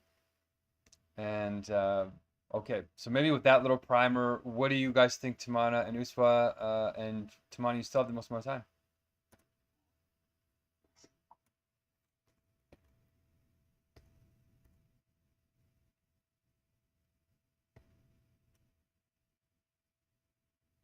You're on mute, Tamana.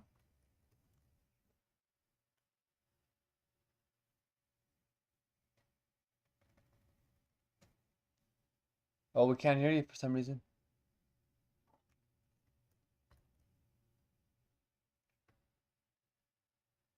Uh-oh, we got a wrench going on here. Okay, Uswa, maybe you can jump in while she's figuring that out. Go ahead, if you want. Yeah, I think the solution to mental health problem lies in finding balance in everything, speaking openly about your issues and struggles instead of hiding them, and building a healthy lifestyle with proper sleep, proper exercise, and nutrition, and by limiting your toxic habits excessive social media and practicing gratitude and bring positivity in daily life. So when things feel too heavy, having the courage to seek professional help, because caring for the mind is the first step to facing all other challenges in life. So I think, yeah. Okay, on that note, I'm still thinking fragmented consciousness is still the root issue, because fragmentation is what causes you to have mental health issues. But then it's kind of like a double-edged sword. If you don't have mental health, you can't learn to unfragment your mind. So that's why getting into life coaching, we're going to be life coaching as a service, and that's sort of how the government makes money, but it won't be making money. It'll be giving flow states and then reciprocating. So Marlene and I are doing that now and having a really good schedule that's orderly, that has enough certainty and stability to meet your human needs of safety, but enough novelty and uncertainty to give you, this sense of not being mechanically dead, is what we're trying to practice. And so that's why Marlena smashed her weed pen. We had a great chat today. But Marlena, we were also supposed to see, did you talk about how your professor got you to express? Because expressing yourself is part of feeling mentally, there's actually studies to show that it creates catharsis. When you get your real problems out and you externalize them as a necessary moment of universal logic, like, you have to externalize the negatives or else you hold them within you and you get cancer. Like Tamana says, it's an elitist kind of disease in a way. The elites suffer from it because of this, I think, as well. There's a study to show in cancer, they had prison inmates, people that were locked in these prisons, and somebody got a phone call once per day to vent their feelings with a family member or somebody they loved, and somebody else got no calls, and they measured the cancer rate spread, and the person who didn't get a phone call once per day, and everything else was the same, everything was else, had their cancer spread something like 3 times faster. It was crazy. One phone, and they narrowed it down to the phone call. So our human emotions have tremendous biological consequences. So Marlena, what's a tip for expressing ourselves in this meeting? And I think basically the short answer is I think these meetings are the coming together of real community that Tamana was talking about, because you're protected, you have sacred time, you can vote, you cannot vote, you can do whatever. There's a default itinerary. All the opposites are balanced, like Uswa was saying, right? If you don't want to vote, you don't have to vote. There's a default itinerary. The executor takes care of it. But if you're like, I hate the way the meeting is going, then you can vote and have your voice heard, right? So no matter which option you choose, if you're quiet, you can donate your time. If you want to be loud, you can get time donated to you and hoard your time. If you don't like the topic, you can vote on a different topic. If you blah blah blah, right? Like I'm making it so that everything can belong in the meeting, and then if you follow the rules, it sublates in the universal logic. Did you get your so Marlena, did you look at that while Tamana's figuring out her thing? And I have 1 minute I want to say for Chizzy. Uh I did not think about it yet, but I've been trying to think about it while you're just talking now, and I still can't think of like what exactly it was that the English teacher and like various other professors have done. I'm trying to think. It's definitely like a dialectical internal process, some sort of recognition or reflection or mirroring that's happening, but I just don't know exactly what triggers it or like what that is or what the reflection or recognition even is. I think it is just feeling safe. Number one. Oh, I got another donation. Who's doing that to me?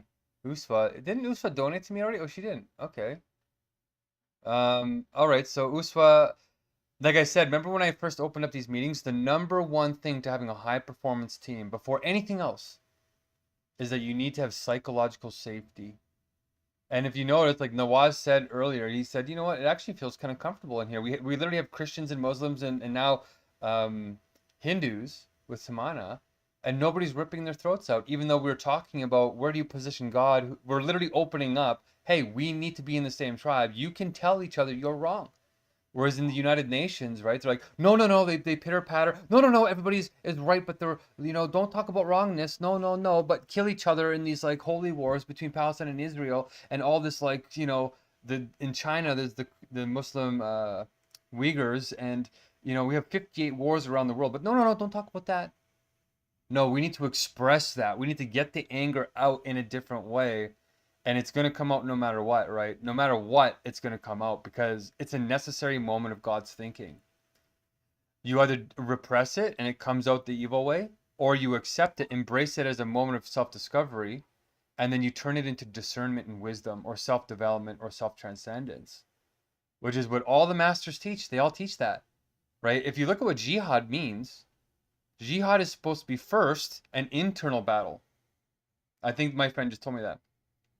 And once you conquer yourself, then you have more wisdom in the world to do external conquering, but not real conquering. It's more like inspiring. You're supposed to be an example. And that's why Islam is one of the least violent, massive movements, even though it is violent. It's definitely been violent. But where it could have been violent, it wasn't violent.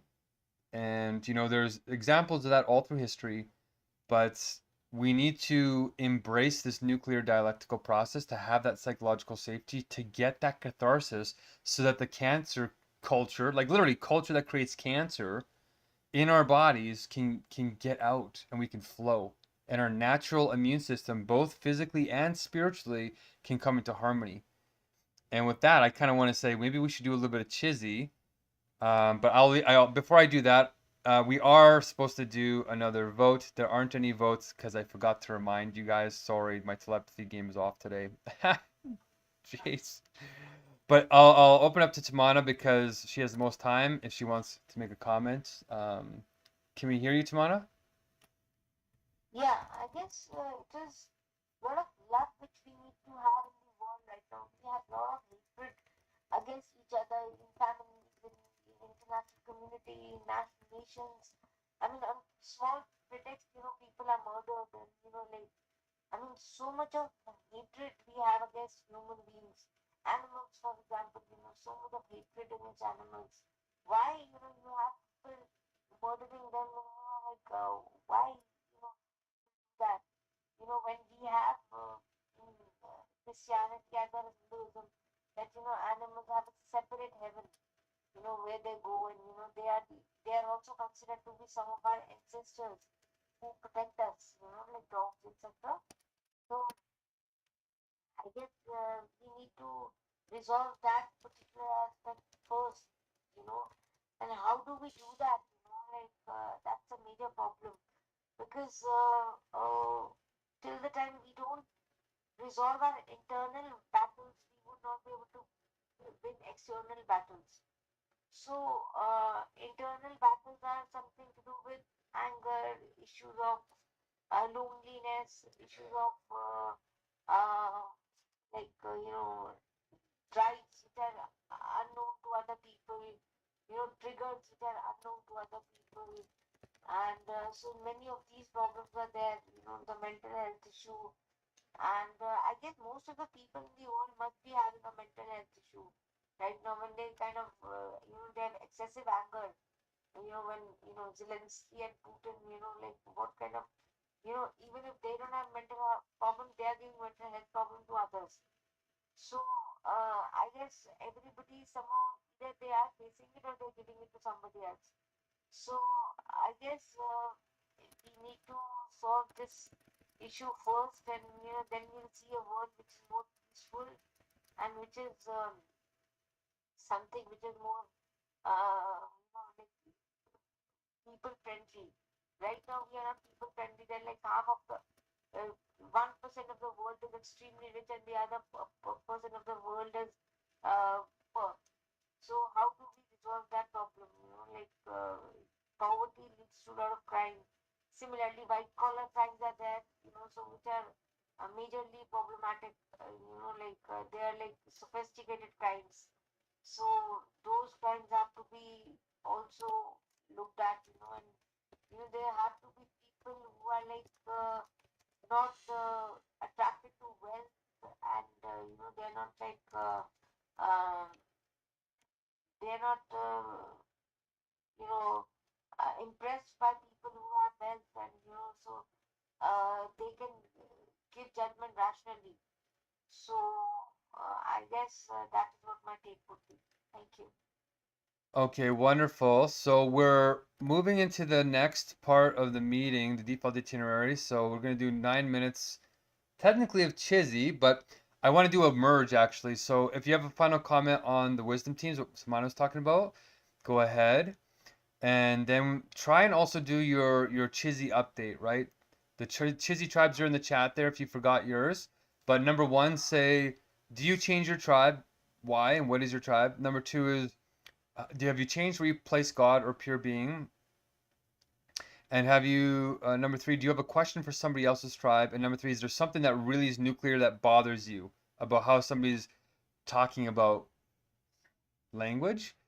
And before we get off this, I did want to make one more point is Marlene and I were earlier talking about how these meetings are run. So I'm making a kind of administrative comment on fudge time right now while we're deciding, you know, processing the transition of the meeting a bit. Tamana keeps asking, you know, how do we do these? How do we solve these problems? She brought up global affairs. It's right? Like Trump made some really intense remarks at the United Nations today, really intense.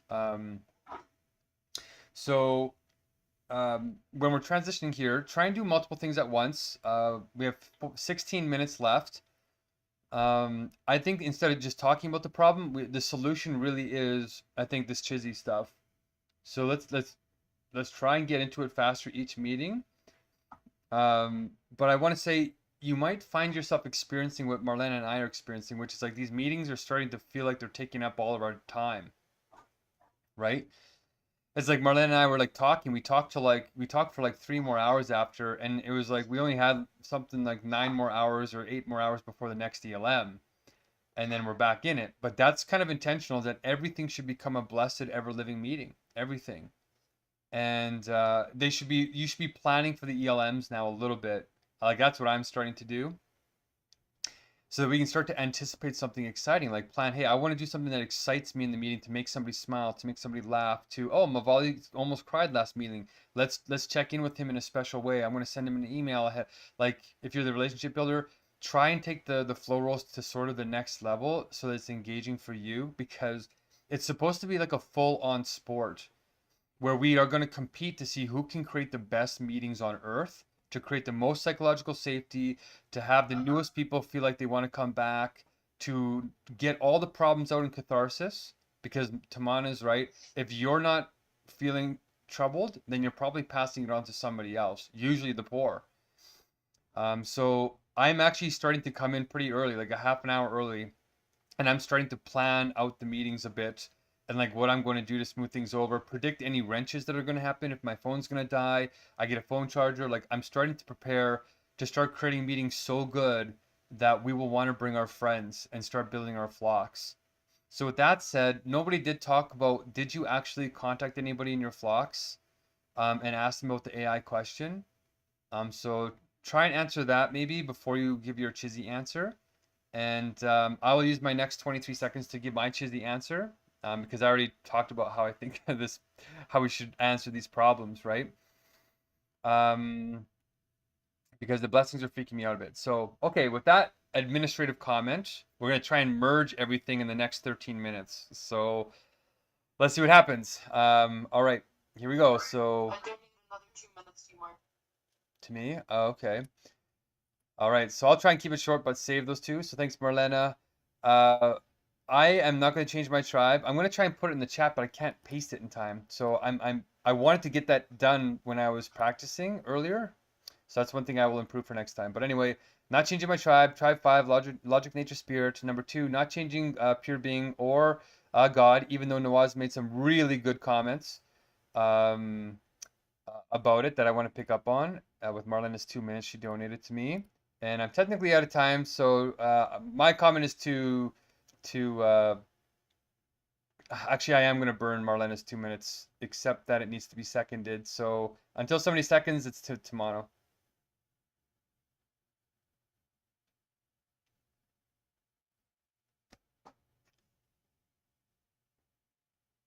Or somebody more experienced who wants to try. I'll say that my chizzy tribe is the same. Tribe 5, logic, nature, spirit, and yeah, everything I think is placed the same. God and pure being, and logic, pure being at the very beginning. Any questions for anybody else? I guess I'm not clear what an angel is, because I would need like a definition of like maybe an angel as well as a demon as well as an entity in general or something, or like what's the difference between an angel versus a deity elf? You know, like those are both things that people can see in ways, right? And biblical angels also are not the way that like we typically depict like angels now as like people with wings, right? It's like usually biblical angels were like these crazy multi-dimensional like things with a bunch of eyeballs all over them. So yeah, I'm curious like what is an angel? How we anthropomorphize an angel into some sort of person when we shouldn't have. Can I answer that? Yeah. Yeah, go ahead. Yeah, so angels are, I mean, as far as our religions are concerned, they are born with us. You know, every child is born with two angels. You know, they are like there, and you know, there are other angels who are like just a call away. You know, you just call them and they are away. You know, but devils are somebody who are in the day. I mean, your family could have devils. Your your friends could be your devils, you know, like people who cause you triggers, and you know, like they know this person is going to be upset by this and still behave the same way. They are the one who are devils, who commit rapes, you know, who commit war crimes, and these kind of people are devils, you know. So you don't have to have somebody from outside, you know, or from the upper realm of the world to come and behave like one. So these things are like majorly problematic because um, if you are a holy person, it's said that you are going to be attacked more. And so I guess angels are the ones who protect us. There are, I mean, you may agree or not, you may be an atheist or not, but the fact is that there are powers out there who protect us. Sometimes we feel that there was some problem, and we just got out of it, like as if somebody helped us. So those kind of things, and when you are in the midst of a lot of problems, and that time also God is there with us. So the angels are sent by God to help us out of problems. So, I mean, that's what I think, yeah. Sorry guys, I'm trying to pull up the Chizzy tribes, but my computers are all wrenching and breaking. If somebody else wants to pull up the Chizzy so we can see each other's tribes. That's an interesting definition, Tamana, but I think Marlena's question is a little bit deeper. Like, what's the difference between like made up entities like DMT elves that are figments of our imagination and actual angels and demons, which also seem to be figments of our imagination to atheists? What makes them more real? Right, like if somebody dresses up as a DMT elf with a green hat on, does that make them more, even though they don't have to have an actual upper realm DMT elf existing, they are it, but does that make it more real? So that might be her ontological question. And I also want to ask another question to Nawaz and Uswa, who are generously donating their time to everyone. But I just forgot my question, so I will pass on for a second. And we have 8 minutes left, so prepare to get your ratings ready for the meeting and an improvement. Do you remember your question? You can look the charts you were asking yesterday about the Quranic Quran verse of stating that pure being, definition of pure being. I mean, not exactly.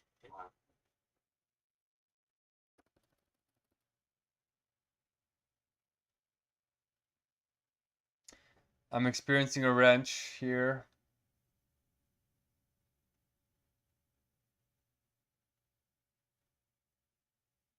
In short, if I have to summarize, I would say like angels are three ayats, three recite regulations.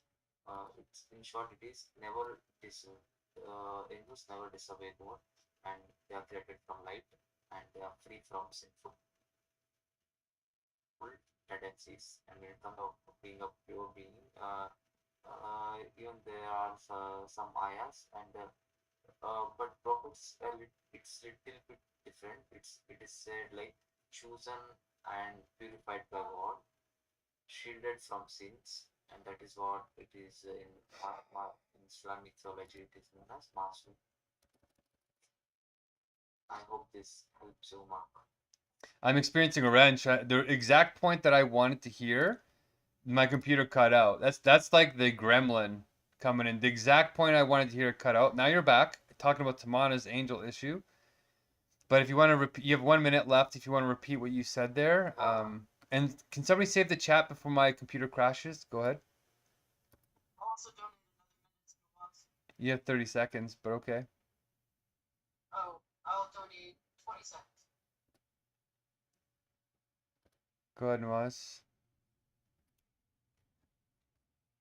So I sent a chat that you were asking yesterday about the Quranic verse stating about angels and the prophets being a pure being. So I think you reached the message and you can read it. In short, I will say that there are like three verses in stating that. Like in short, to summarize, it says angels never disobey God. They are created from light, and then they are free from sinful tendencies. They don't have, that means they don't have any free will. Okay, hold on. Stop. Save your time for a second because I want you to answer more deeply. I got it now. And thank you for the time, Marlena. So my question is getting deeper. Is okay. Earlier this morning, you said that prophets come before pure being because they are pure beings. But I want to say, okay, if pure being is something that they have like as an attribute, maybe, or they're more fundamental, then what gives them expression? If it's not being, right? If we took being away from a prophet, that's saying you're saying that whatever comes after a concept can still exist without the thing, right? So pure being can't exist without a prophet, is what you're saying. But a prophet can exist without pure being. So that's how your Chizi tribe is located. Is that true? Always misunderstand me. No. The point is to get those misunderstandings out, right? Go ahead. Yes, you are right. So what I'm saying is, 10 pure seconds. being is the quality of prophets and angels. In short, pure being is a quality of prophets and angels, and pure being is not a separate entity. For that, I've given you the message. You can go through. Okay. So Tamana, you have 2 minutes left, most time, and then Uswa, and then think about your ratings if you can, merge, and relationship builder, play a song or pick the song. Who plays it? Go ahead. Go ahead, Tamana.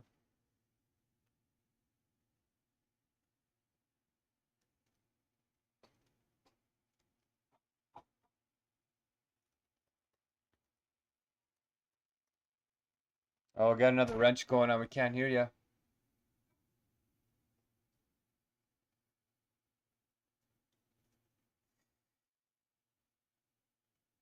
Shoot, we still can't hear you. Uswa, can you make a comment while she's figuring that out? If you want to give a rating to the meeting, donate to anybody, comments on pure being, anything like that. Did you change your tribe? Go ahead. This with the same tribe, tribe one spirit nature logic and place every points in the on the same. Yeah, Allah above everything and pure being as a Muhammad Sallallahu Alaihi Wasallam, all prophets, all angels, and Baka in spirit. Yes. You have a minute left, Uswa.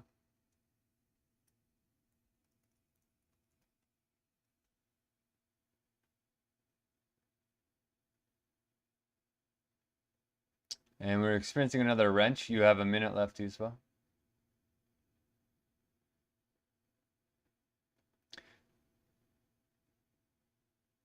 So I don't know why she doesn't respond the second time. Sometimes, is there a lag in the connection, Uswa? Can you hear me right now?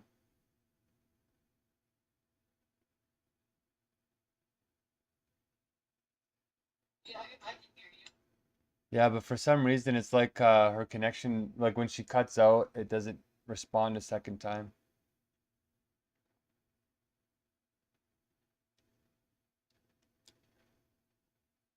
All right, well, there goes the minutes. So Nawaz has 48 seconds. Tamana, you have 1 minute left if you want to give a rating to the meetings or any final comments. And Marlena, you have 13 seconds. And then we're going to play the song of Nawaz. Yep. Yes, so the date for the today's meeting was, about the division between rich and the poor to be to cease to exist, and people should have a lot of livelihood, um, you know, basic rights to livelihood, and there should be nobody who is poor, or for example, in the socialist countries, they're like they bridge the gap between rich and poor. That's a noble thought actually, but like as far as the capitalist countries are concerned, they're like we should give the freedom to people to earn money. So I guess somewhere in the between we have an answer. We have to, as citizens of the world, we have to have an answer to that issue, because money is a major problematic issue. And how do we solve it? It's all upon our generation, and we have to do something about it for sure. Thank you. Oh, great timing. Marlena, you have 13 seconds, and Nawaz has technically 48. I rate the meeting as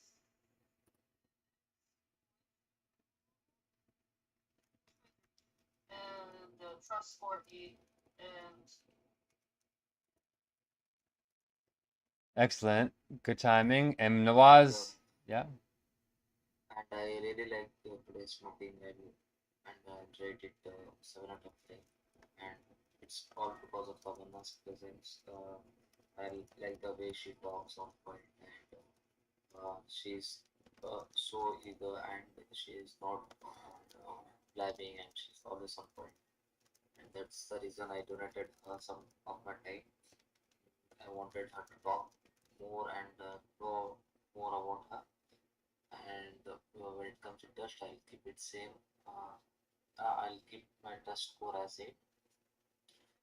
When it comes to improvement, I think uh, the, rewinding the second round of wisdom team was necessary, I guess. I think we must keep and separate vote if it is possible in the app. Whether we must do the second round of voting or not, like in chat or something. It would be nice. Okay, great. So we're on perfect time. Well, almost perfect time. 1 minute over. So we'll introduce the DJ, which will be Uswa, I think, and or Nawaz actually. Oh, you're dedicating the song to. Well, go ahead, DJ. Flow Whisper Nawaz. Hold on. I'm noticing something strange, guys. I'll just take a second to say this. And it seems like I'm blabbing, but it's because I got a lot to say. I'm noticing that whoever's the influencer is the one that's getting the song picked. It's a weird thing. It's happened 3 times in a row. So it kind of sucks, right? Because the person who's picking the song is the one that the DJ is supposed to introduce the song about, you know?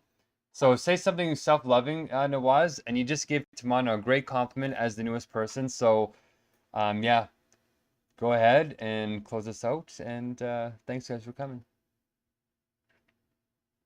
Yeah, by the way, it's a very big song of 11 minutes, and I like to play it just for 4 minutes. And this song is dedicated to me itself. Yeah, thank you for that, Uspa and others. Uh, I dedicate this for my past learning and also in the quality of overcoming the hardship. And thank you so much. I really like the song.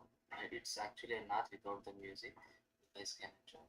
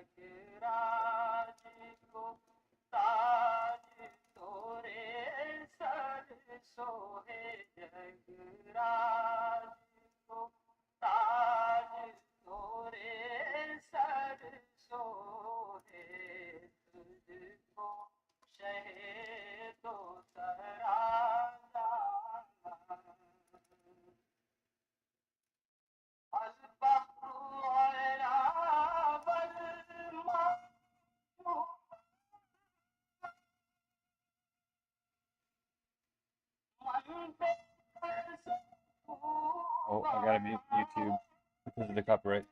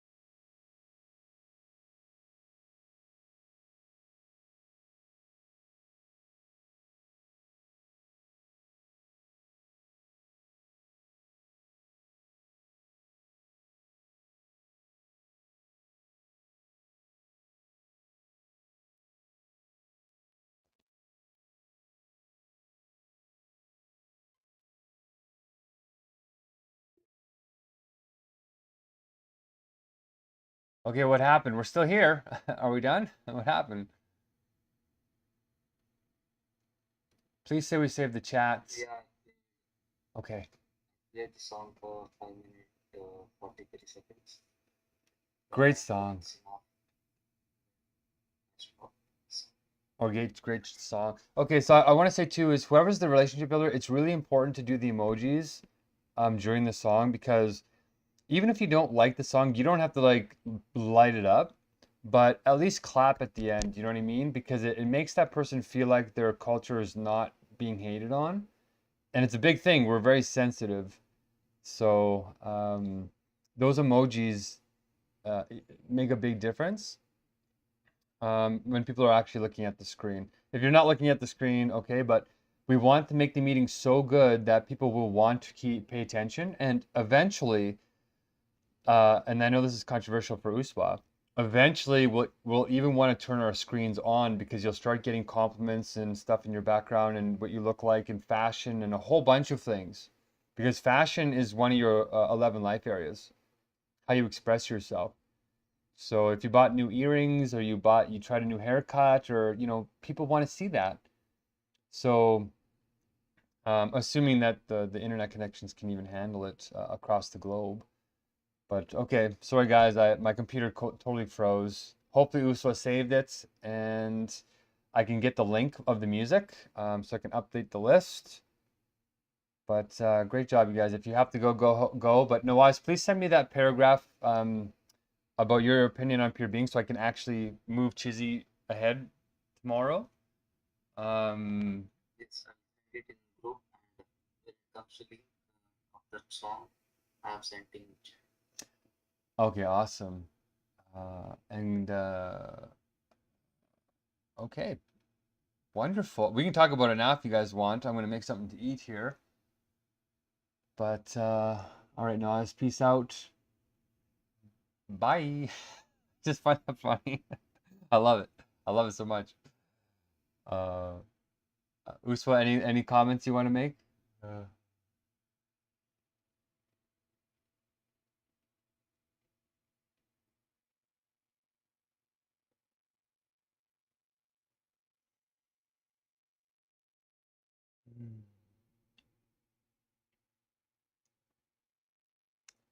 No, there's definitely an internet issue going on. Okay, Yeah, I'll copy the chat and I'll send you in the WhatsApp.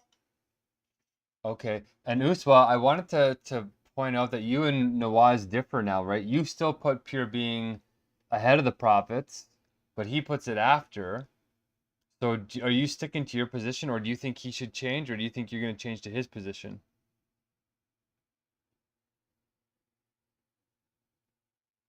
No, I'm on the same. Same as him? Okay, so you're changing your position. Ah, that's good. Um, okay, I got this in the chat. It might truncate it though. Maybe paste it into an email because sometimes WhatsApp will shorten the messages if they're too long. Um, I'm just looking at it.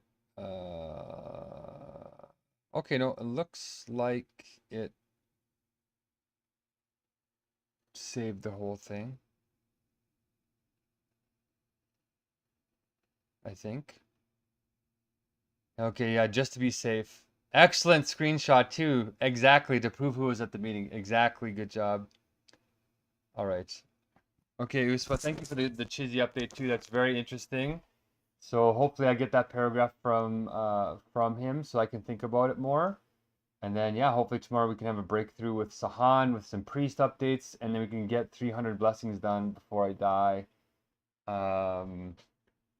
It's intense, but I'm glad you're here. So have a good rest of your day, and yeah, stay blessed.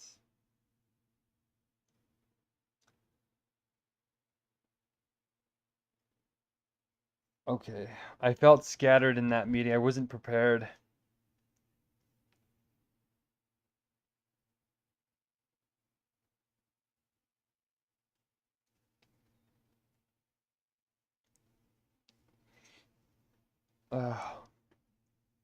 All right. So you made it. Are you gonna make it in the morning though? Every time every time you do it, right? It's like, oh, it gets a little bit more gremlinly.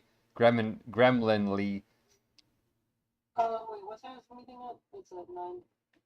I am, but I start work at 10 tomorrow, What does so that I'll mean? be driving for the second half of the In the morning? work. Yes, I work from 10 to 4 tomorrow. I thought you didn't do any morning shifts, or you're working at that new place. Yeah, I picked up some hours at this place because Sunday I worked well, it was 9.5 hours, but I made like $260. At the new place? Yeah, In the morning? no, in 9 hours. Oh, and I was okay. That's actually pretty good. I'm starting at 11:30 in the morning. That's actually really good. And you worked for 9 hours, so that means you work till 8 o'clock at night. That means you work through almost, yeah, through an ELAN. Okay. Um, But yeah, hopefully it'll be just 10 to 4 tomorrow. But that'll be the start of the night rush, which is usually more ideal. But sometimes it kind of starts at 5:30. But I don't know if it'll be worth being there for that long and destroying my body.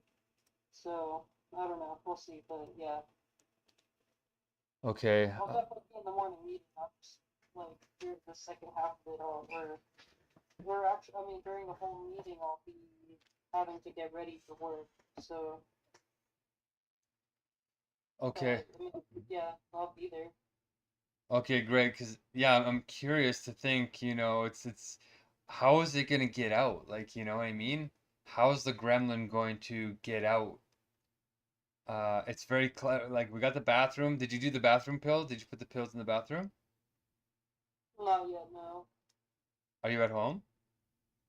I just got home, yeah. I mean, I'm still in my car in the parking lot, but yeah. Okay, I wonder if you should go in there and text me like a picture of where you put them. Because in some ways it's kind of funny that we're going to such extreme lengths just so you wake up in the morning on time. Like, you know what I mean? It's kind of funny that we're putting pills in places and like taping it to your stomach or like, Oh, you I know. have the perfect thing, actually. I have a little butterfly pill box. I can put them in for the bathroom. Oh, yeah. Oh, perfect. And that's kind of the imagery is very synchronistic, right? Because oh, Matt Gieler just flashed in my mind again. Because I keep using this analogy of caterpillar and butterfly, right? So this could be the liberating moment where the gremlin is contained but not suppressed. Like if you suppress the gremlin, then it turns into repression, and then it finds some kind of crazy way to express itself, right? Because it's just the negation, right? We're just anthropomorphizing the negation. And it might be a cool thing to get Michael in here because it's kind of we're getting to the playful side of it and getting out of the mechanical side.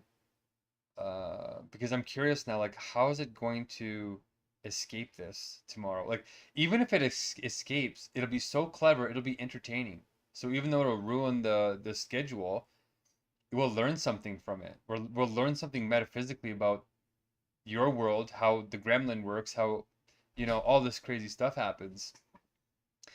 Part of me though feels like it's just bad parenting that your parents didn't realize your true talents, and then your self-control is just a little bit out.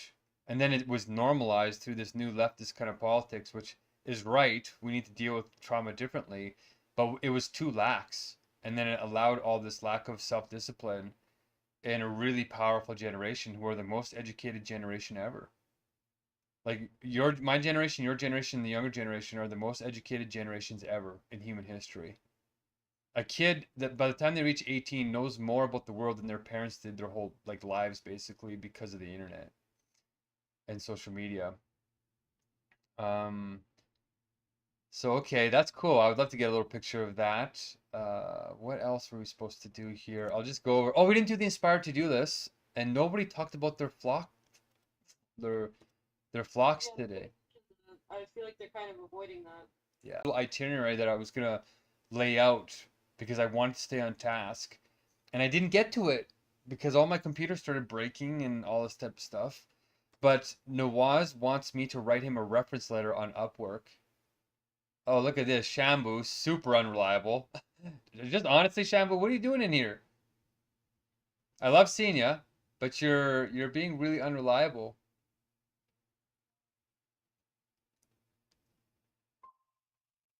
Are you there, Shambu?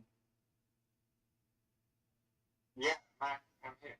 Okay, Shambu, I'm on the verge of death here, so I don't have a lot of time for any time wasting. Are you gonna help or are you not gonna help? Are you actually, first of all, are you okay? I should be more human. Are you okay? Are you in an emergency? Is that why you're in? Yeah, I'm fine, but I didn't have uh, manage the time with the meeting with the parents, so I can complete this meeting. Okay, well, you can come back tomorrow. Come back in 11 hours, 11 and a half hours, and we're gonna have another one. Or no, is it 10 and a half hours, Marlena? Yeah, we just did an Okay. hour. Okay. And if you want, Shambu, if you have a gremlin that's harming you, we should do a life area thing for him too, Marlena. We should do it for everybody. And be like, what's the reason you're not gonna come in tomorrow?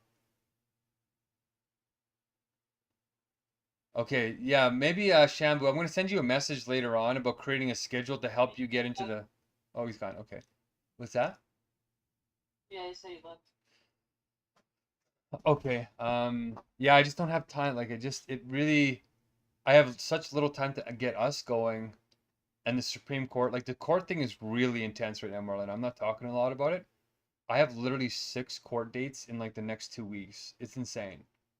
Like, I'm literally serving 5 documents tonight to one lawyer because I'm really hammering them and they're hammering me. I have court literally tomorrow with a federal bank that ChatGPT estimates I can sue them for $4 million tomorrow potentially, which I'm not going to do.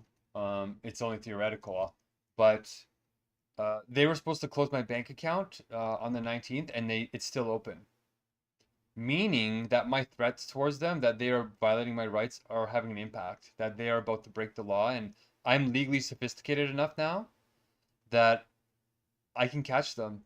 I can actually maneuver my way around the law fast enough to start getting them to take me seriously. And I'm getting better every day. Uh, like I just learned more about. They just stopped 4 of my applications because I made minor mistakes on them, and the judge was not willing to be relenting. So I learned to file judicial reviews properly too, which is a high level legal move. Um, so I'm pretty proud of myself on that front, but there's no time to talk about it in the chats. It's just too intense. The reason why I mentioned it was because Tamana is helping me legally because she's a legal PhD, right? Or she's a legal master's student now. She's doing her master's in actual law and has a PhD in philosophy, so that's why she's so good at speaking, and so academic. But anyway, before Shambu came in, I'm gonna make a schedule for Shambu too because despite his high IQ, he's just all over the place. Um, and I'm gonna start writing reference letters to pay them. So my comment right before he came in though was about how Nawaz is asking me to pay him not in money, but in Pareto category number 2.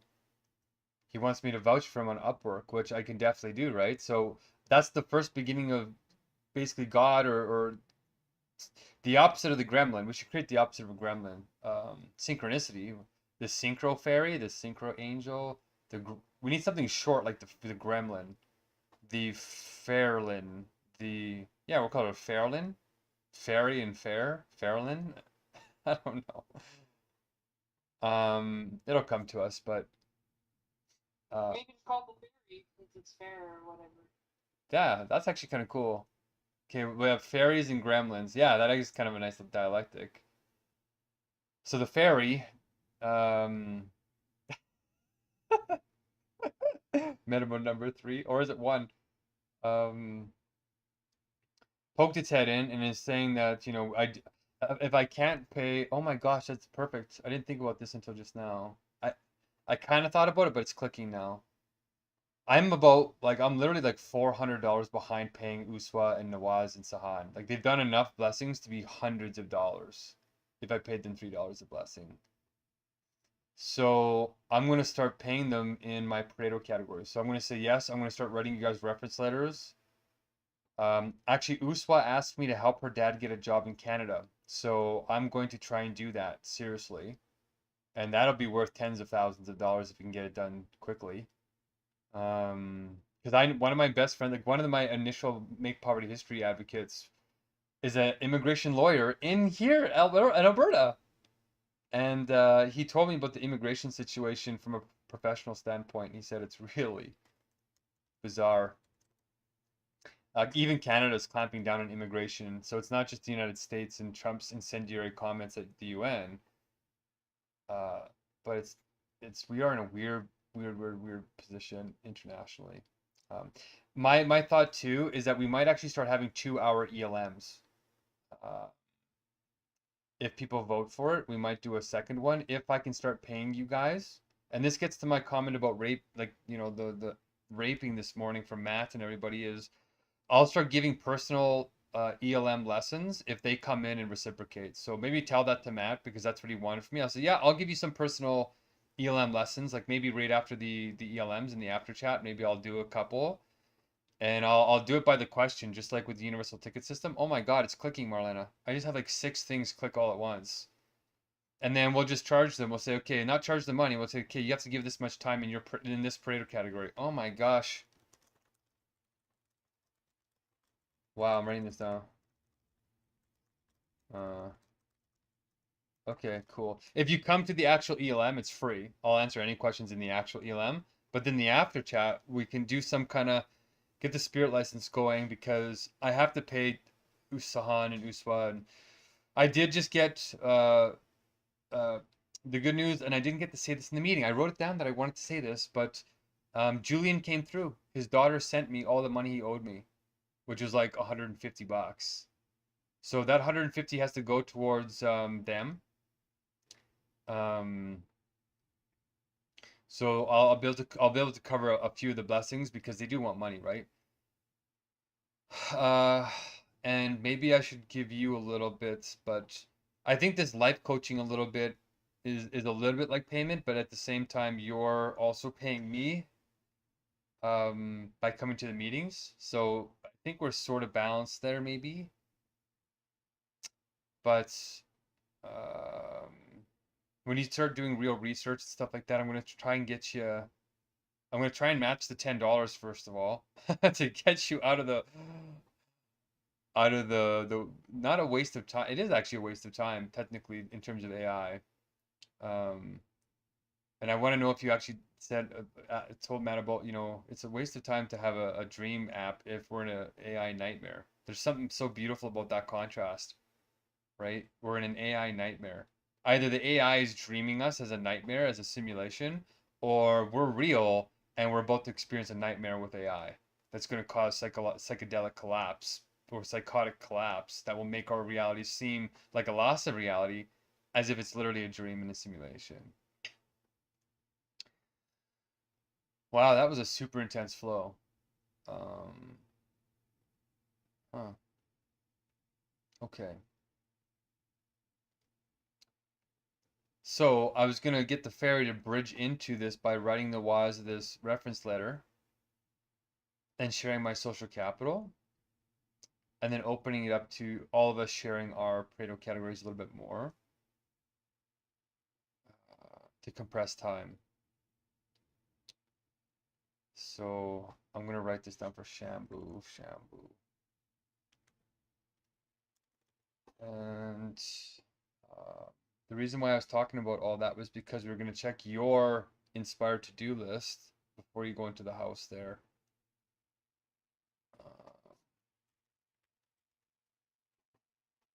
Okay, here we go. I'm actually going to pull up another computer that will just have inspired to-do list so I don't forget to do it next meeting. And if you can remind the meeting.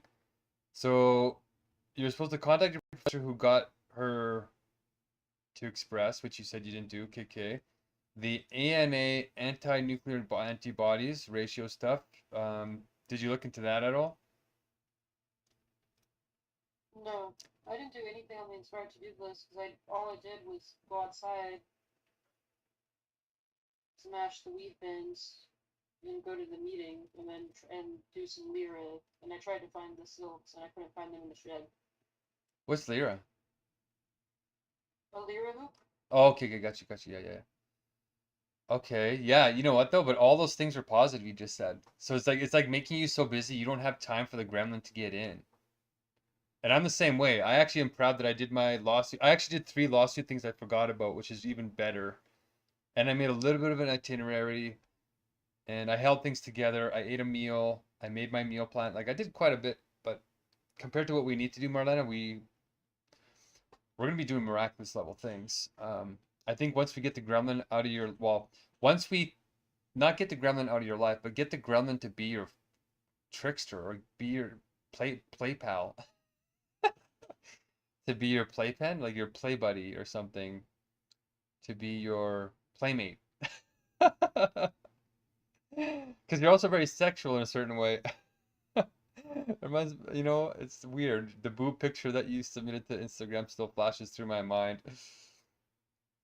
Um, but okay, you didn't mention to Matt the super ego like nightmare thing. No, I haven't, no. But you did go to the writing session of his. Yeah, but it's like a group writing session, so it's not somewhere I'm just gonna like talk one-on-one about this with him. No, no, that makes sense. Like what do? You just go there and just start writing? Yeah, we kind of like check in and then like talk about like what we think we're gonna work on, and we also we kind of do like little inspired to-do lists in the beginning, and then sometimes to some degree discuss some of the topics. Since all of us in there have gone through bipolar spiritual urgency kind of experiences, that sometimes comes in, sometimes not, but usually it gets kind of psychedelic in the sense of like talking about like apertures or perceptions or social risks or ambiguity or whatever. Like those all came into play, but I don't know. And then we Pomodoro like turn off our cameras or leave them on or whatever and write for a stretch of time and then talk about it and then try to publish it if that's a goal of yours. At the end of the writing session as well on like Substack or whatever, wherever, or try to show some of the writing to somebody. Yeah, the social media connection. Yeah, yeah. That's a good. It's kind of a nice finish, and it's a nice influencer finish too, even for ELMs. So I was thinking about trying to do is put the notes of the meeting. Like if we're gonna take notes on Google, might as well put them online and all this stuff. So okay, cool. I can see what you mean. Um, but if you get a chance to message in one-on-one, that might be kind of cool to convey relatively quickly. The Vyvanse patch idea, I really think, Marlena, this is a huge idea. Um, I didn't even get a chance to look into it either. And then smashing the wheat pen, you did do, and you sent me the picture. Did you upload it to the Smashing Room on Discord? I did not because I didn't have time for one, but also Discord land is very confusing for my brain. Me too. I don't like the design of it. Um, I don't know if we had to transition the Smashing Room to some other platform, what would it be? But it's still kind of cool. So if you do get a chance to download it and upload it to the group, it'll prime that with everybody else. Mimi also messaged me. So one of the students messaged me. So I should probably message her back actually. But okay, we ran through your to-do list. The Daniel Pinchbeck thing, I can't even upload the Signal chat right now. For some reason there was a break there. You're supposed to write a second verse for the Holy Book, which also has to come into things. Karen Perlmutter was supposed to be something we talked about at one point.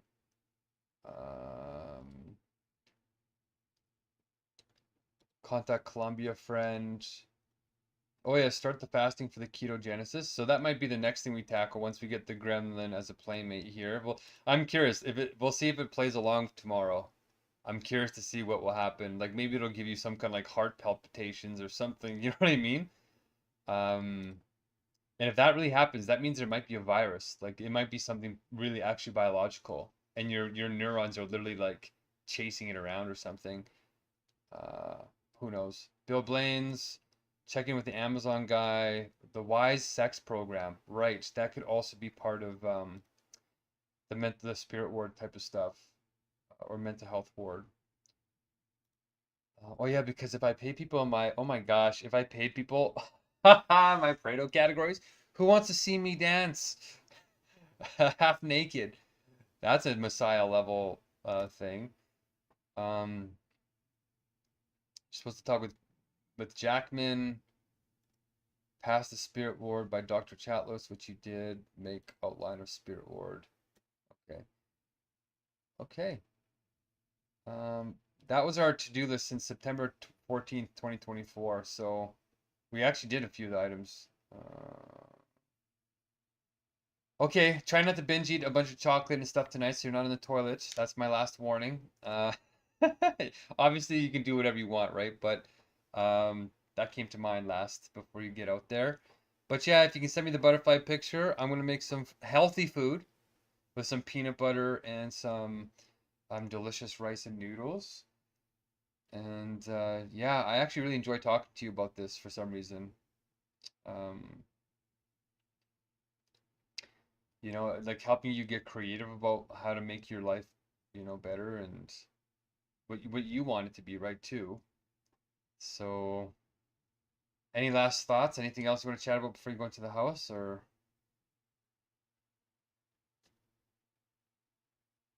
Just that I'm feeling lost career-wise. But yeah, but I don't want to go into that tonight or further right now. But yeah, I also enjoy these conversations likewise, and it is always very helpful for me, despite the fact that I struggle with embodiment. At least it gets my logic and discernment more clear on what I need to do. It gets the vision more clear of the ideal me as well, and all where I need to be going.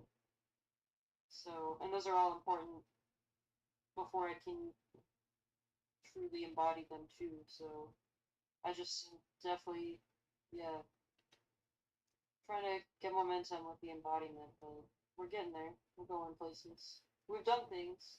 Yeah, what was that saying? Look at us. Look at us. Do you know what that's from? Like, do you know what I'm referencing, the meme?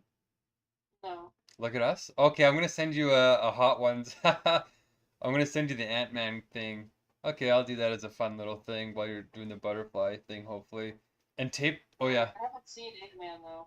Meaning it's not an Ant-Man thing. It's from that Hot Ones like interview show. He just says something really funny. It's like a 1 second thing, but it was really kind of perfectly timed.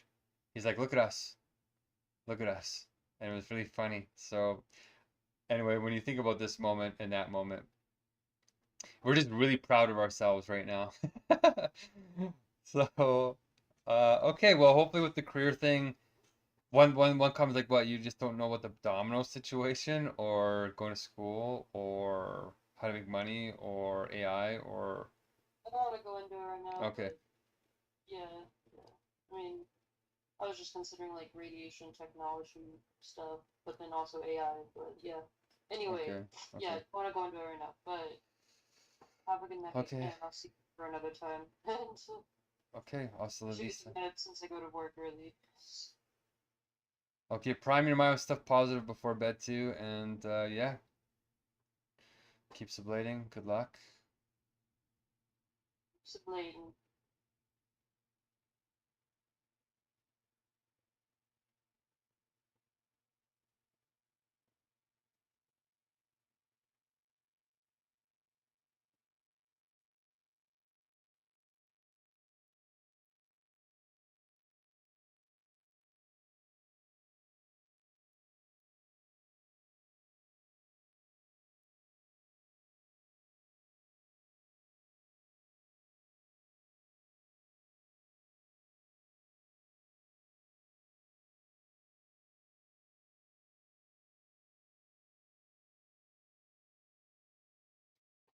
Oh,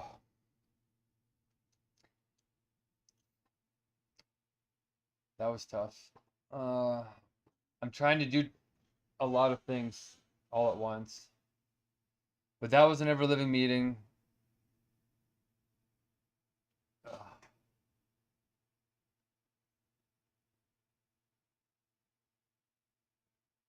I'm hungry. I get to eat. I get to eat, you guys.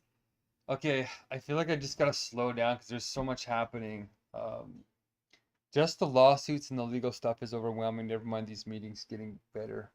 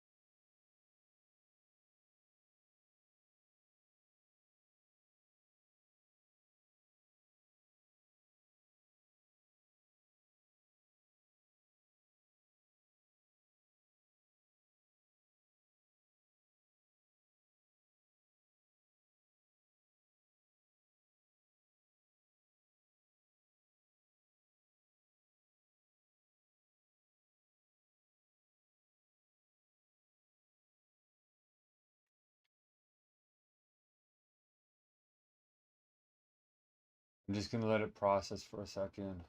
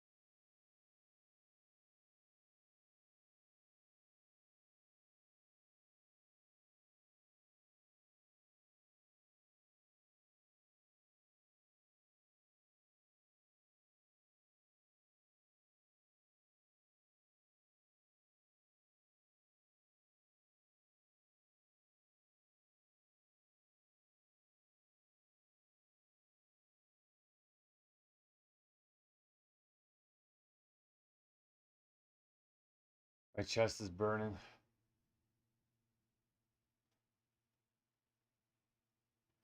I'm still in a starving state. Oh.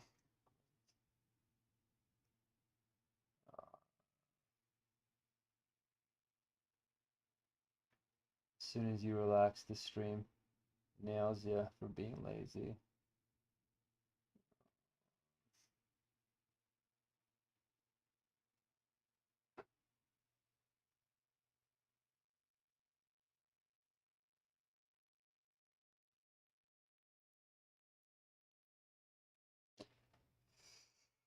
Oh.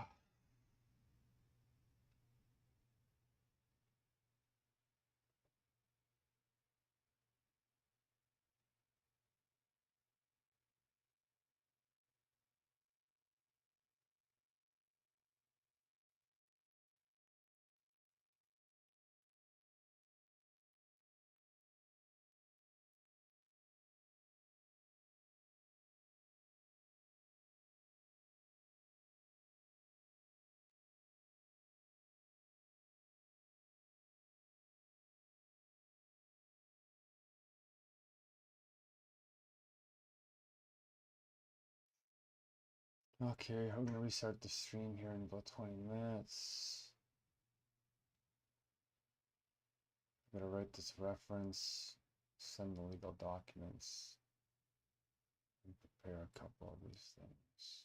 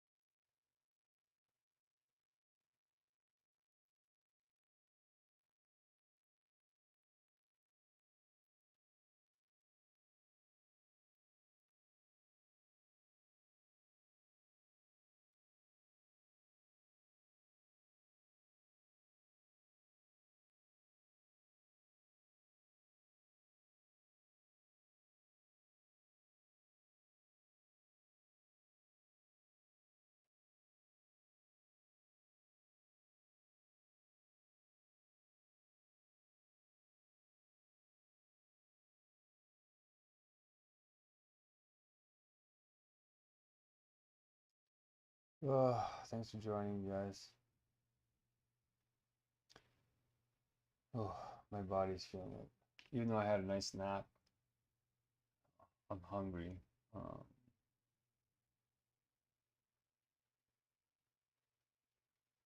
I just realized the meal that I was gonna cook tomorrow, I can't cook. I'm in the courthouse tomorrow, which is an interesting time thing.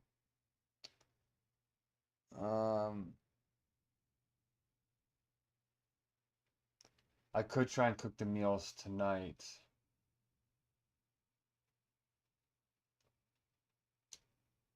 But 3 full days, well, minus 9 hours.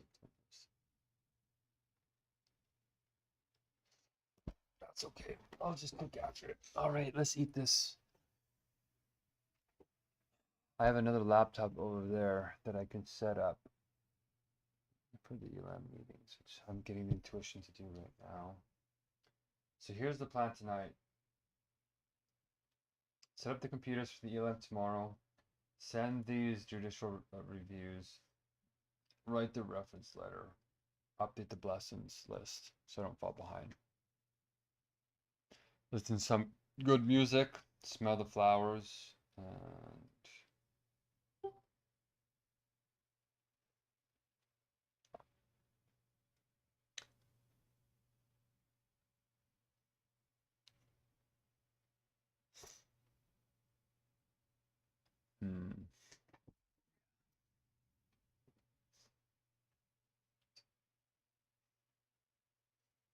I think there's something in the air that's causing my nose to itch a lot.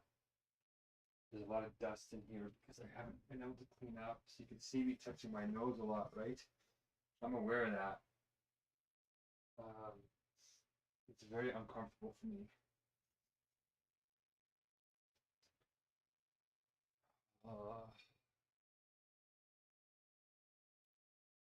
I could spend time cleaning up and all this for hours and wasting hundreds of calories. But if this all works out, I'm not going to be here anyway. Right? If it doesn't work out, I'm not going to be here anyway either. I'll be dead. So that's the reality.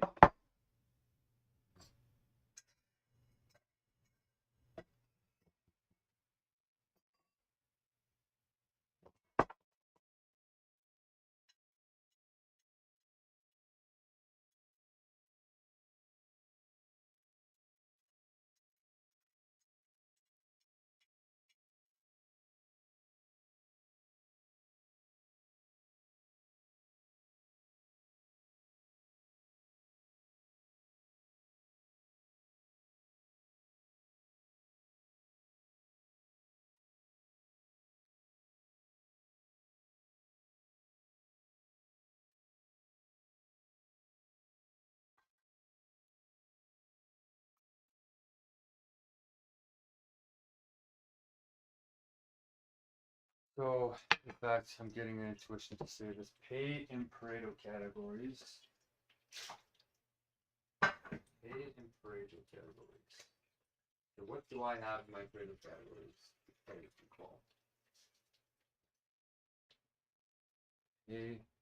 Pay in Pareto. That sounds catchy. Pay in Pareto.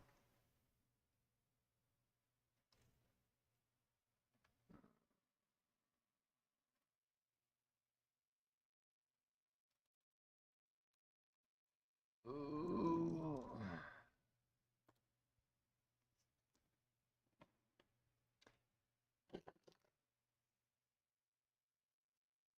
I'm glad I bought at least this.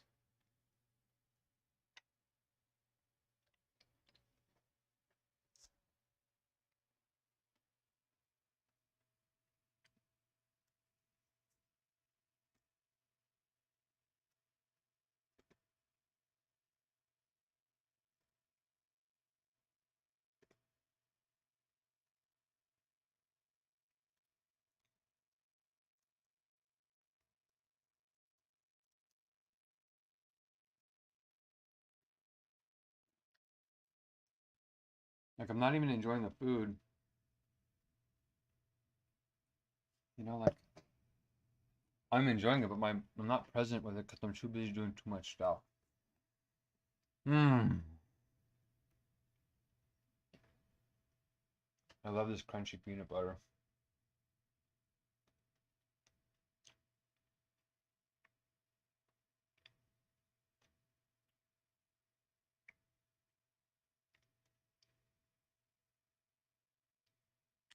Oh, Joe, I read your messages this morning. I was going to reply to you, but so much was happening. Marlena and I talked for 3 hours. So what I'm thinking is Marlena and I are doing some like life coaching stuff, and we're dealing with her gremlin. We're calling it the gremlin. Everybody has a little gremlin that's preventing them from coming to the ELMs. So I want to use the ELMs as sort of a way to solve the Megacrisis, but also an anchor point to stop the gremlin in our lives. So if you want to choose it, to come into the morning ELM. The evening ELM would be nice, but the morning ELM, since it's how we start our days. I'll do a little bit of like quote unquote life coaching, which is really just, sort of like schedule it's more like peer support, right? Just being a friend really. And just keeping you on schedule in a way that you agree to, right? So it's like, okay, your gremlin probably is going to eat a bunch of garbage at night. It's probably going to get stressed. It's probably going to get depressed. You're not going to set your alarm. You're going to forget to take the pills. You're going to forget to do this. You're going to forget little things. And it has huge impacts. So Marlene and I have been doing it for like 5 days now. And she's made it to every ELM in the morning. Like, whoa, it's working, Marlene. So, but there's always like excuses for her to be late. Like, the gremlin's trying to get out. It's doing clever things. Like, it was on the toilet this morning. Like, oh, I was late because I was on the toilet. Because her and I set an alarm, we set pills, like we did a whole bunch of environmental changes, right? Because there's only 3 ways to make change.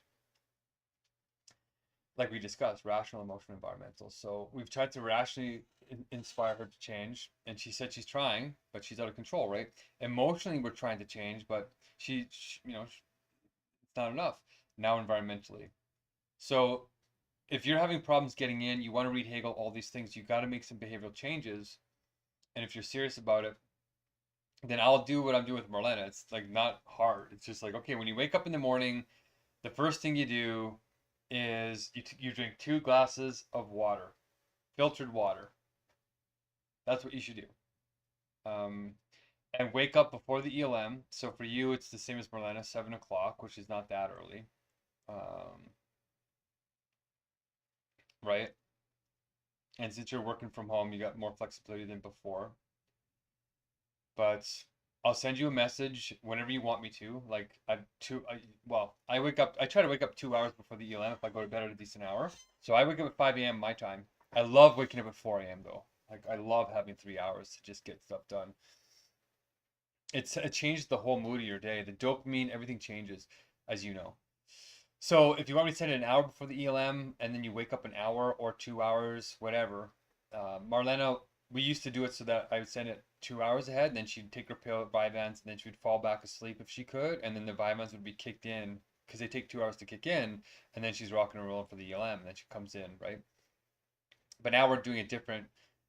She wants to do an hour before because the Vyvanse only lasts 12 hours, so she wants to work, nighttime shift with it.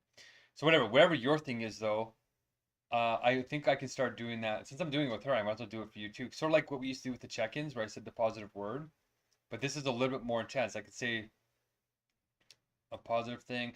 Basically, we before the night ends, right? In the evening ELM too, especially, we make a little plan to say what worked, what didn't work, and we change whatever needs to change, right? So, um, for Marlena, for example, we put like little like she was on the toilet and she didn't get to take her Vyvanse, and then she was not good in the meeting. Well, okay, now we're putting Vyvanse by the toilet seat. So if it happens again, she's got those pills there. You know what I mean? Like it gets kind of creative and it's kind of fun because it's funny. It's funny how the little gremlin tries to sabotage everything, and how clever it is. It's the cleverness that's funny, the cosmic giggle. And of course, we're just anthropomorphizing the negation, right? We're just saying negation, the abstract negation is the gremlin, but it's just metaphysics, really, of how our brains create reality. So I think I would like to offer that to you, not only for my benefit, but for your benefit and the world's benefit. Win, win, win. Because I really do think, Joe, you're supposed to be in here helping us with these flow rolls, helping us get people going. I'm going to start paying the freelancers with my Pareto categories. I'm writing reference letters, my Pareto category number 2, my social connections.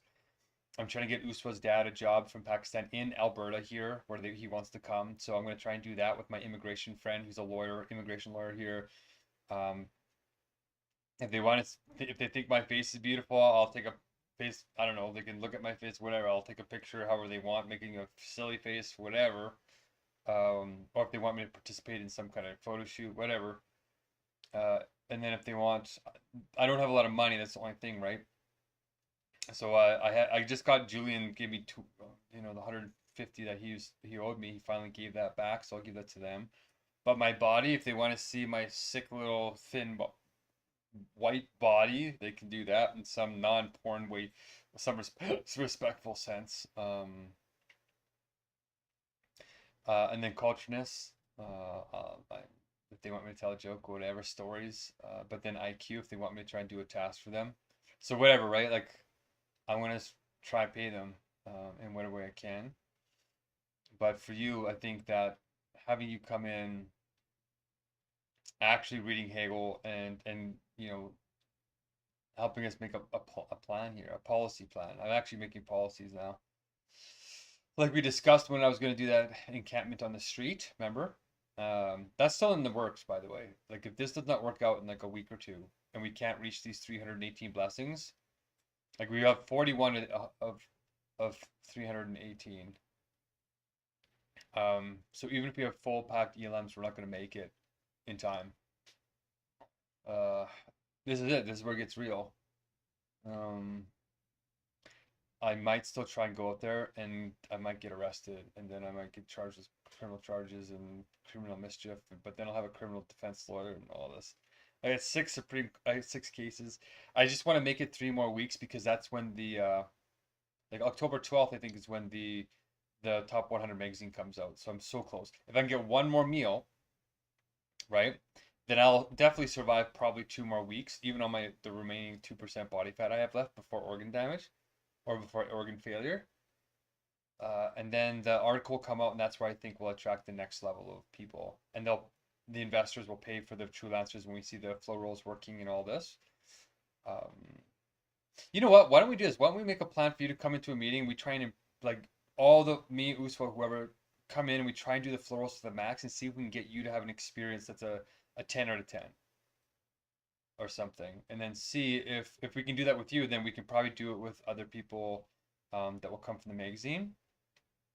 I don't know. These are ideas, but step number one is: do you want me to send you a reminder message in the morning to drink 2 glasses of water, take whatever pills you want to take, vitamins, whatever. I take Essentium, and then try to get into the meeting. And then if you don't come to the ELM afterwards, say what happened, why didn't it work out, and then just keep trying to improve. What do you think? Okay, peace. I'm boiling some water here. Oh. Game Pareto. Let's see, a job. I'm inspired to do back up top.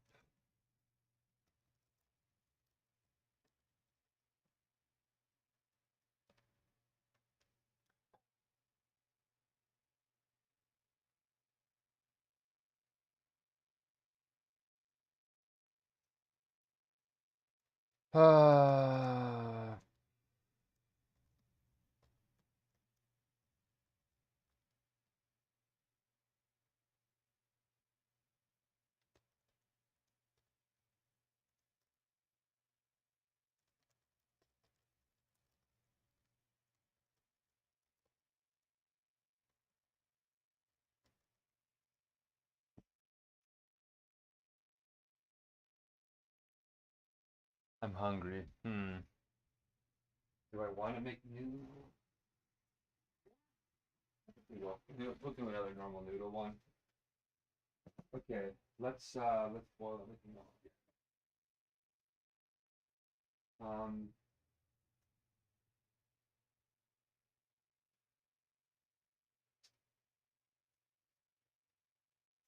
We'll try a different taste this time. We'll try. I actually want some cornmeal really quite badly. I'm surprised. Okay. We can try nutritional yeasts.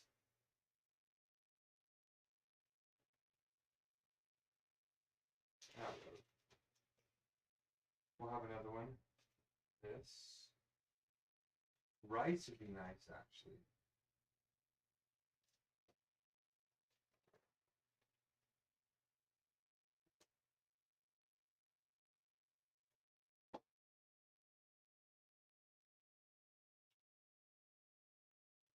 We'll boil this up with little bits.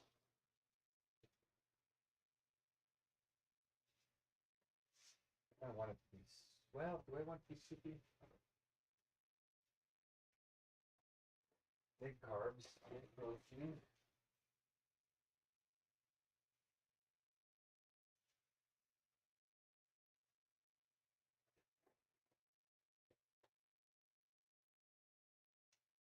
It's tahini sauce. Oh, that miso is so good. I'm actually thinking of making it right now. Maple syrup.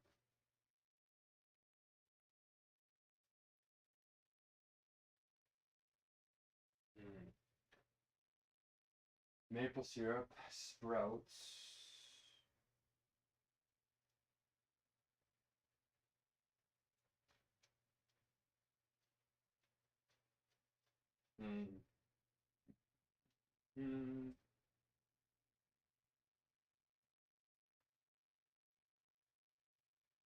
Maybe I'll cut up one seaweed paper with like little shredded strips.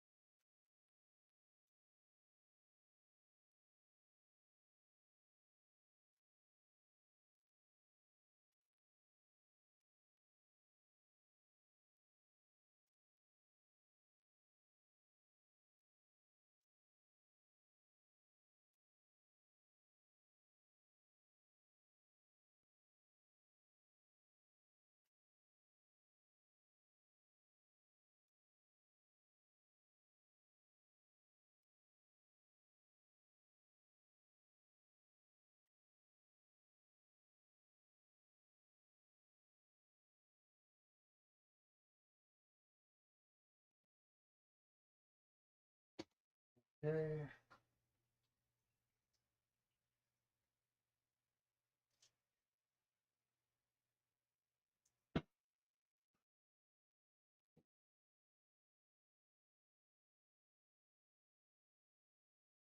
Woo!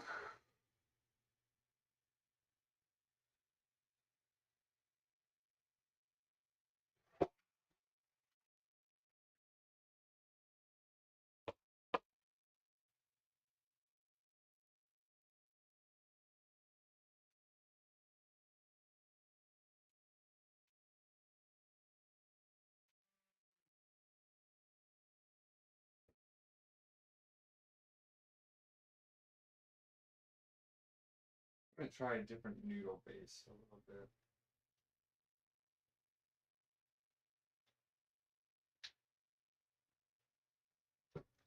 Let's see. Oh, you know what? We'll put some beans in. Nice. Oh,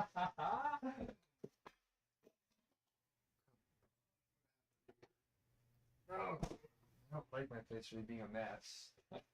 Not my ideal state. Okay, so we're gonna get some sprouts. We're gonna eat some of these sprouts because yeah, they're gonna be too hard.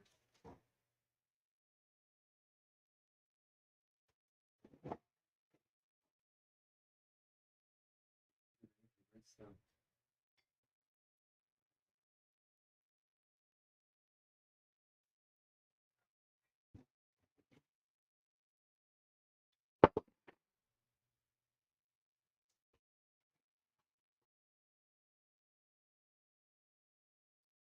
Yeah, they're actually starting to get kind of nasty. Not ideal.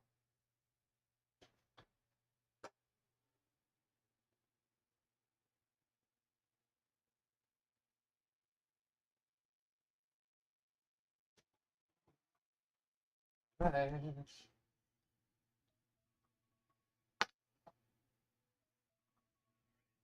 That stream is getting ready to be reset. Whoa!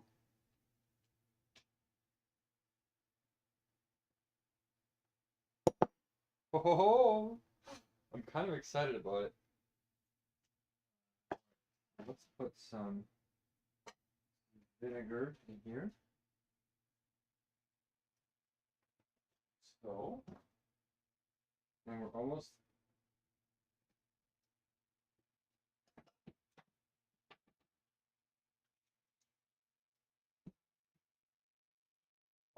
out of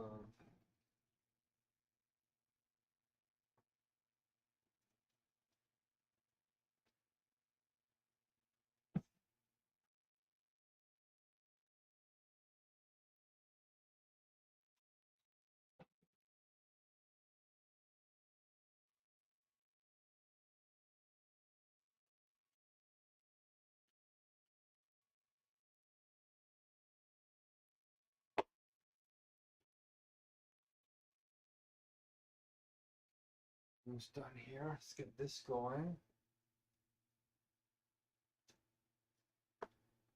What else can I put in here?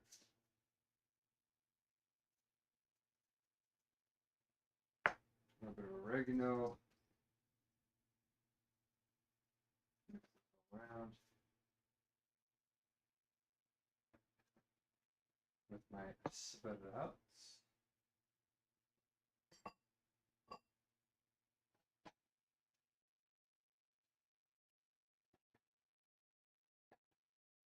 A little bit of chili sauce.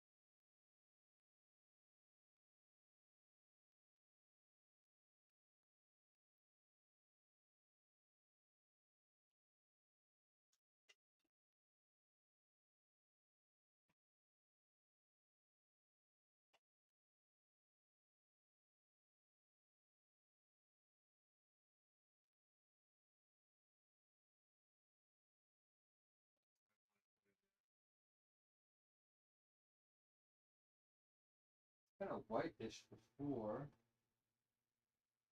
Maybe I will put a little bit of ginger. Ginger and fenugreek.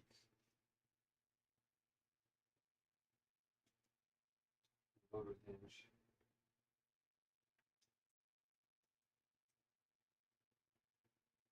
Loading.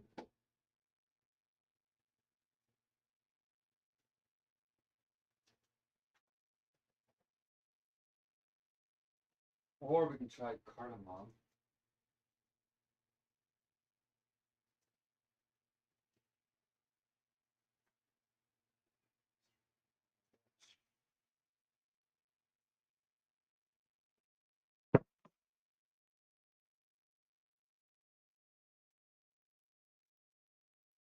Garam masala.